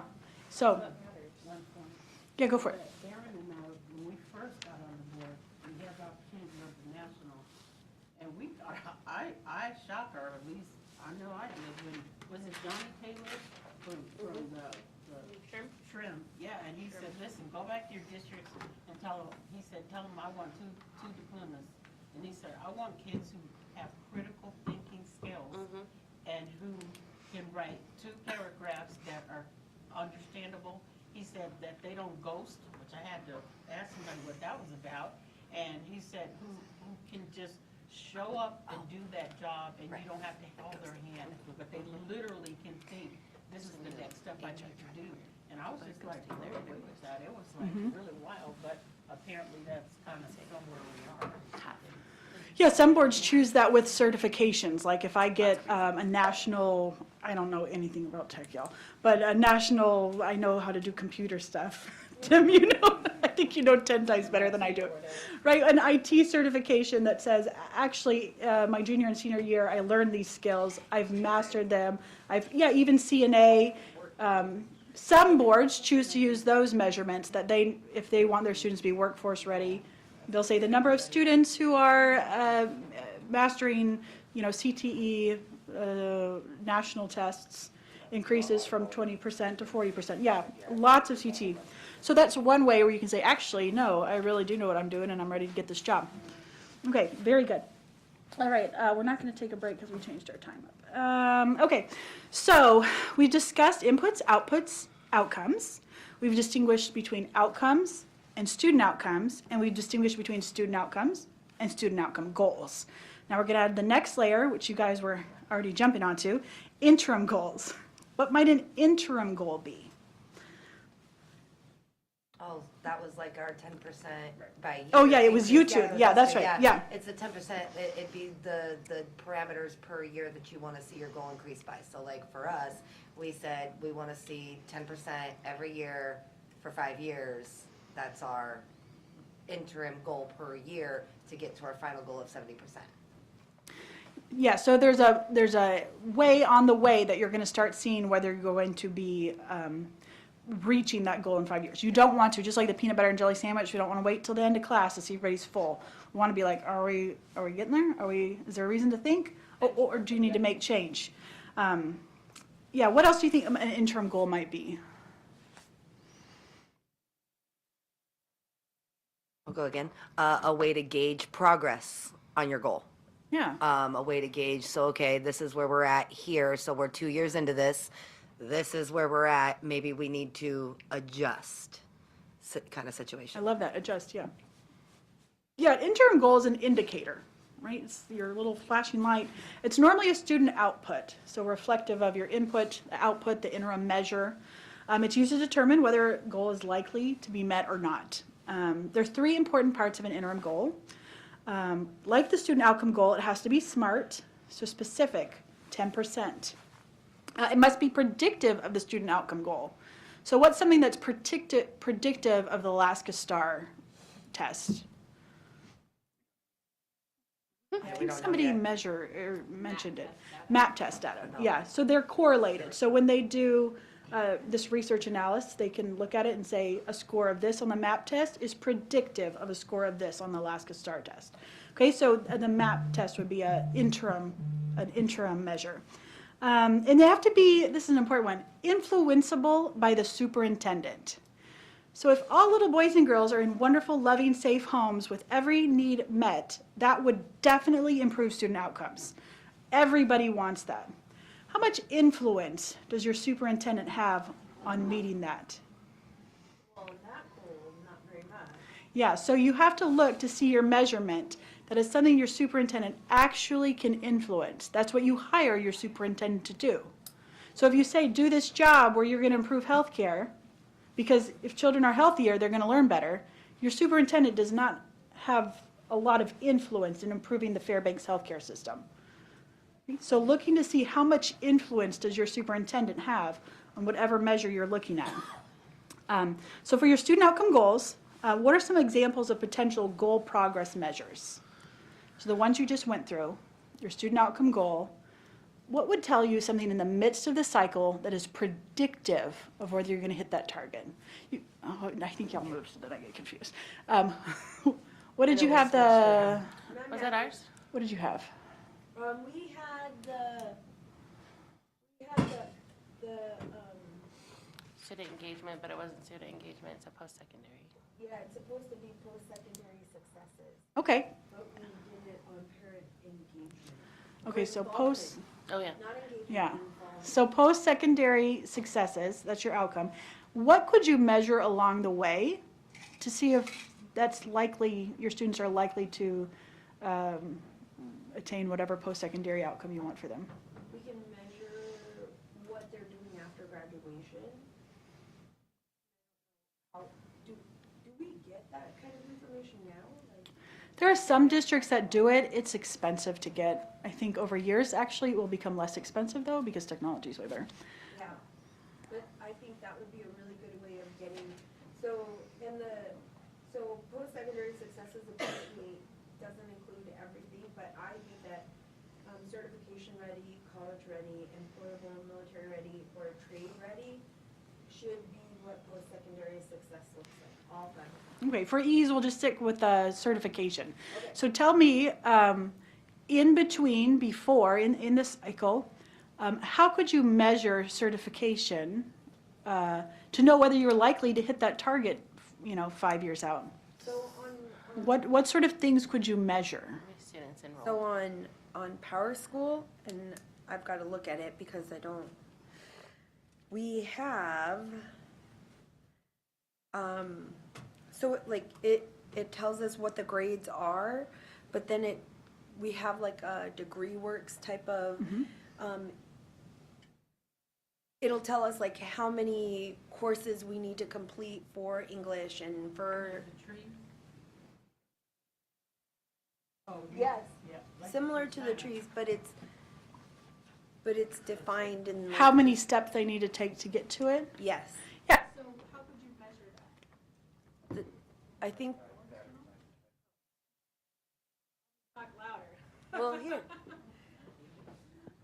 How could you measure, so you have this great tool, what would you be looking for as a board member, knowing that you want, 40% of students to be at CTE level, certification passage rate, what would you be looking to see as an indicator that you're going to hit that target? the same as Degree Works, where so many courses were taken to get to this certification. If we're halfway through our timeline, that half of that work for that certificate is done. Yeah, that's a great you're at December, so, you're looking to see your senior graduates this May, and in December you get a report from your superintendent, and she says, our students, 80% of them are 50% full, work toward their certification. You as a board would be like, oh, that looks like we're on track, all right? And she can tell you whether you're on track based on previous year's data, and you start looking to see, so you have that confidence in knowing whether you're on track. If she says, nah, we're at 10%, right, now you have information to make different choices. Thank you. You guys are so sweet. Okay, so now I'm going to have you go with your partner again, and you're going to create an interim goal for your student outcome goal. So you're going to look to make sure it's SMART, I'll come back over there, you guys can. have a baseline, target, population, and deadline, and that is predictive of your student outcome Which one goal, would it be? and influenceable This by your here? superintendent. Okay? No. Write it on your she's saying- paper, and then when I she's saying raise my exactly hand what and you let just you said know, when we'll you come guys were back. having that dialogue. So the interim goal for post-secondary is that on that app, it'll show that they've completed. Well, it's in Power School. Yeah.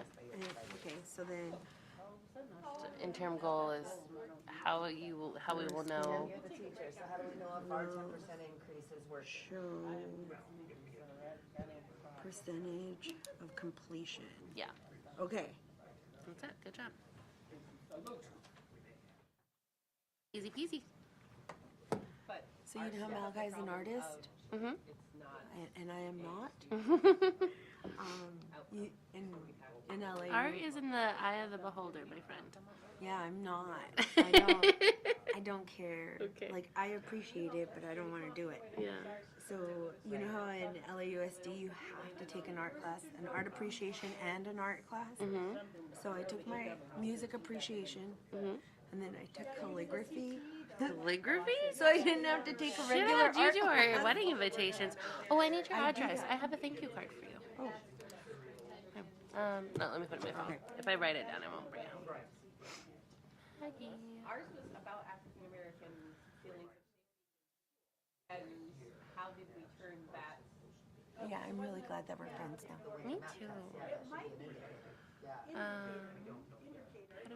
You Edit? just, yep. I've never added an address in here. Okay, No. here, go ahead. All I know is that you live across the street from my best friend. So who's your best friend? Jen 'Cause- Heim. Carl and Jen, they literally live across the street from you. Cause isn't it like 3 families? Isn't that a triplex? In the Red No. House?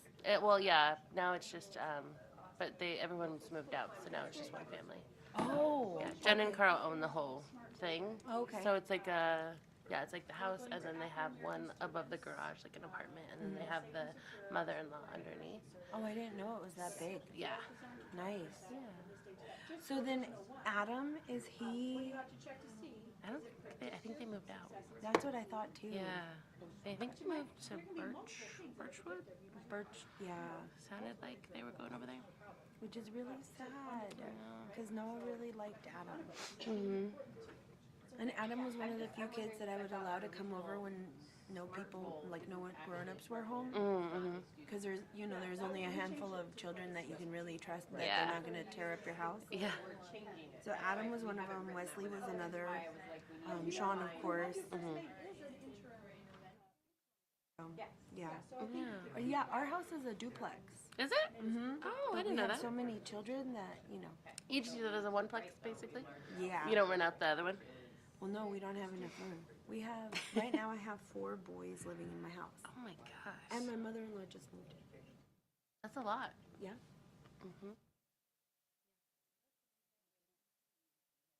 Yeah. And Freddie was going to move out, and I was really glad when he did. Isn't that awful? No, I feel that so much. Daisy moved out when she turned 18? No, because she was 18. She turned 18 in February, so when she graduated, so she was like 18 and a half. Her and her boyfriend at the time moved out, and it was devastating. I'm still not okay. Okay, so Malachi wants to go to Sarasota, and I think, okay, so he just came out to us, and I think that he's stifled here, and I think that this is one of the reasons why he wants to move to Florida so bad. But I'm like, why? He just came out and he wants to move to Florida? Yeah. Where you can't say gay? Well, in Sarasota. Have you ever been to No, Sarasota? I haven't. Is Yeah. it better? Yeah. Okay. Yeah, I think that it's like Miami's, Oh, okay. you know, and Mhm. Jacksonville, and Okay. I think it's per city.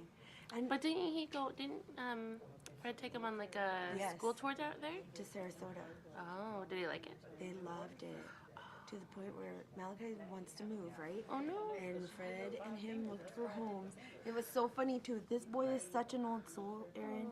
So he he goes, I gave him all of the apps to look for houses, and every single house that they scheduled to look at, when they're all in gated communities, every time they'd go up, they're like, you have to be 65 or older to live here. Oh yeah. Every single community. Malachi's like, well, can't we just get grandma to buy the house? And I'm like, no, I think there are rules. There are. No, they are. But he's so old. Oh. Like, He wants to go hang out with the old people? Yes. You gotta see him. He's like, with grandma, he's like, oh, here, let me help you with that. Oh, here, let me do this. Oh, don't worry about it. I'll get that done. And I'm He'd like, be a good CNA. he doesn't want to do anything with people's bodies. What does he want to do? He wants to be an artist. Oh. You know, Yeah. I did too, and then I realized I wasn't going to pay the bills. So I became an accountant. I'm waiting for that. And he's like, so he's had Mrs. Haglund. I don't know if you know Mrs. Haglund. Mm-mm. She is like so super She an art encouraging. teacher? Yes. Ah. For all 4 years. Oh. And it was, Daisy had Miss Feynman. Oh, she's amazing. I don't think she's there anymore. Haglin? No. Oh, Feynman's at Lathrop. Oh, okay. Mm-hmm. But yeah. So she like helped him put his portfolio together and everything. And I'm just like, What medium does he use? You name it, he does it. Oh, like he's one of good. those that like Yeah. he made me a little teapot. Okay, so I love teapots. Do you? Oh, I don't like tea that much, but I love teapots. Well, I think they're pretty. Well, like, so for my 50th birthday, I want a tea party with fancy gloves and fancy hats. And Little lots of tea flowers. sandwiches? Yes. Yeah. So he made me the cutest little teapot that you can't even use for one cup of tea because it's like this big. It's Yeah. adorable. But he made it for me. That's cute. But yeah, he's like so Talented. Yeah, Daisy moved out and lives in the same town, but like definitely flew the nest. And I think I would have been okay if she had gone to college. Like gone somewhere, gone to college, because then she'd at least have to come home for like yeah. breaks and stuff.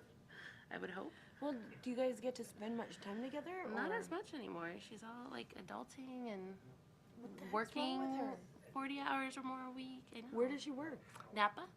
Oh, nice. Yeah, she's the assistant manager. Nice. Yeah, she's doing really well. I can't fault her. I just miss her. Yeah. Well, that's what I'm afraid of. Okay, so they went to go look at all of these colleges in that area because that's where Malachi wants to live. And then Noah found out, oh, hey, Tampa's only an hour away from Sarasota. He's like, if I could get onto their junior team, Stop. we can live together. So then Freddie's like, wait, if you guys are living together, I want to move too. And I'm like, I'm coming too. Not a mother-in-law, a mother house. Like they need like a house with like that you can stay in. It was so funny. And Fred's like, we're not moving to Florida. We're staying here. When we retire, we will get a boat, and you can visit when we get a boat. And I Oh was my like, gosh. I don't want them to leave me. Well, you know, I feel that. I'm like, be successful, you know, be an adult. But don't So leave proud me. of you. But yeah, but like, don't. Okay. Anna's like, it's your fault. You taught her to be so independent. Well, have you ever heard of the, like, in the Hispanic community, how a mom won't, like, wants their sons to become men, but then they're Oh, yeah. like, don't leave me. Uh-huh. Yeah, I'm Yeah. totally doing that right now. It's not natural, I think. I think it is natural. Yeah. But it's hard. I don't want It's them so to hard. leave. I know. I hear you. But they like have to and stuff, I guess. I hear they come back. At least girls. I don't know about boys. I heard girls like leave the nest and like try to do a thing, but then like eventually come back. So I'm just like counting down the days. Are we there yet? Are you here yet? Are you back yet? Are you here yet? Yeah. So her and her boyfriend are doing well? No, they broke up last year. Oh, So so she's now. she's just doing it on her own. Yeah, she loves. Yeah, And she's doing it. she's doing it. Yeah, she's doing it well. she's she's super successful. Her credit score is higher than mine. Really? Yeah, yeah, yeah. She's got this whole adult thing down, and I love it and I hate it at the same time. Yeah. Yeah. Yeah. She never calls, and she'll text, but like we don't. She doesn't call that often, so she called just like a couple hours ago. And so you, yeah. I thought something was wrong, so I jumped up and like left the room to go answer. And she was like, "I just registered for my classes next semester." So she's gonna go to UAF? She's been going to CTC. Uh-huh. Yeah. To do what? Process technology. Oh. Oh. I know. I Nice. was like, you're gonna make more money than I do, and you're gonna with your associate's degree. Yeah. I want Freddie to do something like that. He got accepted into the engineering program. Ooh. But then, like, he had to do chemistry, Mm-hmm. which he already passed chemistry, and it's not very different in college. But I'm like, then it should be an easy A, and he's like, super bored. So, Oh no. So yeah, he did it for a year. He tried it out for a year, and he hated it. Yep. And he's like, I need to go and get a job. And so now he's working Where's he working? at Westmark Services. It's a welding company. Oh, cool. That's good. Yeah, but he didn't move out, so I'm like really happy. Fred, not so much. Yeah. Fred's like ready for them to leave. He's got plans. Yeah. But I'm like, don't leave me. Mm-hmm. We're awful. Did Freddie go to the engineering program at UAF? Mm-hmm. Yeah. Daisy started at that program and she hated it. Well, it's not even like, I think that if he would have been able to take an engineering class, he would have been fine. But it was the chemistry and then the calculus. Those instructors were like, they wouldn't let him take his mask off after everybody was able to take their mask off because he was unwilling to share his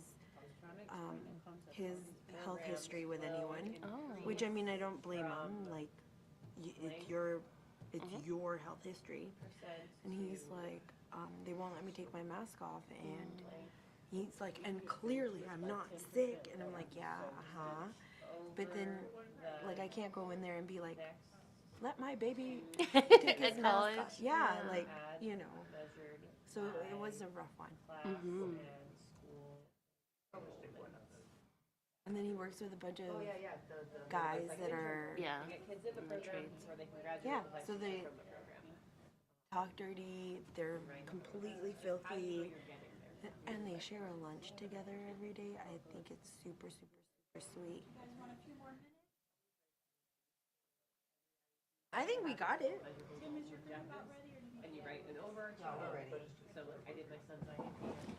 Awesome. All right. Thank you, guys. Okay. Who is willing to share their interim goal? We're looking to whether it's a SMART goal, whether it's predictive of your student outcome, and whether it's influenceable by the superintendent. Thanks. Okay, say that one more time. Right up here, whether it's SMART, predictive of your student outcome goal, and whether it's influenceable by the superintendent. So we went off of what we were continuing with the proficiency in reading. We had the 10% increase by year, and then we also added in MAP testing, which will be taking place, so it might not be something we can rely on right now, but MAP tests during the winter will also be an interim goal that we could use to achieve that 10% reading goal, right? We take this smaller portion, we look in the winter, we look at the MAP tests, see where they're at, and then continue on, and we kind of use that as our gauge. So the 10% increase along with the MAP testing will show that we're on track with the 10% increase, and then we go from there, and if we need to adjust the top, we can. Okay, so your outcome is 30 to 70% student proficiency in reading in third grade over 5 years. Your interim goal is that on the winter MAP test, which is predictive of the spring assessment, you're going to see a 10% increase, each year, and that is predictive of the Alaska Star, results on the state test. You have your SMART starting date by this year to winter. You have your population. I assume it's the same as your same population. You could choose to refine it, we just want second graders. You might say, you know, let's narrow in on second graders, but it could be the same population. Is it influenceable by your superintendent? Can the superintendent make choices to help students hit that goal on the MAP test? What kind of choices could she make? Well, for one thing, that the superintendent could empower the school to come up with a program Yeah, she could say, hey, to do it. Here's funding, or here's my job's on the whatever. line, I want to see what you're coming up with, Right. yeah. Right. What else what other types of choices would she be able to make? If she knows school board is like, December, yeah, we want to see that you're on track. Well, What they other could make choices a- might she make? The superintendent could make a choice to say, you will do this, you will use this set of intervention materials, you will schedule your day this way, and be very directive. Or they could say to, as I experienced, a superintendent who told staff downtown to be a resource for the school to help the school achieve what their goal was. Yeah. And so we were able to tap into those resources rather than being directed as to what. Yeah, so your our superintendent strength. now has choices that she can make on what inputs to invest, how to allocate resources. Maybe it's a different reading curriculum, maybe it's an extra person in second grade classroom, because you know that's where the next, review is gonna come up. The superintendent can target resources to meet that interim goal. There's a lot of clarity between the board, you know what you're expecting, the superintendent now knows what you're expecting, and now she can effectively communicate that. We have to concentrate some resources here to actually make progress on this goal. Because there's finite resources, right? And if it's just that we're not gonna hurt anybody's feelings and everybody's gonna be happy, results in everybody's feelings being hurt and everybody being unhappy. That is the hard part of this leadership job, is that you are the ones who have to approve what gets prioritized and what's not. Thank you, that was really good, thank you. Okay, you guys want to, I don't know which group, you want to do yours too?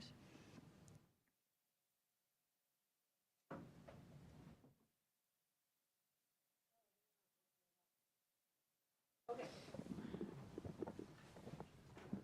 there it goes. Oh, Dying on the back. So, of course, we did the Post-secondary success. post-secondary successes with the certification ready,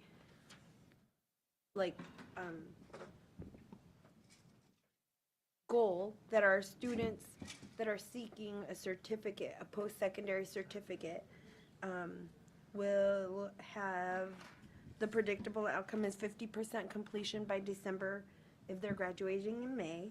And it can be influenceable by the superintendent, because the superintendent is who I would expect to do the negotiations with CTC, or, whoever is providing that certificate, being what's the name of that training center on Pager? yeah, the certificate training program, okay. Right. So your outcome is that you want students to have move from 0% to 40% passage rate on CTE certifications, over the next 5 years.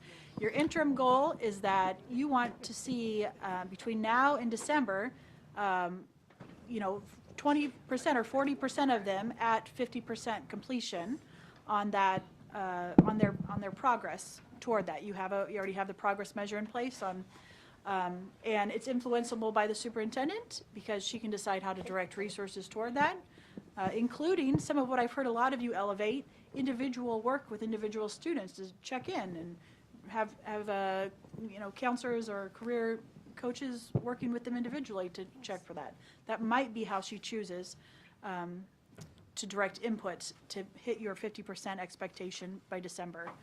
So very good. Clear baseline, clear target, direct population, students who are in the CTE pathway, and deadline. Okay, very good. Thank you. Do you guys want to go? Sure. So we realized that our first goal was actually an interim goal. So the new overarching goal was African American students will increase completion of CTE classes, resulting in certifications or licensure from blank percent to blank percent by graduation over the next 3 years by May of 2025. And then our 2 interim goals that we did was our previous one about feelings of safety and security, and then one on enrollment. And enrollment of African American students in CTE and middle college programs will increase from blank percent to blank percent over the next 2 years as measured by class and school enrollment data. Great. So your outcome is that you want them to hit these certification marks, your population, your African American students, you have your start and end date. And the way you're going to know if you're on track is that they have to be enrolled in the classes. You're going to measure, if we want to double the amount of kids getting certification, then at least double enrollment, right? And probably more than that, but you would expect at least some double enrollment. And your superintendent would probably have predictive numbers on that she'd be able to plug in based on attrition and dropouts of program rates, or whether she funds more inputs into keeping them in the program. And these are elective programs, so they've got to do recruitment. They've got to reach out to those communities to try to draw them into the middle college and into our CTE programs. So that is definitely something, and it goes along with the culture of making those programs feel safe and secure for these students to attend. Yeah, so you've said as a board, we want our African American students to have higher rates of completion of CTE certification, so they're ready to go out and pursue those fields. You've identified your target and your baseline and your target, your start and end date. And then as an interim measure, you've said one of the interim measures, because they did a great second one as well, we know that kids who feel safe and secure in the classroom are going to have better success. So they're going to look at on their climate and connective survey to see are they feeling safe and secure. You're going to, between now and, you'll have target end date, maybe this winter or this spring even, because it's a 5-year goal for improving CTE. You have a percentage for how many percentage of students you want to feel safe and secure. That's always sometimes a hard one for people to say. I only want 40% to feel safe and secure, right? Nobody feels good about writing that. But the contrary, what happens if you don't, is that you will not have any amount of students increasing in safe and security, right? So it might feel nicer to not say, I only want 40% to be safe and secure, but it's not actually helping. Being direct and clear on what you want, where we're at and where you want to go, that you want to double the number of students who feel safe and secure. And then when you hit that, you might want to double it again, right? Those are things that, especially if you saw it, really have wonderful predictive results of your overall goal of students, being successful in their CTE. And then what was your other interim goal? The middle college one, you Yeah. mean? That they will, so that's the enrollment. African American students, the enrollment of African American students in CTE and middle college programs will increase from blank baseline to blank over the next 2 years as measured, so by 2024 as measured by the class and school enrollment data. Yeah, so if, just similar to the other group, if you're seeing an increase in African American students, you want to double the number of certifications, you should see at least double the enrollment. Otherwise, you're definitely not going to be on track. There's no question if they're not in the class that you're not going to be hitting that goal, right? So now everybody has a very clear idea of like, oh, yeah, actually 6 months before this is due, we actually have to do some work to get these kids in this program, right? Does this mean that our administrators don't already know this or our principals aren't already looking at it? No, they all, right? You were a principal, is that right? Yeah. Right, you can tell them, like, you were always thinking about this, always looking about it. The difference is that now the board is focusing resources, the superintendent has clarity, and everybody knows what is going to be looked at 6 months from now. I'm sure you have lots of stories where board members the board changed their mind and said they were interested in this, and then something happened, and they're like, no, now we're interested in this. And you're like, but we were doing this thing you told us to do, right? That's more the norm. And unfortunately, when we do that as a board, students lose because we don't actually improve student outcomes. So the discipline you guys are talking about is fabulous. As you were visiting with your partner, what were you starting to notice through this process of identifying goals, interim goals? What were you starting to notice? We'll take a break right after this, y'all. Y'all are doing great. I noticed that it was a lot easier to have these conversations with Erin than I thought would be. Like that we actually complement each other because whatever I don't remember, she remembers, and vice versa. So the teamwork was a lot smoother than I expected. Yeah, you're noticing that when you work with a person you weren't expecting to, you actually were doing more of what you wanted to, feeling more successful in what you were working on. Thank you. What were you noticing as you were going through this? That having defined parameters, conversation, success.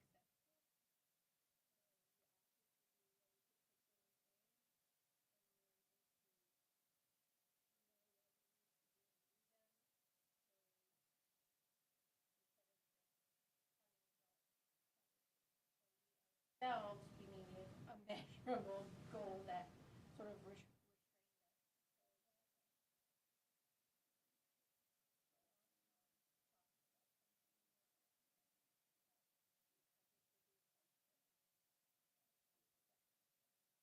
Yeah, does that mean if I hadn't given you parameters, you wouldn't have been trying or be a good person?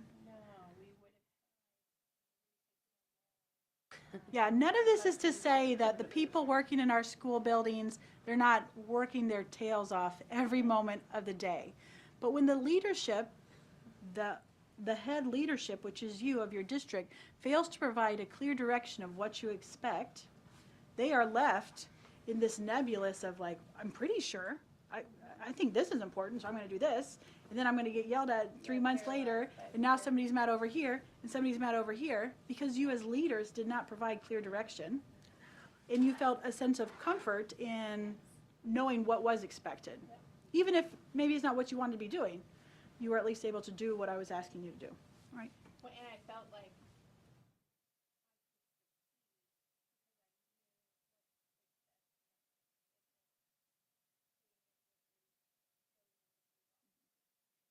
You felt like you could succeed because you knew what success meant. Thank you. Anybody else? What did you notice as you were going through some of these goals and interim goals? That all of our differing ways, we all seem to have one thing in common, and that was, let's figure this out because this is the kids. It's all about the kids. We have a goal. We need to figure the goal out. We need to figure out the steps for it. And it's easy to involve all subject matters. It's easy to involve all differences of sides when the one thing you're focusing on is the goal for the kid. And that was one thing I found that was very common with us three. We narrowed in on the kids, and so we were able to easily do this. Oh, thank you. Yeah, so you noticed that when you were narrowing in, focusing on students, what you wanted for students, it was actually easier to do your work together and bring different views to the table. Anybody else? Anything you notice? What strengths and weaknesses, like, so where I might have been weak in a place, Brandy was able to pull, and so when she entered something, it sparked something like, oh, yeah, that's where we're going with this. And you can see it in the give and take of the strengths of that. Yeah, I won't ask how many of you have been tempted, like, it should just be me on this board, and if they all did it my way. But Choya is highlighting that she was actually better because of the people she worked with, that they brought out things she was missing, and they could complement each other. That actually 7 minds, as much as some days you might not want to admit it, might actually be better for children. That each of you bringing what your skills and your talents and your thoughts to this table is actually better than just Choya being off by herself. Okay? Thank you. you know, that's the same.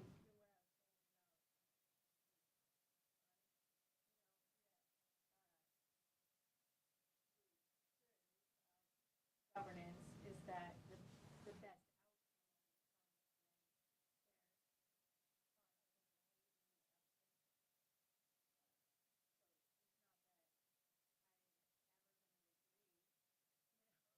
that way is the best way. But to shut off a voice of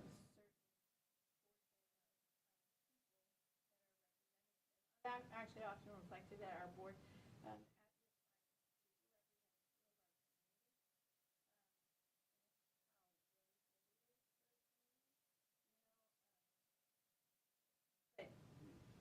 That it works, even though, you know, a lot of people view our board as whatever, that you comes from people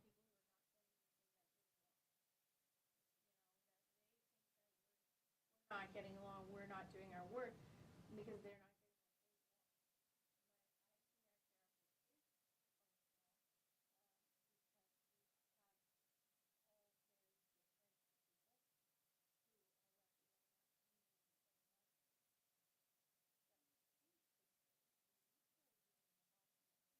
We're pretty much one and the same. You know what I mean? And so, like, for me, I love to create a bubble and live in it. But we actually live in the whole entire community. Have a variety of input to be able to understand other people, even if you don't. Yeah, I love that. Thank you. Starting to notice each person's contribution and the value of having all these different voices here. It is 3:15. If you'd like, we can take a break. Is that what? Me, I'm like, I just want all of the time, but I will be flexible. Would you guys like to take a break? Yep. Okay. How long of a break? Y'all got it down now. How long of a break would you like to take? 5 minutes. Okay, so till the, what's between 4 and 5? What is that, 23 minutes? Yeah. Okay, so 23 after the hour, according to that clock. Be back in your seat. Because all of our cell phones are standardized. That clock is. What do you, look at you, do you see how this is you asked for what you needed? We can do that. Do you have 3:16 on yours? All of us do because Great. it's all standardized. So how It's about very at big of an advantage. 3:21 on your cell phone, which I hope is just like mine, 3:21, back in our seats, ready to go, fully present. Thank you. Melissa's running.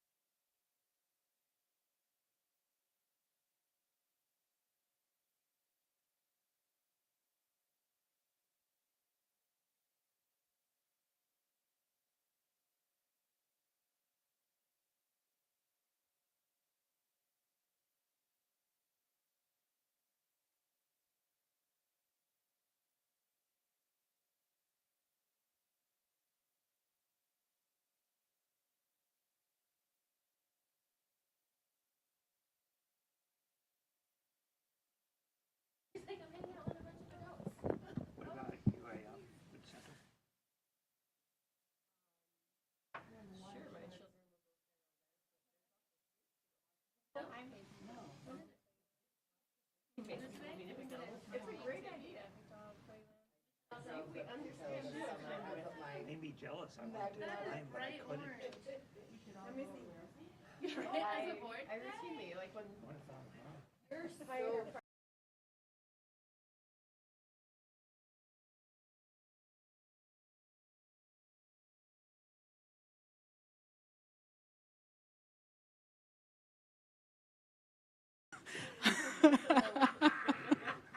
It's a very, very nice looking graduate.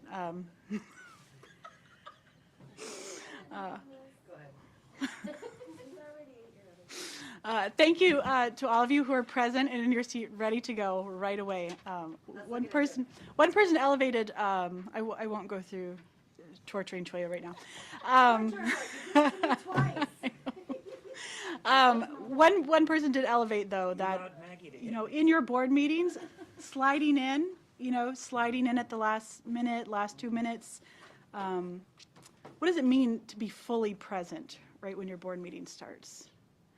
Is it sliding in at the last moment? What does that mean to you? For you, right? We can only speak for our own experience to be fully present at the start of your board meeting. So for me, I've only been here a month and a half now, but I make sure when we have meetings, I'm here 20 minutes early. I have my laptop open. I have the agenda in front of me. I've already researched it, but I'm going through it one last time, looking for mispronunciations of things in case, I get asked to read something, in case something comes up. Usually we'll have a discussion with Miss Sanderson just about the night's things real quick, and then I sit there and I'm watching the clock waiting. That's what I do.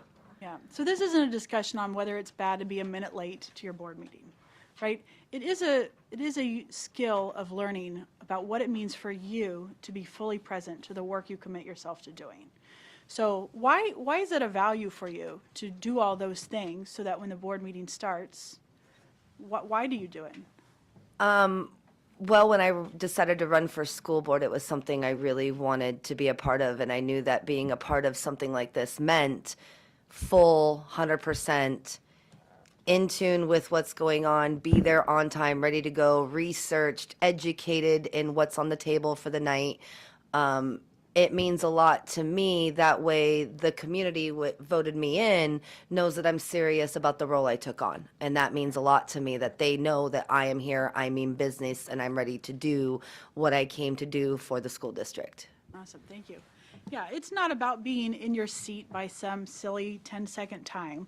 It is about knowing why you choose to do what you do, being present to your choices, the patterns you allow to develop, and whether those are helping you access your goals for student learning as the leaders of the school district. I think Tim's brought it up a lot of times, the modeling aspect. When you come to this boardroom and you are fully present to the work you do, and you are communicating, the work we're doing is actually important. The work that's happening in this meeting actually matters for children. And then it's on you to make sure that that is true, that the work you're doing really is impacting children. So we'll go through after this next one on some ways to figure out whether that's happening. But we have one last element with our goals and guardrail area. Okay, so first up, we've discussed inputs, outputs, and outcomes. We've distinguished between adult outcomes and student outcomes. We've distinguished between student outcomes and student outcome goals. And then we discussed interim goals. The job of the board is to represent the vision and values of your community. The work related to student outcome goals and interim goals reflects the values, the vision of the community, what the community wants the school system to do and achieve, what they want students to know or be able to do, right? Your goals and your interim goals reflect your community's vision. Now we'll discuss how to affect the values of your community, what your community doesn't want to see happening on the journey to achieving your vision. Okay, we accomplish that using guardrails. Guardrails are specific prohibitions on the superintendent's authority that are aligned with your vision and grounded in your community's values. Guardrails describe what the superintendent is not allowed to do. Kind of like the 10 Commandments, they're written as thou shalt not rather than permissions. They're largely strategic statements, not basic statements like don't break the law or don't spend all the money. Right? If you need to adopt those kind of guardrails, you probably need a different superintendent. Okay? Let's see. Guardrails, yeah, so here's the definition of it. Here is some specific examples of guardrails, specific prohibitions on the superintendent's authority that are aligned with your district's vision and grounded in your community's values. Unlike student outcome goals, they aren't specific. They're not measurable, attainable, results-focused, or time-bound. These are not SMART goals. But like student outcome goals, they have progress measures, interim guardrails, to let you know, are you actually, making progress along this way? Okay, so first guardrail example we have. Who could read that first one? Do not allow the number of percentage of students in low-performing campuses to increase or remain the same. Yeah, so it's a thou shalt not. What is the superintendent not allowed to do? Not improve things. Because that's where it comes from. Have to have forward progress.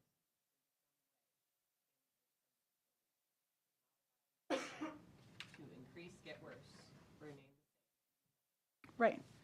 Yep. So you're directing your superintendent, thou shalt not allow that to remain the same or get worse. Okay. What's the next one? Do not allow the inequitable treatment of students. What do you think one of the values might be? Right. These are reflective of your community values.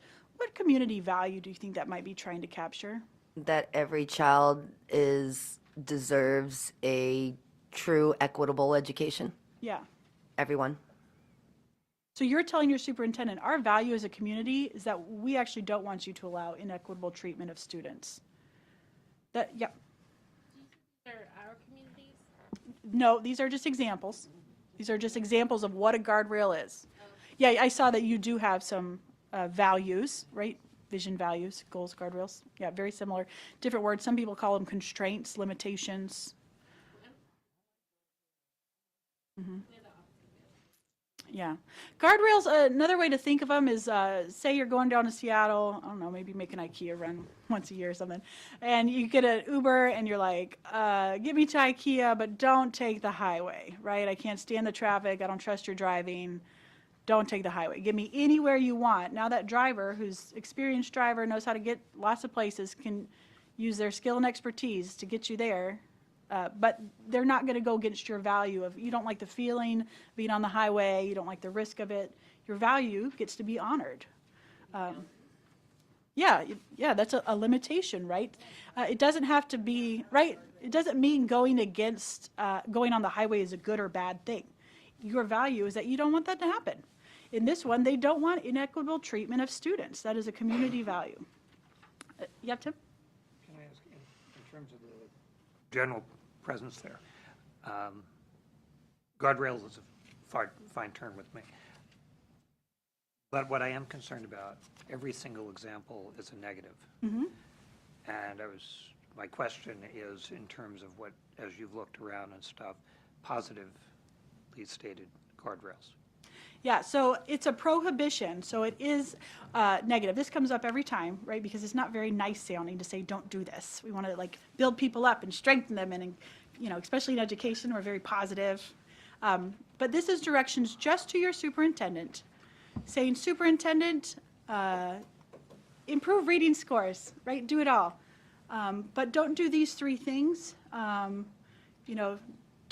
allow students at ineffective principals to remain in underperforming schools, right? That might be something that's really important to your community. What you could do instead is, superintendent, we'd love you to improve reading, but let me tell you 85 things I don't want you to do to get there, right? This teacher's mad over here, and this community group's mad over here. It's actually a freedom creation, because what doesn't happen when you identify your limitations at the start is that you don't come back 6 months later and be like, well, why are you doing it that way? Because you said I could do it the way I can do it to get there. What happens to board members is the superintendent, okay, you said we're going to improve reading. I'm going to bring you my plan. I've worked with my huge team. We've done all the research. We've had countless meetings. Everybody's made their plan, and they bring it to the board. But what about? And board member after board member after board member goes through and gives their own guardrail. Oh, I didn't want you to do it that way. I didn't want you to do it that way. right? When we actually just define that from the get-go, these are things that are really important to us as a board. We're going to commit to these. There are some things we really don't want you to do. We want our employees to, we do not allow your employees to, that's a nice one. Do not allow your employees to report that they're dissatisfied. You have a climate connected survey, right? Right now, your superintendent is like, okay, the board really values how our teachers feel. That communicates to the superintendent. Then she can have interim guardrails that are going to track that, usually your climate connected survey, to say, we want to move that number from 20%, or actually decrease it 40% to 20%, feeling not valued. Yeah.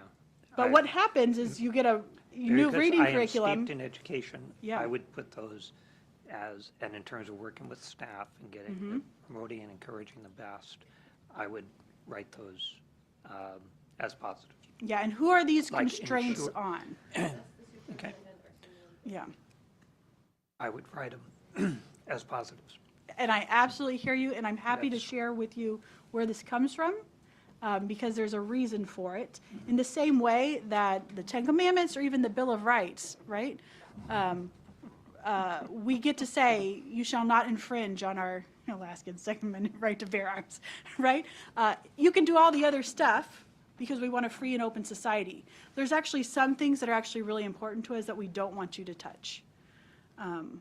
Then you can do all the other things. Alternatively, we could say you can only do what we said you can do. So we said you can do X, Y, Z, A, B, C, right? How long is that list going to be? Now your superintendent is really constrained. Yeah, Maggie?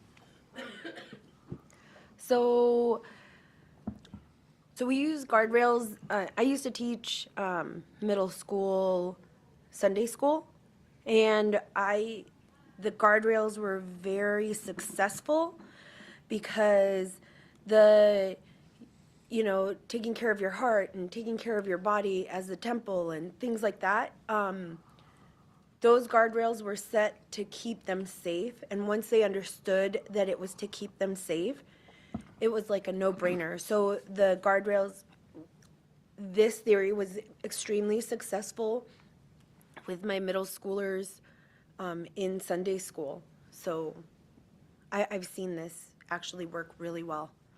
Yeah, it's not something we made up. It's actually rooted in lots of literature, not just in organizational leadership, but when we look at school boards across the country, urban, rural, large, small, diverse, homogeneous, the districts that are effectively improving student outcomes, these are the things they do.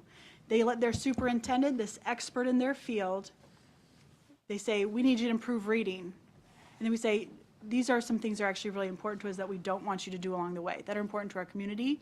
Now that superintendent is free to actually work toward hitting that goal.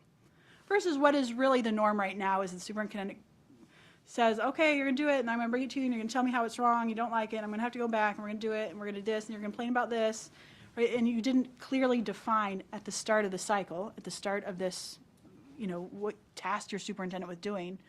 Let them know ahead of time. If you know you're gonna be mad about that 6 months from now, go ahead and say it in the start. Get it out, let it be transparent, and then your superintendent can actually take that into consideration in making his or her plans for your district.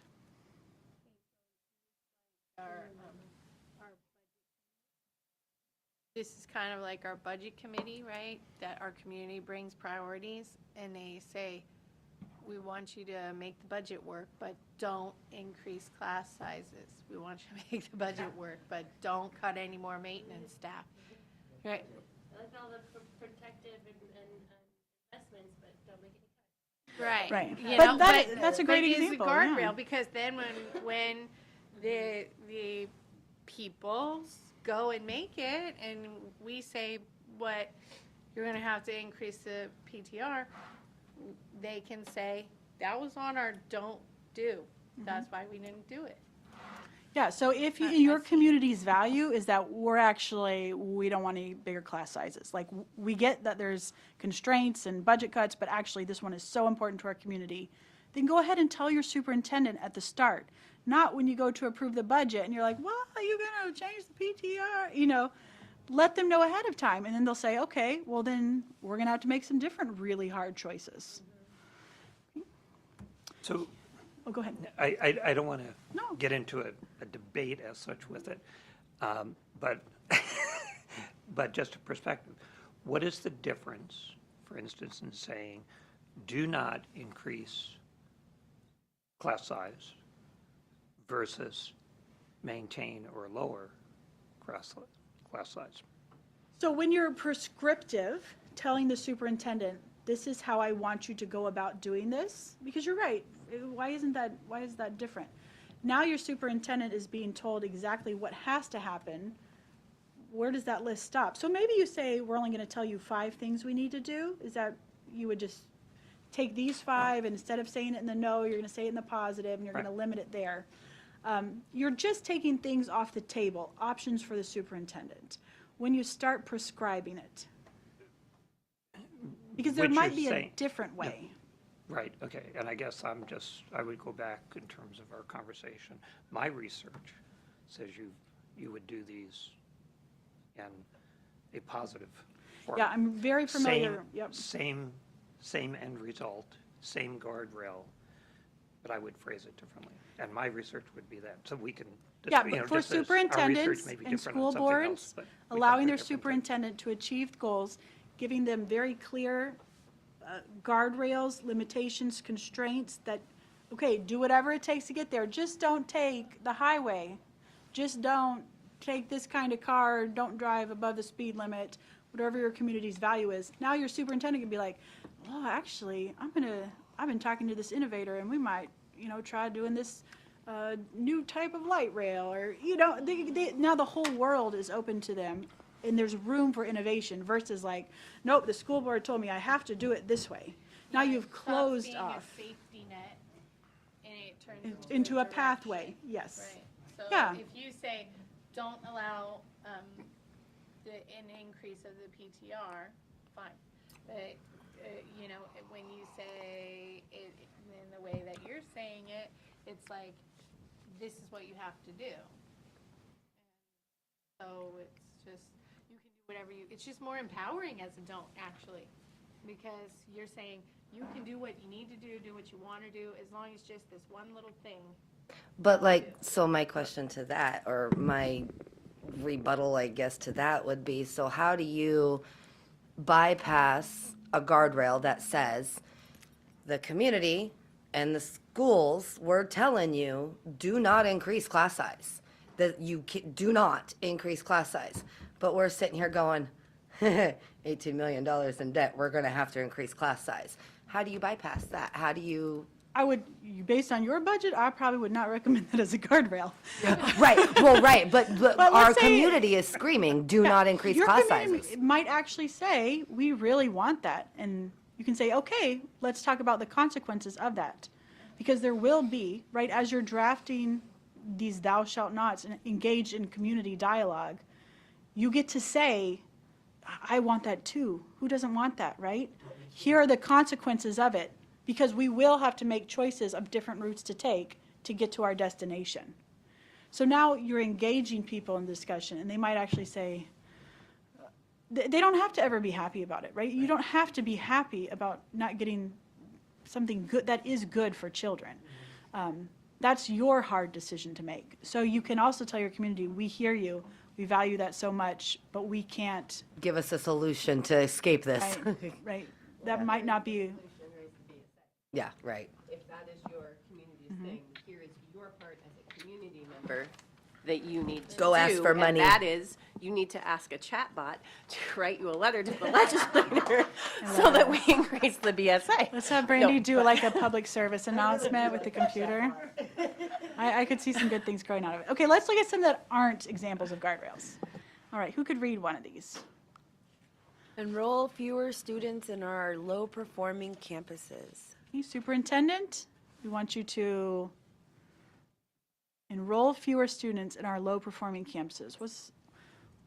What is the problem with this one? Go ahead, what if, Okay, you haven't defined what the low-performing campus is. You haven't defined what fewer means. Does that mean 2 less students? And like, it also doesn't Like what happens when you stop enrolling students in these lower performing campuses? Like there's higher order consequences. What happens to those schools? Instead, like you need to improve those lower performing campuses or find out why they're lower performing and identify the problem. Like it's not something, it's not a good guardrail for a superintendent. It would be instead like the one we saw before, do not allow schools to consistently maintain a low performance status. Yeah, where could these fewer students go? Right? We've seen that in education history, right? Different tactics and strategies that happen. Well, we solved that problem. We got them out of the low performing campuses. You have to be very clear on what you actually value. This, right? Oh, did you have a question, Maggie, or a comment? I just wanted to read, so the page before shows this as a guardrail, right? Examples of guardrails.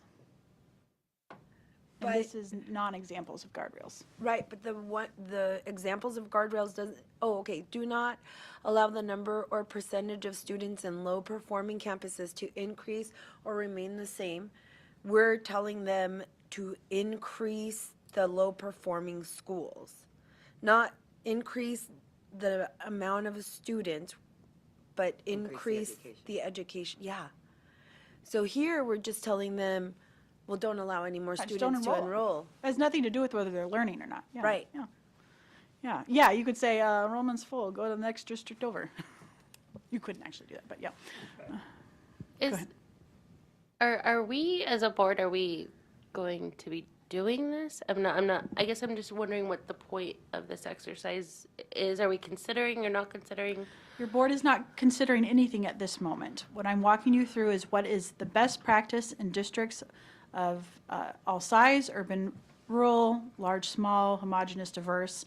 What happens in districts that are high-performing, improving student outcomes for children? And in those districts, we see clearly defined SMART goals, student outcome-focused goals, between 1 to 5, and we see guardrails, 1 to 5 guardrails that are limitations based on your community's values that constrain your superintendent's choices, and then thus free your superintendent to actually achieve your goals.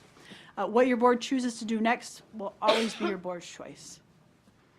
So I'm just wondering then what the board. If you thinks were of this. trying to hire a superintendent and you were like, here's what we're gonna do, your superintendent search might be really pleased to know exactly what you expect of that job versus less clarity, right? If you're very clear in identifying, here's what we're looking for in a superintendent, here's what we expect you to do, now you've opened a whole window of superintendents to say, oh, actually, those are things that I'm really good at. Those are things that I have a proven track record on. Those are things I'm interested in pursuing. That's going to change your superintendent search process. Otherwise, the superintendents, generally when they apply, they're like, what did you hear about that board? That's what they have to go on, unless the board gives clarity and direction. And then when we do superintendent evaluations, when we track progress monitoring, when we see, even when you go to your legislature, you get to say, here's what we're doing in Fairbanks to improve student outcomes for children. Right? There's none of that like, oh, we keep giving you money. No, we're intentional in what we're doing. We actually know what we expect, with the investment you're making, and we're tracking to see. That's a very different conversation with legislatures. And that's the conversation they want this year. Yeah. That's the conversation they want. Yeah, and then, so I would love to hear the board's opinion on if they want to put in guardrails. It's so completely opposite of what we've done this last year. Yeah. We've been very hands-off, don't ask questions, let the admin do their thing. So this would be very different than what we've been doing. Yeah, it wouldn't be something I recommend for this year, right? It's a process that we go through with boards over the year. You define, you refine, community two-way engagement. It's not public testimony. It's saying we want to hear from our community. You've already done a lot of that process, so I don't know fully. I heard that you did a lot of process in getting your strategic plan. It might be that you feel pretty good about what you've heard, and that's recent enough, and you feel confident building off of that. I just don't know. We don't have to decide that today, right? But today I am going to equip you with the tools to know what is possible what empowers boards to lead their district in a way that empowers your superintendent to effectuate the work of the district, and to keep those two lanes very separate. That's what we'll be doing next. But okay, so let's look one more. Oh yeah, go ahead. Okay, because these non-examples, it's why they are a poor example. You know, because several of these things are not within the bailiwick of the board, like the hiring or not. The idea of staff, as a board member, I cannot give directive, and so staff should ignore me. If I try to give a directive, it's only as we work as a board. We've watched the first two did not work under NCLB. Those were exact. They weren't guardrails, they were directives from NCLB that's what you were to do. You know, which parents do you keep happy? So those are poor examples of almost anything, any expectation we would Yeah, have. if you tell your superintendent. superintendent to keep parents happy, you are setting your superintendent up not to do any other work. That will take their full-time job, right? If the goal is, well, keep parents happy. Yeah. Right, so making sure that you are direct, clear, not just with your community, but that you're accurately reflecting your community's value, which is what your position is. You're entrusted to represent your community, and to provide clarity to your superintendent, to provide freedom through that clarity, that we want you to do this outcome. This is our community values, but everything else is, we want to see what you got, right? Like, let's see. We're going to have to work some miracles regardless. Let me ask within that and your thing, the caution with guardrails, and you just said it, we want to see what you have. One of the advantages that I think we've had as a district over 40 plus years I've been watching it, knowing superintendents, we've had, I think we've benefited from every single superintendent. We've been pretty fortunate. I might argue one exception, but we have gained something from each one, some here longer or shorter times. So we might want to be cautious, not saying not have guardrails or not have what our expectations are or some guidance that will help our superintendent be successful, but not to shut down our openness to what that person may bring. Yeah, you never do guardrails as a conversation without your superintendent. They can tell you almost instantly how successful they can be with a constraint you've given them. But also, you can revise it, right? There's no prohibit. Your board can do whatever your board wants to do. It's how much clarity you want to provide, how much direction you want to provide. That's your choice to provide. So if you have a new superintendent and they're like, I see these guardrails, but I'm concerned about this one, then have the conversation about it, right? It doesn't mean you can't ever make a change to something, but it does mean that you've made a choice in transparency, in clear direction, so that the superintendent knows exactly what's expected and then can be free to go do that work. It doesn't have to constantly come back, oh, let me go run it by the board. Let me go run it by the board. No, we gave you the work to do. We want you to do it. Okay. Oh, I'm going to have you make up a guardrail.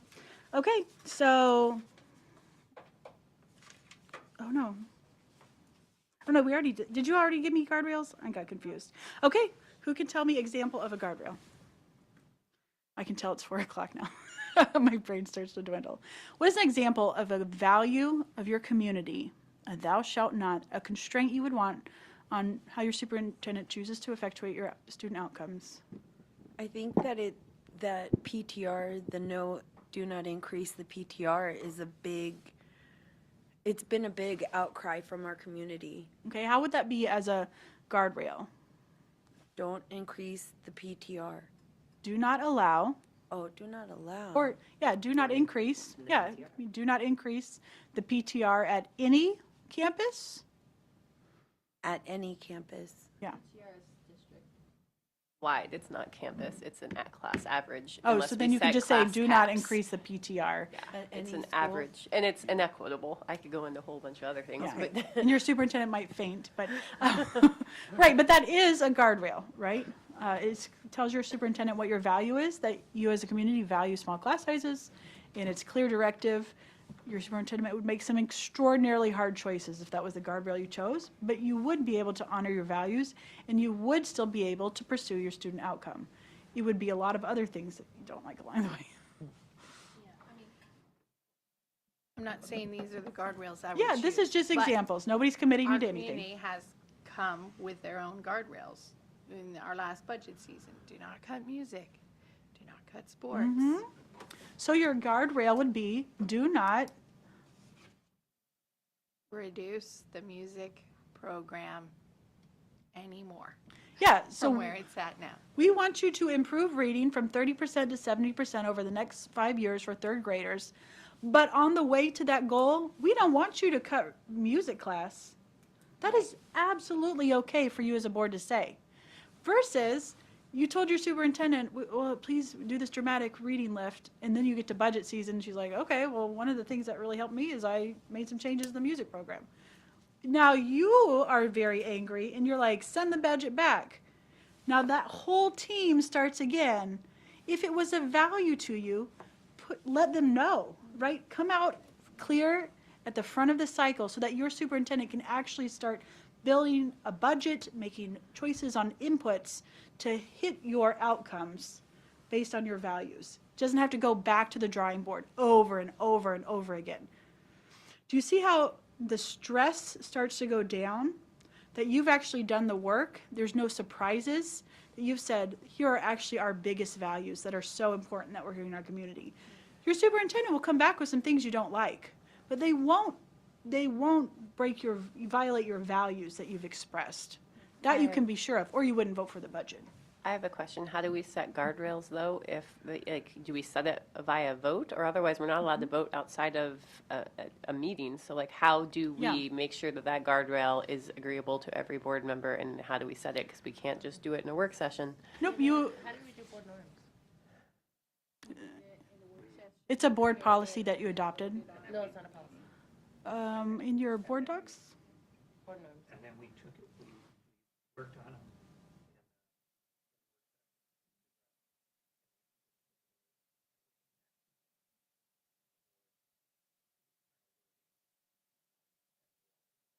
But it wasn't in policy. No, it's not a policy. So our recommendation is that your board goals and guardrails actually do go into policy. They are the most important work, improving student outcomes. This is the work of the board. Not every board chooses to do that, but we're pretty adamant that this is actually the main work of what you do. So whether they move it into policy or not, boards they go through a process of listening, drafts, all of those things, their agenda items, and then eventually, after there's been community feedback, superintendent's certainly been a huge part of that process, then the board does do a motion to adopt the goals and guardrails. And then it becomes a binding decision of the board. It's a lot easier if it goes into policy, because then it's like, oh, it's really in there, we can see it, but it's just, the other is also fine. Put the pieces together as we came. My concern where our conversation on guardrails is very much do not do this. Yeah. Okay. Which may get us away from what our goals are when we're setting our goals and our intermediate goals. What do we want? There could be but let's say if we go with class size, we're saying, don't touch this. We've already tied the hands of the superintendent. Absolutely. Okay. Where our goal may be in terms of, let's say, getting to reading, and ostensibly, you could wind up with some larger class size with better service to students on that, but we've hid, so I guess that's one reason why I I don't favor negativity, and also being very, very cautious that we don't take away those things. Superintendent may have to come back, but we've said, don't touch this, but this is the way it, and they have actually come up with a plan that says, and what I'm thinking about is a very clear example. To do our reading, one year particularly, we actually increased the size of a reading group significantly higher here with that teacher and those kids, so we could have smaller groups here. What You you know, if described that is was- exactly what your superintendents really try to tell you too, right? Because it comes, but when does it show up? It shows up when you're adopting the budget. It shows up after all the work's been done. Right, so I think, I mean, in terms of having, when you say a do not, that's a clear line. It's absolutely a clear line. But then we've counteracted other things. So Yeah. I'm No, just I- cautious about that. And Your superintendent, because the superintendent's always a part of that guardrail development, any superintendent would caution you against a that lot of guardrail. They would say guardrails that I've seen are is around going to make bonuses, my job which harder. I don't agree with. Yeah, but they, But a lot of guardrails are that way. yeah. So it can be 1 to 5 guardrails. It might be that your community is just like, we love hockey, don't touch hockey, right? Right? That can be a guardrail. Do not, Maggie, that's make- going to be a guardrail. Right, that might be one. I think the music one, is probably more, comes up a little bit more often, that type of thing, program changes. But absolutely, there are choices and constraints that come from you doing your guardrails. The superintendent is constrained by this limitation. Because your values matter as a community. They are your students, and they should be reflective in how your school is run. Your schools should reflect your community values. Your job as leaders is to understand the impacts of how that's going to play out and whether it's really getting out the community value and making sure all aspects are covered, like are we considering the impact on reading or other programs? Go ahead. Yep. I don't remember who asked me last year or the year before, but I was asked, what is my no-go? Which is the same as a guardrail. Yeah. What is my no-go that would make me not vote for the budget? And, of course I said music. There were like 4 or 5 things that I said, and music is the only one that was violated. But other than that, everything else was, but I was asked for that guardrail, and I can't remember who asked me.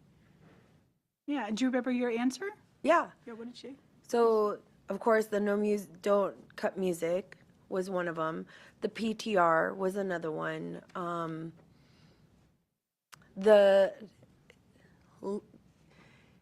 If we have to pink slip anyone, let it be the least amount of pink slips. What else? Those are the 3 that I remember. But I was asked that in advance so that they knew how to navigate it. And I don't remember who asked me, but that's exactly what it was. It was a no-go. It was a guardrail. A no-go, sure. Okay, so I'm going to have you break into your pairs one last time, and I want you to identify a guardrail and an interim guardrail, how you could measure whether that's actually being honored. So looking back at a guardrail, do not allow the inequitable treatment of students. That might be your guardrail. So you're going to identify your guardrail and then an interim guardrail, a measure, how you could measure whether that guardrail is being honored.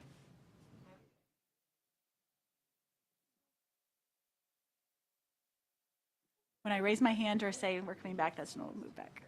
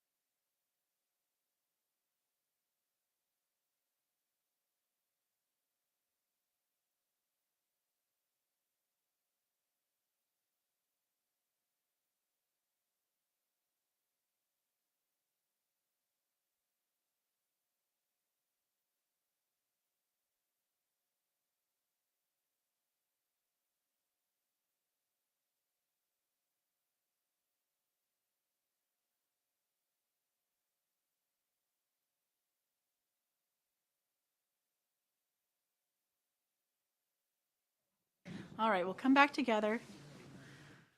All right, thank you, guys. I love hearing all of your work. Okay, as you are visiting with your partner, who would be willing to share their example, nothing you're committing your district to, this is all examples, example guardrail and interim guardrail? Okay, we'll go. Do not cut or reduce any program without board approval. An interim would be, Or add. Let's just start with the guardrail. the guardrail would be, do not cut or reduce Or add. or add any program without board approval. Do not cut, reduce, or add any program without board approval. So do not make any change to any program. Yep, without board approval.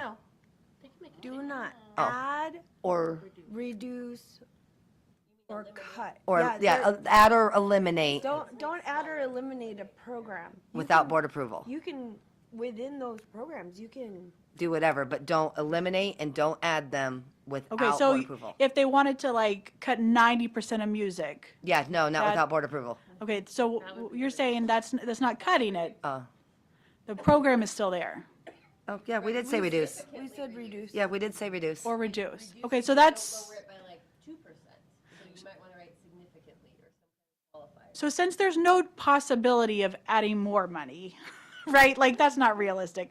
What I hear in that guardrail is do not make any change, because the only change can really be negative right now. Yeah, Do not make any change to any program without board approval, yeah. okay? And we mean programs like alternative programs. We're talking like CTE, we're talking, North. We're not talking like music, we're not talking the sports, Okay. we're talking like our actual, like our CTE, North Pole Academy, North Star College. So like special programs. Maybe Special some people programs, call it yeah. Special programs. Yeah, Okay, so you have we- it defined. Programs mean something very specific Yes. So in your let's write district. Alternative. Yeah, Okay, or alternate, yeah. Yeah, alternative As a point of, it might be specific to your superintendent. It might not be specific to your community. They might not always know the lingo and jargon.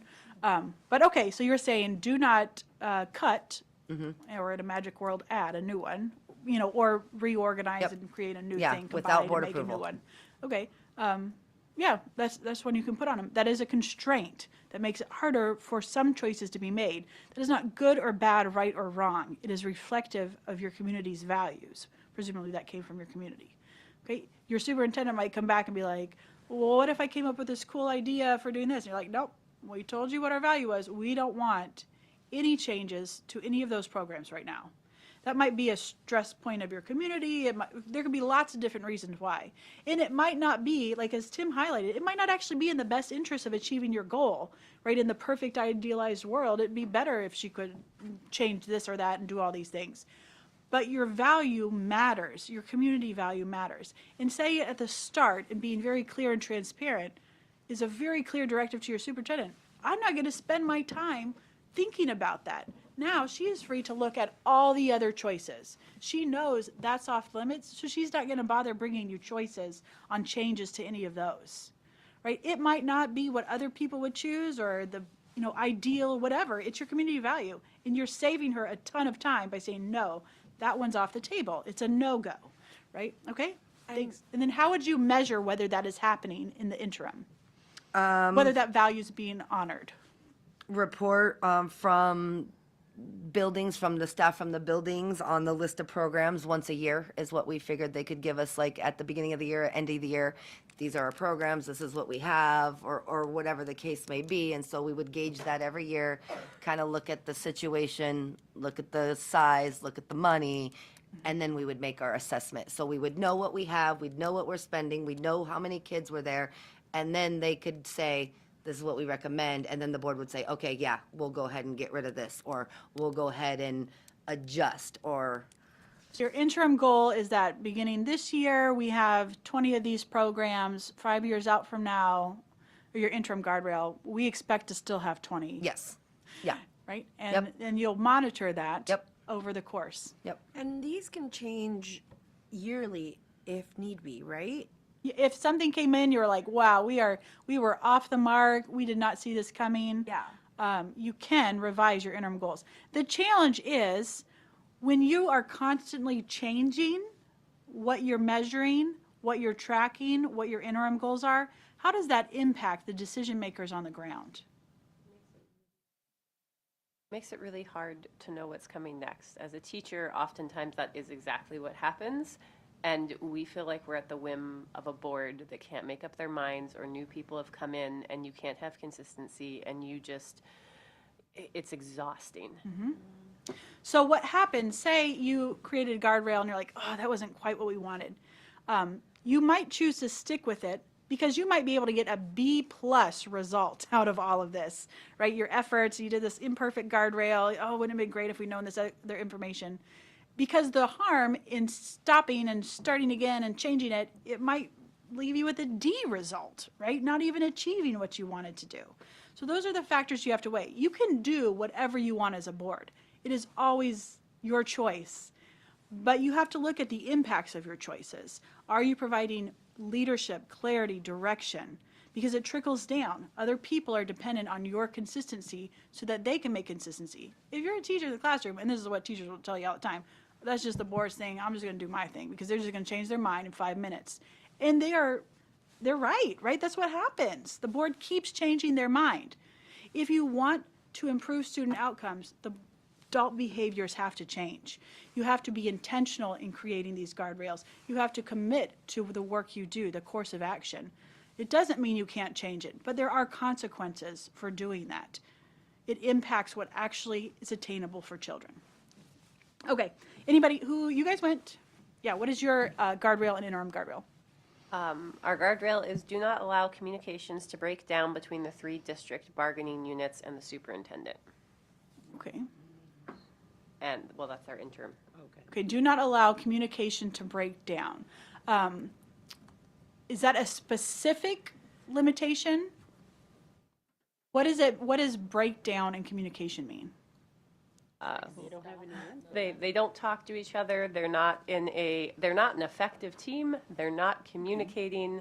They're not consulting each other. So more our interim one kind of describes that. The superintendent should be having monthly meetings with the elected leadership of the bargaining units with open communication. So the superintendent shall not go more than 1 month without meeting with representatives of the bargaining unit. Is that your guardrail? But ours is like more than that. It's that community. Okay. We're setting, like you said, that this was our community values, and we're saying we respect our bargaining units, and therefore you have to communicate with them.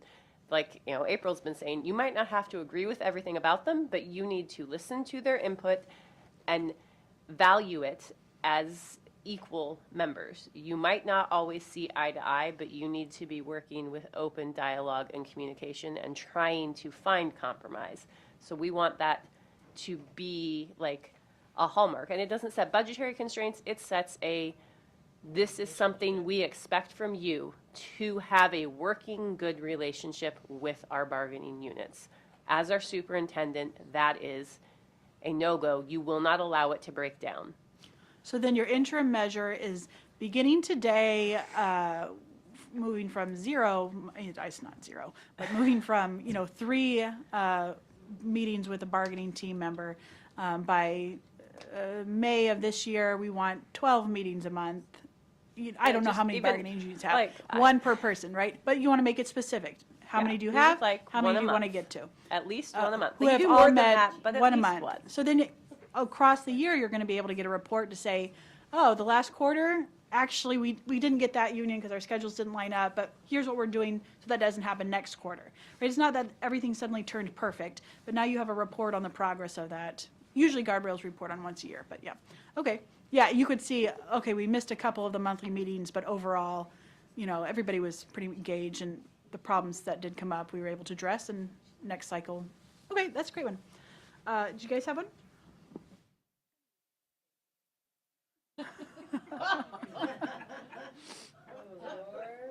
No, we do have one. Yeah, this is not committing to anything. It's an exercise. Do not close any schools this year. Do not, y'all going for the low-hanging fruit, right? Yes, very low. I mean, it's Superintendent, just for do not illustrative- close any illustrative schools this year. purposes. Do not Yeah. close any schools this year. And, we figured that the check-in was, the lights are still on. People are there. The measurement would Still be, have people working there. you'd get a progress report of, We have you a know, list of all of we have our- 50 schools, and a year Still from have now, we 50 want to still have 50 schools. And But over we the wanna course still of the have year, the same 50 schools. the same 50 schools. We do not want any closing of schools. See, that's and opening specific. of That's new great. schools. See, Specific. that's one of our, actually, we wrote that as an interim goal, that, you know, that we're not closing schools just to open Right. schools. So it's not about the same number of schools. Are you talking about like with COVID when we shut buildings down, or are you talking about like shutting down schools and limiting them? We, Yeah. Yeah. Okay, so no closing No, of that's existing not really. schools. Yeah, no closing of existing schools. but we're not doing Anchorage game, like close 6 schools and build 3 brand new ones. And what value might that reflect? What community value might that reflect? Worn out on the process of, oh, we already closed 3 schools. Yeah, your community just is really need a tired of rest. it. We value From the neighborhood stress. schools. Yeah, you value neighborhood schools. We like the schools we have. We don't want bigger schools more spread apart. That might be a really strong community value. It's very helpful to identify that value. And you gave Anchorage as an example. Which are they choosing? Are they choosing neighborhood schools, or are they choosing larger schools that you have to bus to? Right or wrong is not the choice, right? It's being clear in what you're choosing. Okay, so that's a great example. Thank you. All right, so, go ahead. Just as I was thinking here, you know, it can be half a dozen, one half a dozen, which term we use, you know, and stuff. But I was thinking, for me, in my mind, I'm thinking of expectations. It's really setting expectations which express those values. So it's values and expectations, as opposed to a guardrail which keeps you from going off that. The expectation is there. Maybe it's, it just crossed my mind, it's kind of like those flexible breakaway guardrails that they put on highways because of a car, you know, breakaway poles, so that when you hit it, it'll go over the top, rather than you go through the windshield. But I'm thinking expectations is really what these are, because then it does give guidance to our superintendent that are really important, but yet it has that appropriate flexibility within it. Yeah, I absolutely understand the educator discomfort with saying thou shalt not. You are not the first educator. That expectation is saying, superintendent, I do not want you We're to close dealing schools. with education. Yes. Okay, very good. What did you all notice as you went through this guardrails and interim guardrails process, as you were talking to your partner and listening to your colleagues talk through it? What did you begin to notice? It's really hard to make a thou shall not. That it's like whoever came up with the 10 Commandments, man, bless your soul, because that really legit. That's very hard to say. Look, do not get. Yeah, well, okay, yeah, but I know. Well, Lord, sorry. Anyway, you know what I meant. Goodness gracious me.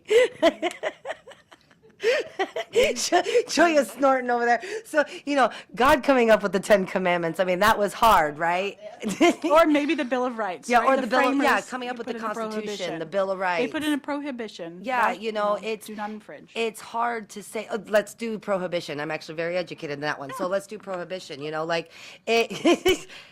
They came up and said, okay, thou shalt not drink, produce, sell, distribute, have any of this stuff. Like, and you took everybody off of this, saying you can't do this. And then if you know much about prohibition, that it produced bootlegging and all the other stuff that came of it. So to say thou shalt not, you cannot do this, that's a really hard parameter to put around something, which is why prohibition was abolished a few short years later. It's to say, like our, even thinking about what we did, our do not cut, reduce, or add any programs without the board approval, right? Well, starting to think about it and the questions that came up, well, that's actually pretty difficult to that would be something I probably didn't put out there. I would probably reduce that and say, let's not cut any CTE programs if possible, and broaden it so that maybe changes could be made, but then the taking away can't. It's a very difficult situation to say, you can't do this. Yeah, thank you. You're starting to notice that it's very difficult to identify what you don't want to have happen, to identify your values at the beginning of the cycle, instead of being reactionary when those hard choices do come up. Did you have one? Yeah.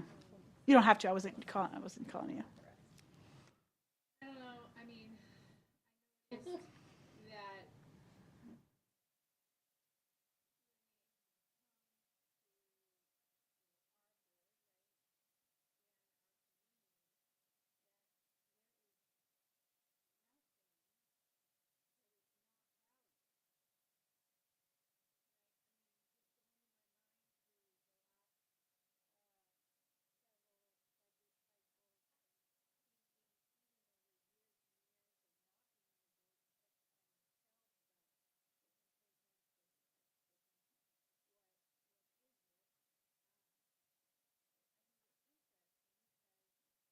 our role as board members, I think,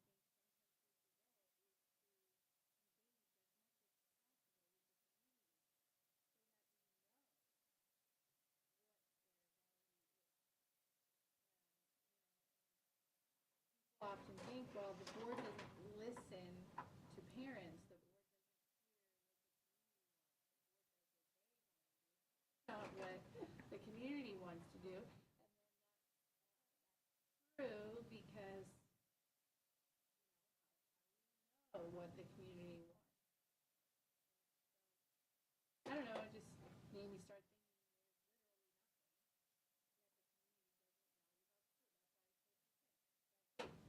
I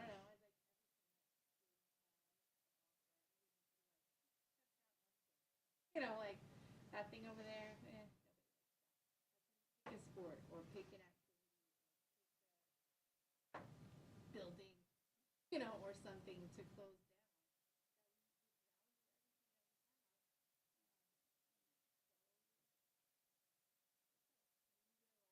Value everything that we have. Yeah, you're noticing how much you value everything that you have in your district. All the things people have built and created that you believe are good for children. You value all of those things. Yeah, thank you. Anybody else? Anything you've noticed going through this guardrail and interim guardrail?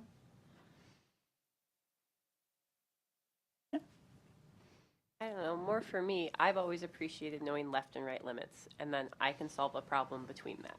And so I don't like the phrasing of thou shall not, but I do understand why it would be beneficial to a decision maker, especially one that is making all of these decisions, to have a left and right limit to then navigate in between. But it would behoove us as a board for us to be extremely careful and, like you said, have the input of what those left and right limits are, because we don't want to tie somebody's hands and make it so that they cannot make those good decisions that we're hiring them to make. So, it's almost, it's why we tended more towards you need to have communication and respect versus absolutely do not cut this, because we can always think of well, there might be this one reason why we might have to reduce this just a little bit, and you've tied your hands by that limitation.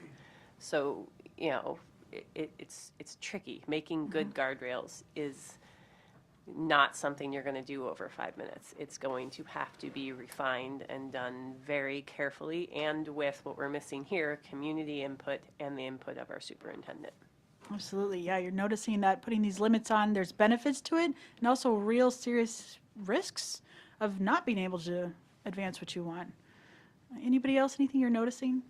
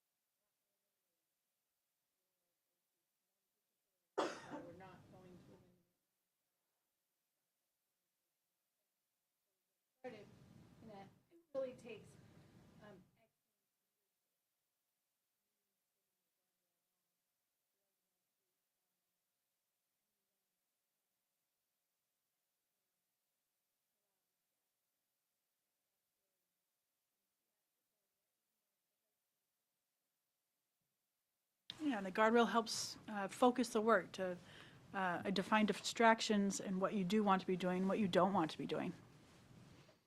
Is this generally used, like, to set it at, say, beginning of our next superintendent's employment for kind of a general thing? Or do you ever see boards do this? So say the board has tasked administration with doing something, and then be given guardrails at that time for just for that specific task. So like, look at reevaluating start times, and then these are the guardrails for that specific task.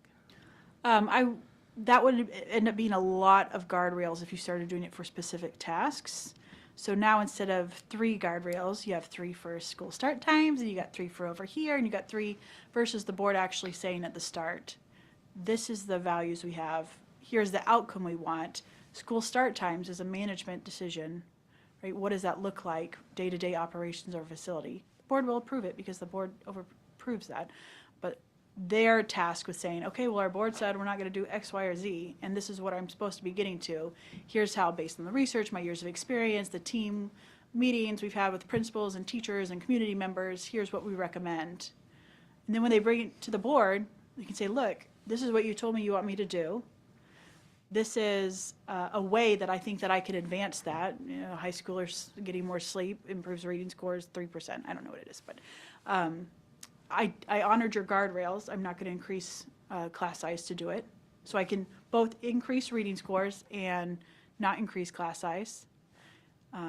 So they've honored both your guardrails and moving toward your goal. They don't have to come back to you each time and be like, tell me my limits on this one. What do you got this time? Your board is intentional, especially as you're going through a superintendent hire, for that superintendent to know, oh, this is a board that's actually thought about the work they're doing. That is wildly attractive to a superintendent. That I don't have to have surprises coming 6 months later. This board is actually making a choice to start. Did you have your hand first? No? Yeah, okay. I was just going to say more what I think you were getting at, which I think is good leadership. And what we've even talked about in here is we're not setting guardrails, but we're setting parameters when we're tasking, say we're making an ad hoc committee or we're doing something and we're trying to do something new. Here are your parameters for success of what this looks like. And if we're creating that committee, that's okay to give. Like April was saying, even within, like, we're going to review how many committees we have, and it also lowers anxiety. But here is the parameters. We are not going to eliminate this committee. We understand that that's making people anxious and that that's just something we're not going to touch right now, so this is a parameter. It's not a guardrail, but here is for the specific task, we're going to outline it. Or, like we do with any of the stuff, hey, you need to be back in your seat by now, and this is what this and this and this looks like. It lowers everyone's anxiety. I now understand what you're expecting of me, and therefore I can comply and not worry about getting grilled. Like, all of those things, that's good leadership, but that's not a hard, fast guardrail for a superintendent, but it doesn't mean it's not something you should be doing. It is a valuable, good thing to do when we task our superintendent with doing something. You know, like, you have a budget of X. That's a parameter. It's not a guardrail. It's you, this is what we can afford to give you. Figure it out within this set. Yeah, you just gave an intro to our committee diet process, that every committee has a purpose, a start, end date, a specific deliverable. What is the purpose? What do you expect from it? So yeah, thank you. Yeah, so just because this is actually something that is right up our alley, like right now, superintendent search, we're on a hunt looking for somebody. We're supposed to be making this decision February-ish, I do believe. Currently, we don't operate on guardrails. We don't have many. We say do, I guess. But if we wanted to change things, we wanted to become a more attractive board that handled the matters they are supposed to, and do the things they're supposed to do, and we implement guardrails with a new superintendent on the incoming, when would be a good time to start discussing this? Is this something we want to be discussing like now and that we can put into place when said superintendent takes their position officially in July or whenever it was that they take over? Is that something we would want in place for them when they take over? So here you go, new superintendent, here's your guardrails, or do we want to come up with this kind of quickly if it's the direction we wanted to go? I'm not saying it is, but if that's the direction we wanted to go with guardrails, should it be something we come up with like now, because that way when said superintendent agrees to take said position in February, they'll know, okay, this is the board, this is what they want, this is what they expect, I can do that, yes, I want this job, see you in July. Realistically, you would, if you engage in, we're going to refine our goals that we have, make sure we have guardrails, it wouldn't be for the following school year. By the time you got through anything, principals do not want to be surprised in May for stuff they have to implement in August. So then you would have an opportunity for that superintendent to be a part of the process. That might be attractive to that superintendent, say, here's a process we're going through. I'd hoped to get into some of the today, but what I think I'll do instead is tell you what other boards do. And I'll just be real clear, I didn't know you don't have a fund balance, that you've gone through all of your fund balance, is that correct? So I can't offer services for you because you don't have any money to pay me. Sorry. Yeah, that's not a problem. What I can offer you as we go through this, and it's not something for you to decide today, because I've seen a lot of really positive things from your board members. I had all of your engagement in my pre-interviews. That doesn't happen at every board I work with. I had excellent engagement today, honest, like really clear, that is good. What I can offer is free coaching within your budget, which is $0, on 2 contingencies. One is that it is unanimous board support in me donating my time and services. It has to be unanimous board commitment to this process, and you need to understand what the process is before you commit to it. And 2, that you do the work. And the contingency is that if at any point, and it's a 2-year commitment, one of you said, I ain't doing this, or one of you, your board said, we're going to quit, then I would bill you. I would bill you for the work I did. Yeah. But with the electoral process, we also have like Maggie and April are both up for election. Tim are up for election next year. We cannot predict what, if they choose to run, don't need to answer that now, or who might join our board in the next year. Absolutely. Yep. So can we set that as a guardrail? If you had unanimous support, then you would at least be able to vote to maintain. Right? If it's only 2 people, then you would 3 people. You would still have 4 to vote and 1 not. With the very real serious issue of, I would bill you, right? I will donate my time because of the work you have, the intention you all have expressed to me, and seeing that you actually really want to change your adult behaviors to improve student outcomes. That is why I do this work. That's all I care about. I get paid other ways, so other areas, so it's my choice to do it. Seeing you do the work is meaningful to me, just like your board service is meaningful to you. But the condition is that I would bill you if you fail to do the work. When we do this with Council of Great City Schools is where I normally coach, we do this same condition. We have a flat fee. We get paid. We get paid, but we don't charge the full amount of our services unless they fail to do the work, right? Unless they fail to honor their end of the agreement of going through it. So, but you need to know what you would be agreed to. Absolutely. And no, what does the work look like? Yeah, Is so it I'll go- other go work 20 minutes. sessions like this, or? It can be whatever you want it to be. That's the first thing. I've done it lots and lots of different ways.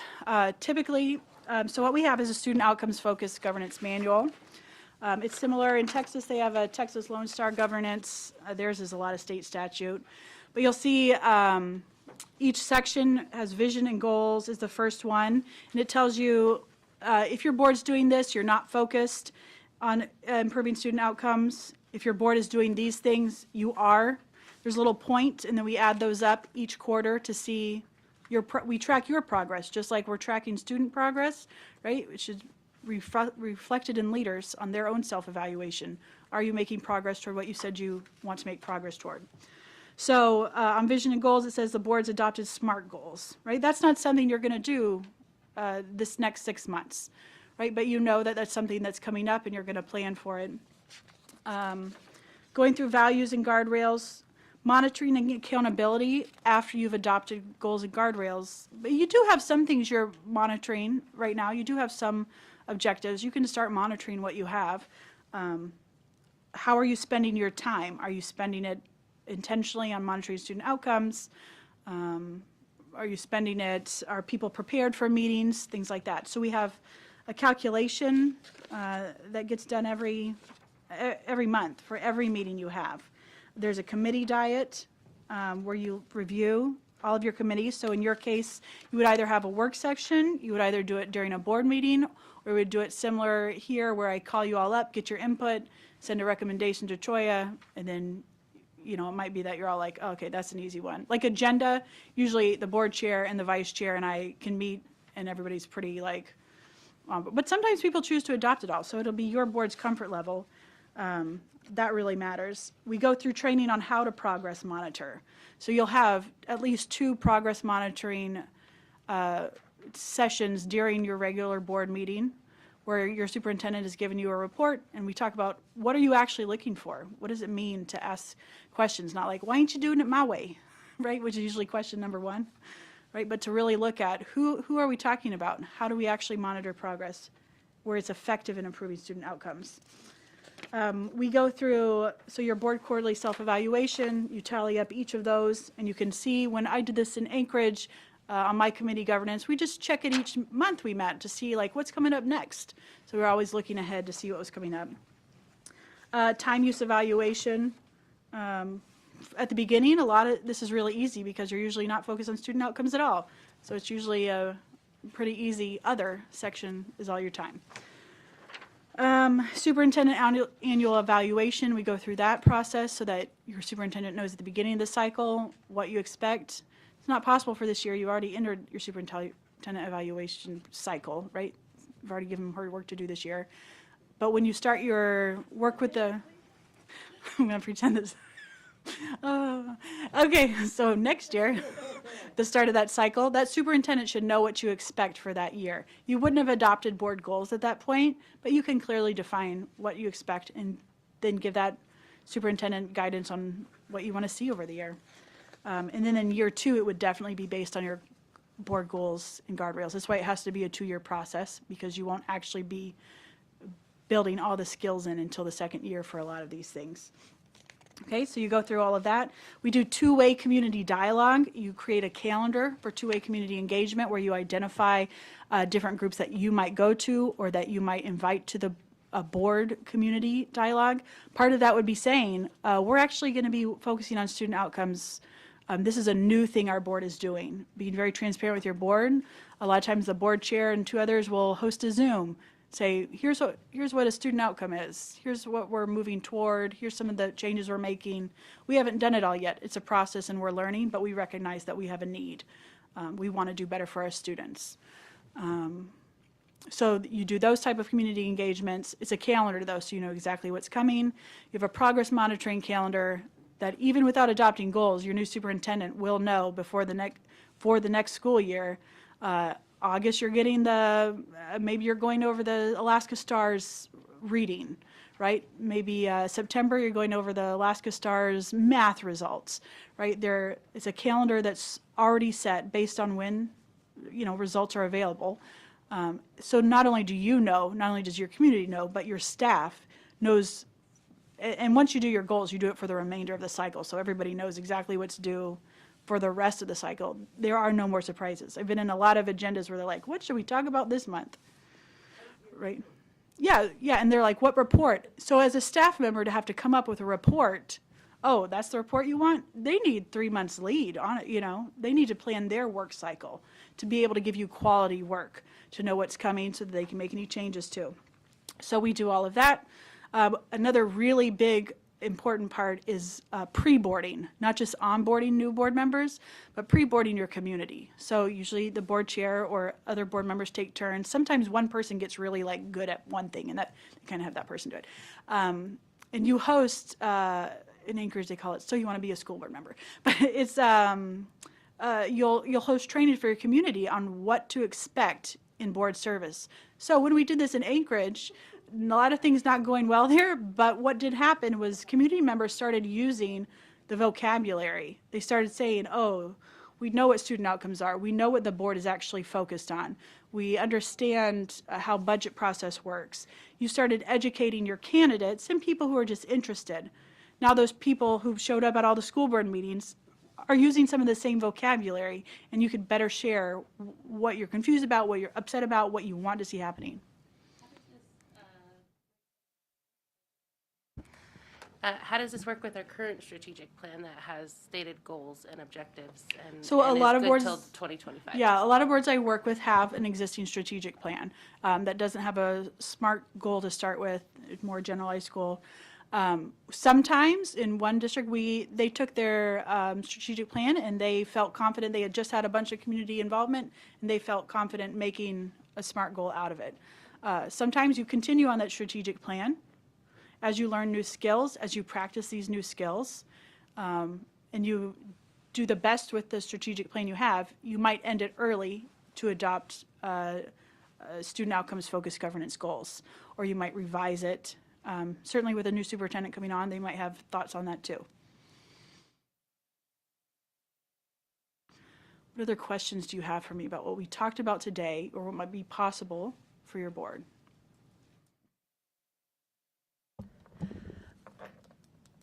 I don't even know how to phrase it. I'll come back. That's okay. I'd like to know more about team building. We don't get to spend very much time together. And of course, like my priorities, my family, I want to spend as much time as I can with my family. But I'm working with you guys and I want to have a good working relationship. And I think that we need team building. Like, I didn't know that Miss Maradi and I had so much in common until recently. And I've been on the board for almost 3 years. So, like, that kind of stuff is really important to me. And I don't know how you guys feel about that. We'll tell you that in our research that relates to effective school boards, team building alone does not improve student outcomes. The kind of team building I saw today, where you were discovering that you had shared concerns on improving outcomes for students despite your different views, that is a cohesion opportunity. As your board does community trainings and two people who haven't worked together prepare for that training and go through the work of both of you feeling confident and you jumping in when you get a question that you're like, oh, this person seems kind of angry, right? Those actually doing the work of focusing on children and working with your community to focus on what they want for children and their success, that is a bonding opportunity. The ladies I worked with on my school board, we had wildly different views on lots of things. And now they're my school board besties. We get coffee and we get to be in the peanut gallery, right? Because we went through some really hard, intentional work where we actually focused on the main thing, improving student outcomes. School systems exist to improve student outcomes. The children might know or be able to do something for having been in your school system. Doesn't mean all the other things aren't important, but the why for why you're here, and I've heard this from all of you, is because you want children to be learning. You want them to have a better future. That part I've heard consistently from all of you. When I first got on the board, Joy and I felt closer to that board than I have anyone else. But then we went through COVID, and then had to go Zoom everything, and now we're just finally coming back together. And I agree. I think that the reason that we were closer as a board before was because we had so many work sessions. So we were constantly, like once a week, coming in and learning together. We can't do that all the time here. Like you said, you have family, people have other obligations. It's kind of hard to balance the two things. And we do a time review because more time does not correlate to improved student outcomes. I did a training with a board and they surprised me. I don't get surprised on this too much. They had 22 meetings a month. Wow. Right? They're in very similar academic outcomes to Fairbanks. They're having more meetings does not translate to improved student outcomes.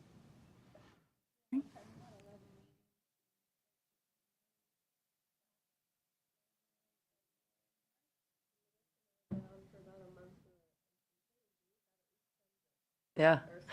So my question, now that I figured it out a little bit, so I ran for the board because if you listen to the community, you talk to people out there, the board's unattractive. Okay, there's just been COVID really did a number to a lot of school boards, right? I blame nobody whatsoever. COVID was a mess, and you're damned if you do, you're damned if you don't.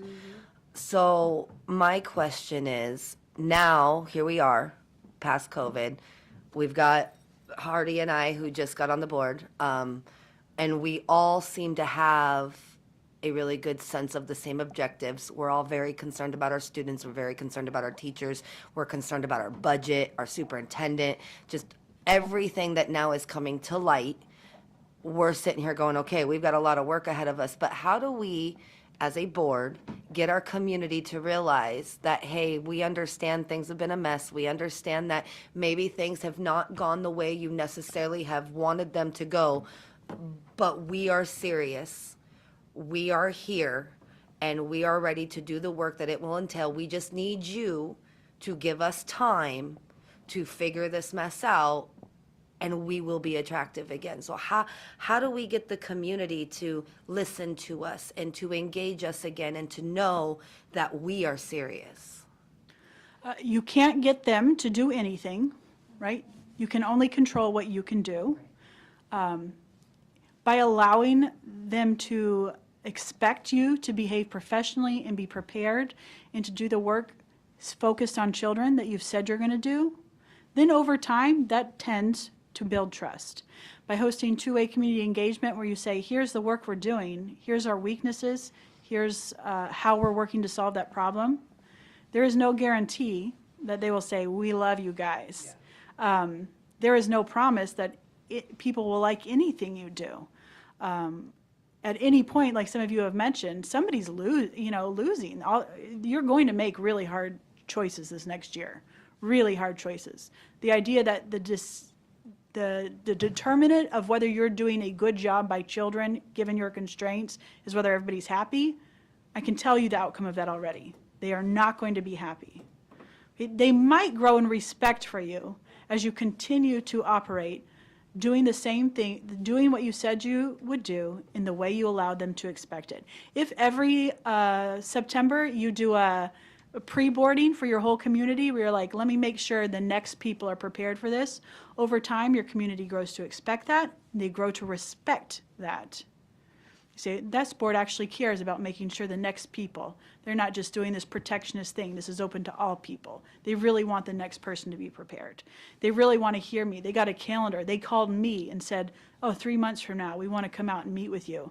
We always say 2 board members. If it's just one of you, you're out campaigning, right? 2 board members go and present what the work of the board is. It's not picking curriculum, right? It's not all of those inputs that you have delegated to your superintendent. We don't get to do that training. It's on my day 2 training, and we're doing a day 1 training. But we will go through everything at little piece by piece, whether you choose to do another full day training or whether you choose to do, I'm just going to hold a half hour at every board meeting for student outcomes focused governance training, and we do piecemeal. That might make the most sense given the timing of your superintendent search. There is no guarantee, and your community never has to be happy, right? They can always feel whatever they feel. They always get to bring their concern. What I have a board, I think I've told this to Troya, on the East Coast, they've gone through this whole process. They did an incredible job, really starting to change how their community talks, how they talk with their community, shared vision, improving student outcomes. And then they had a big group of people show up at the board meeting. Because what you start to see is changes in that. But then it came back, and they're like, well, what is this? Why are these people mad? They're mad at us again. And I said, yeah, they get to come back and be mad over anything they want to be mad about. And it's not happiness I'm after. It's that engagement. I want them to be here mad. I want them to be here sad. I want them to be here happy. Like, it's the engagement. I know she's looking at me. But public testimony is not actually engaged. That's one-way conversation. What we switched to is two-way, where they know actually I have a chance to be heard and heard from this board, and it's a healthier dialogue. But what happened in that East Coast district, this big outcry, they actually knew exactly what they were doing, what they were focused on. So they had this big whirlwind. If you're a Franklin Covey person, you might know 40X. the whirlwind, all the things that come at you, not good or bad, just things that come at you. Maybe there's a snowstorm that closes school for 3 days. Oh, what are we doing? That board is very clear in the work they're doing as a board. They're able to go right back to it, explain to their community, this is the work we've committed to, this is how we've brought you along in it. This wasn't just our board making this up. You were a part of this process, and you continue to be a part of this process. So I can't promise what happens in your community, but I can say what I've seen in other communities.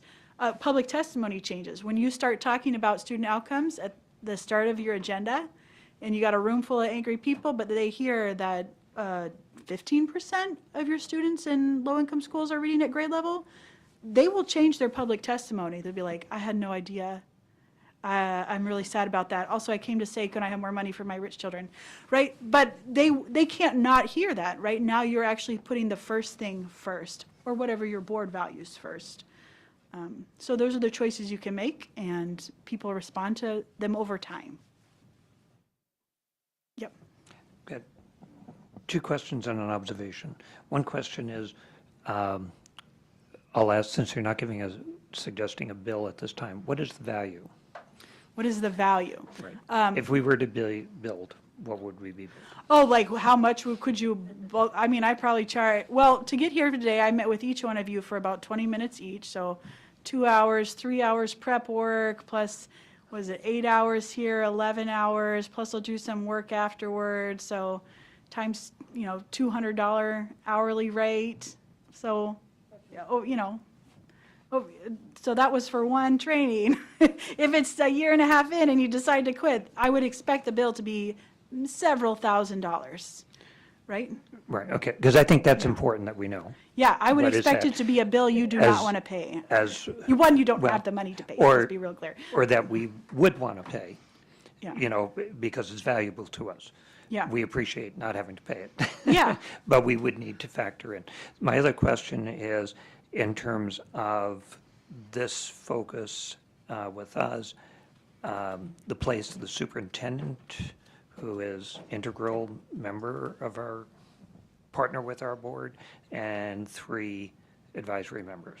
So we don't leave people behind in several aspects of this, really works, that working relationship with the superintendent. Yeah, you have to How do continue you- the training process of that. Because your superintendent, she was listening in, did a lot of checking in. But she wasn't here today, some of the other members. All of this is new. So you all sat here today and we talked about mindset, I am the genesis of transformation, and integrity is doing what I've allowed people to expect me to the degree I've allowed them to expect it by when I've allowed them to expect it. Now you, I hope, are adopting that new mindset, plus looking at whether your outcomes are student-focused, whether they're smart, what do you want students to know or be able to do. Your community hasn't done that yet. They haven't gone through that experience. So you as a board will be leading, not just your superintendent and your advisory board members, but new community, your community through that. You educate your community on the work of the board. That's the ultimate level of transparency, saying this is what we're going to do, and coming out and being direct about it. And some will say, ugh, and some will say, oh, I'm glad they're doing something. So I guess my observation is building on what Melissa was saying. We're a relatively new board, young board. But I think I usually meet with a group on Friday mornings. And I said I wasn't going to be there this week for this. And I think what I've said is the fact that all of us went to the annual ASB State Conference. All of us. That has not happened in years for our board, even prior to my being on the board. The fact that we were coming together today to give a whole day to this, I think it builds that piece that you're talking about, referencing of people saying, what a great, Thanks. what a great Good to meet you, Megan. thing. It speaks for, we're modeling that right away. And I think people appreciated it. The response I got was, wow. And, you guys are doing this? Yeah, because we're committed to. Yeah, so you don't have to decide that today. If you want a phone number of a board member who's gone through this process and you want to talk to them about it, I'm happy to provide people for you to ask all your questions to as well. But we'll start to wrap up. So if you want to get better at shooting baskets, what are you going to do? Thanks, Maggie. Yeah, you practice. If we want to get better at playing the piano, what do? You practice. Yeah, you practice, practice, practice. What you want for your students becomes available through your willingness to practice. No practice? Then don't expect improvement. In that spirit, we invite you to practice the skills and conversations we had together. I mentioned before, I have exercises available, mindset exercises on helping you be present to your choices and the costs and benefits and any pretending. If you want, so just email if you have any desire to pursue that. Okay, as we begin to wrap up for the day, I want to take a moment to harvest the learning.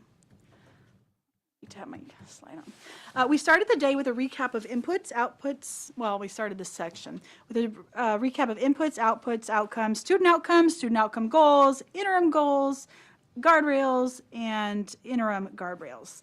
Then we talked about common pretending and the genesis of transformation, revealing that I am the genesis of transformation, and that common pretending is non-integrity plus a reason is going to get you access to your goals.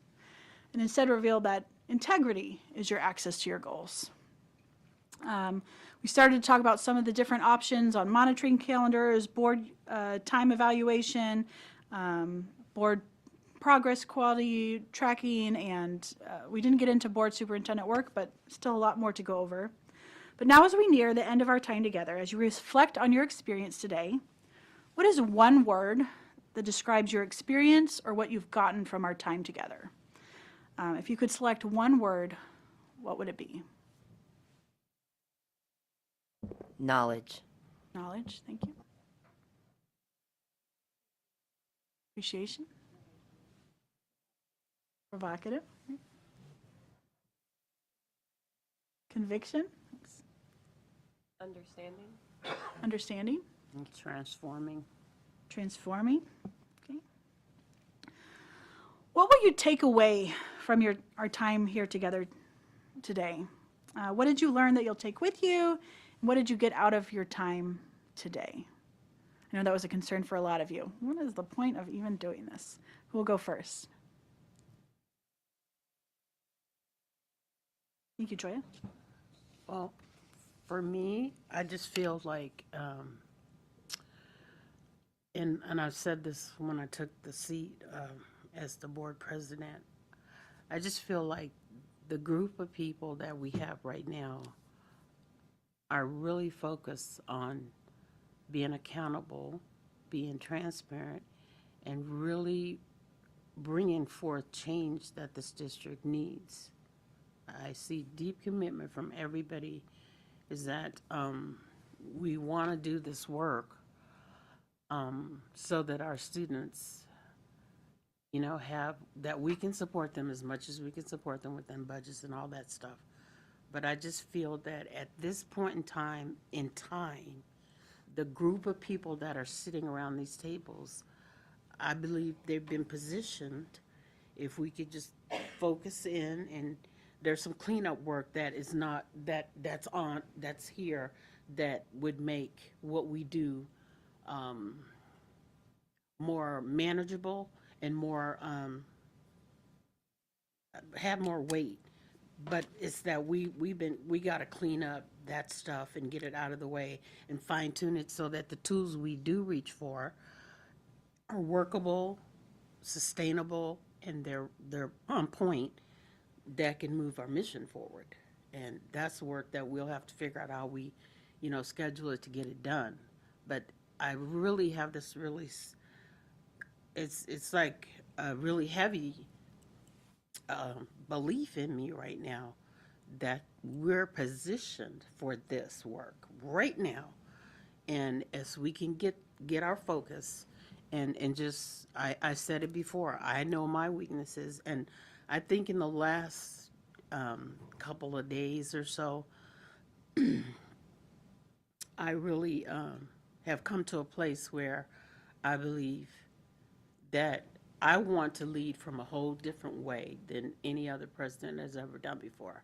And that means I want to co-work with everybody in their strength or in their stream and then bring that all together so that when the community looks at this group of people, they know that we're here to do business, that we're serious about what we're committed to do. So that's where I'm at. So I appreciate all of you guys today being here. I really do.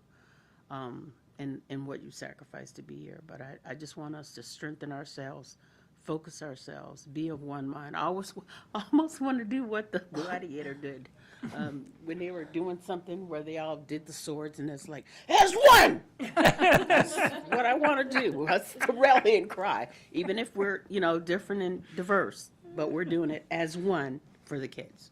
Yeah, I'm gonna go off of Thank Miss you. Choya here for a second. I've been watching school board meetings for a few years now. Only been able to be in person for a couple of them, but I've been watching for a couple years. I've been watching Miss Marati. I've been watching Miss Sanderson. I've been watching Tim for 6 years, darn it. I've been watching April for 3.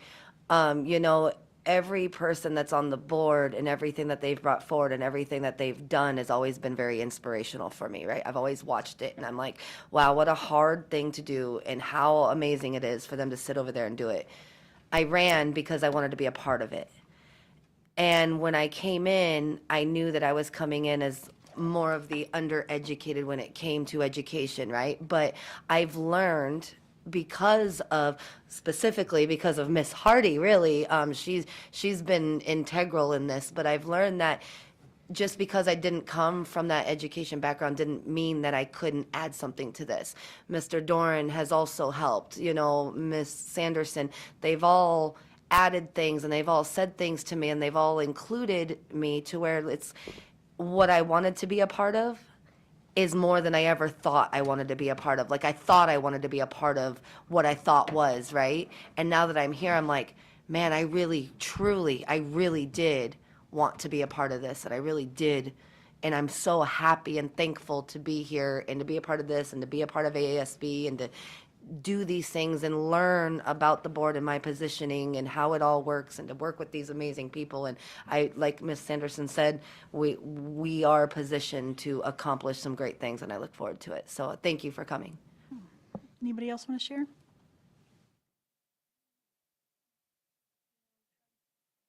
I have this struggle, like, I feel like I have something important to say, but it doesn't match with the conversation.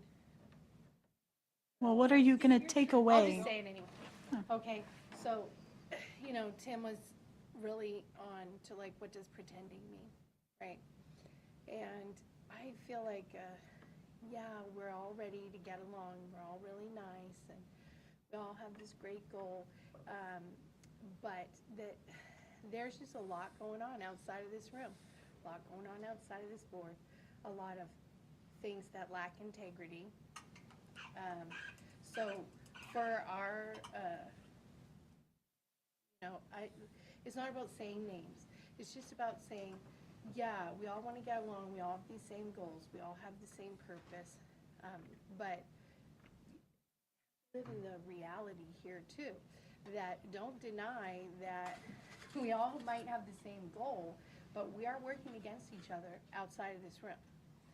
So, just like everyone to take that home, think about what you do to work against each other outside of this room. When we meet with each other and, applaud and, leave other people out of conversation and do, things that considered. If we really want to be a team, then we have to change the behaviors that happen outside the board meeting too. I have feedback from our staff and from people, over time, just we had this huge changeover in our executive board. So you don't have a huge changeover in your executive board when you have a really teamworky, good board and everything's going great. That happens when there's a lot of sort of behind-the-scenes chaos. And I don't want to be a part of a board that walks into the boardroom and pretends that we're all going to be a great team and walks out of the boardroom and isn't and doesn't. So I just want to put that out there, that if people want to commit to a change, they can't just change like the nicety level of the board meeting. It's best to change. And the transformation begins with, yep, awesome. Thank you so much. Anybody else want to share what they might take away from our time together today? I mean, I'll go. Part of like what I've really appreciated and enjoyed is to getting to see the humanity of the other people and coming to understand it. Like, especially as someone who is autistic, getting that opportunity to watch and observe and see where people are really coming from and figure out them, it helps me understand the decisions that they're making. And I've been to a lot of counseling, you know, I can find the understanding part now behind their decision. I disagree, but I can find, okay, well, this is why they're doing that, which then allows me to be able to find compromise or find ways to not bludgeon them over the head with I'm right, but have you considered, well, what about this in a way that's respectful to them and where they are coming from, you know.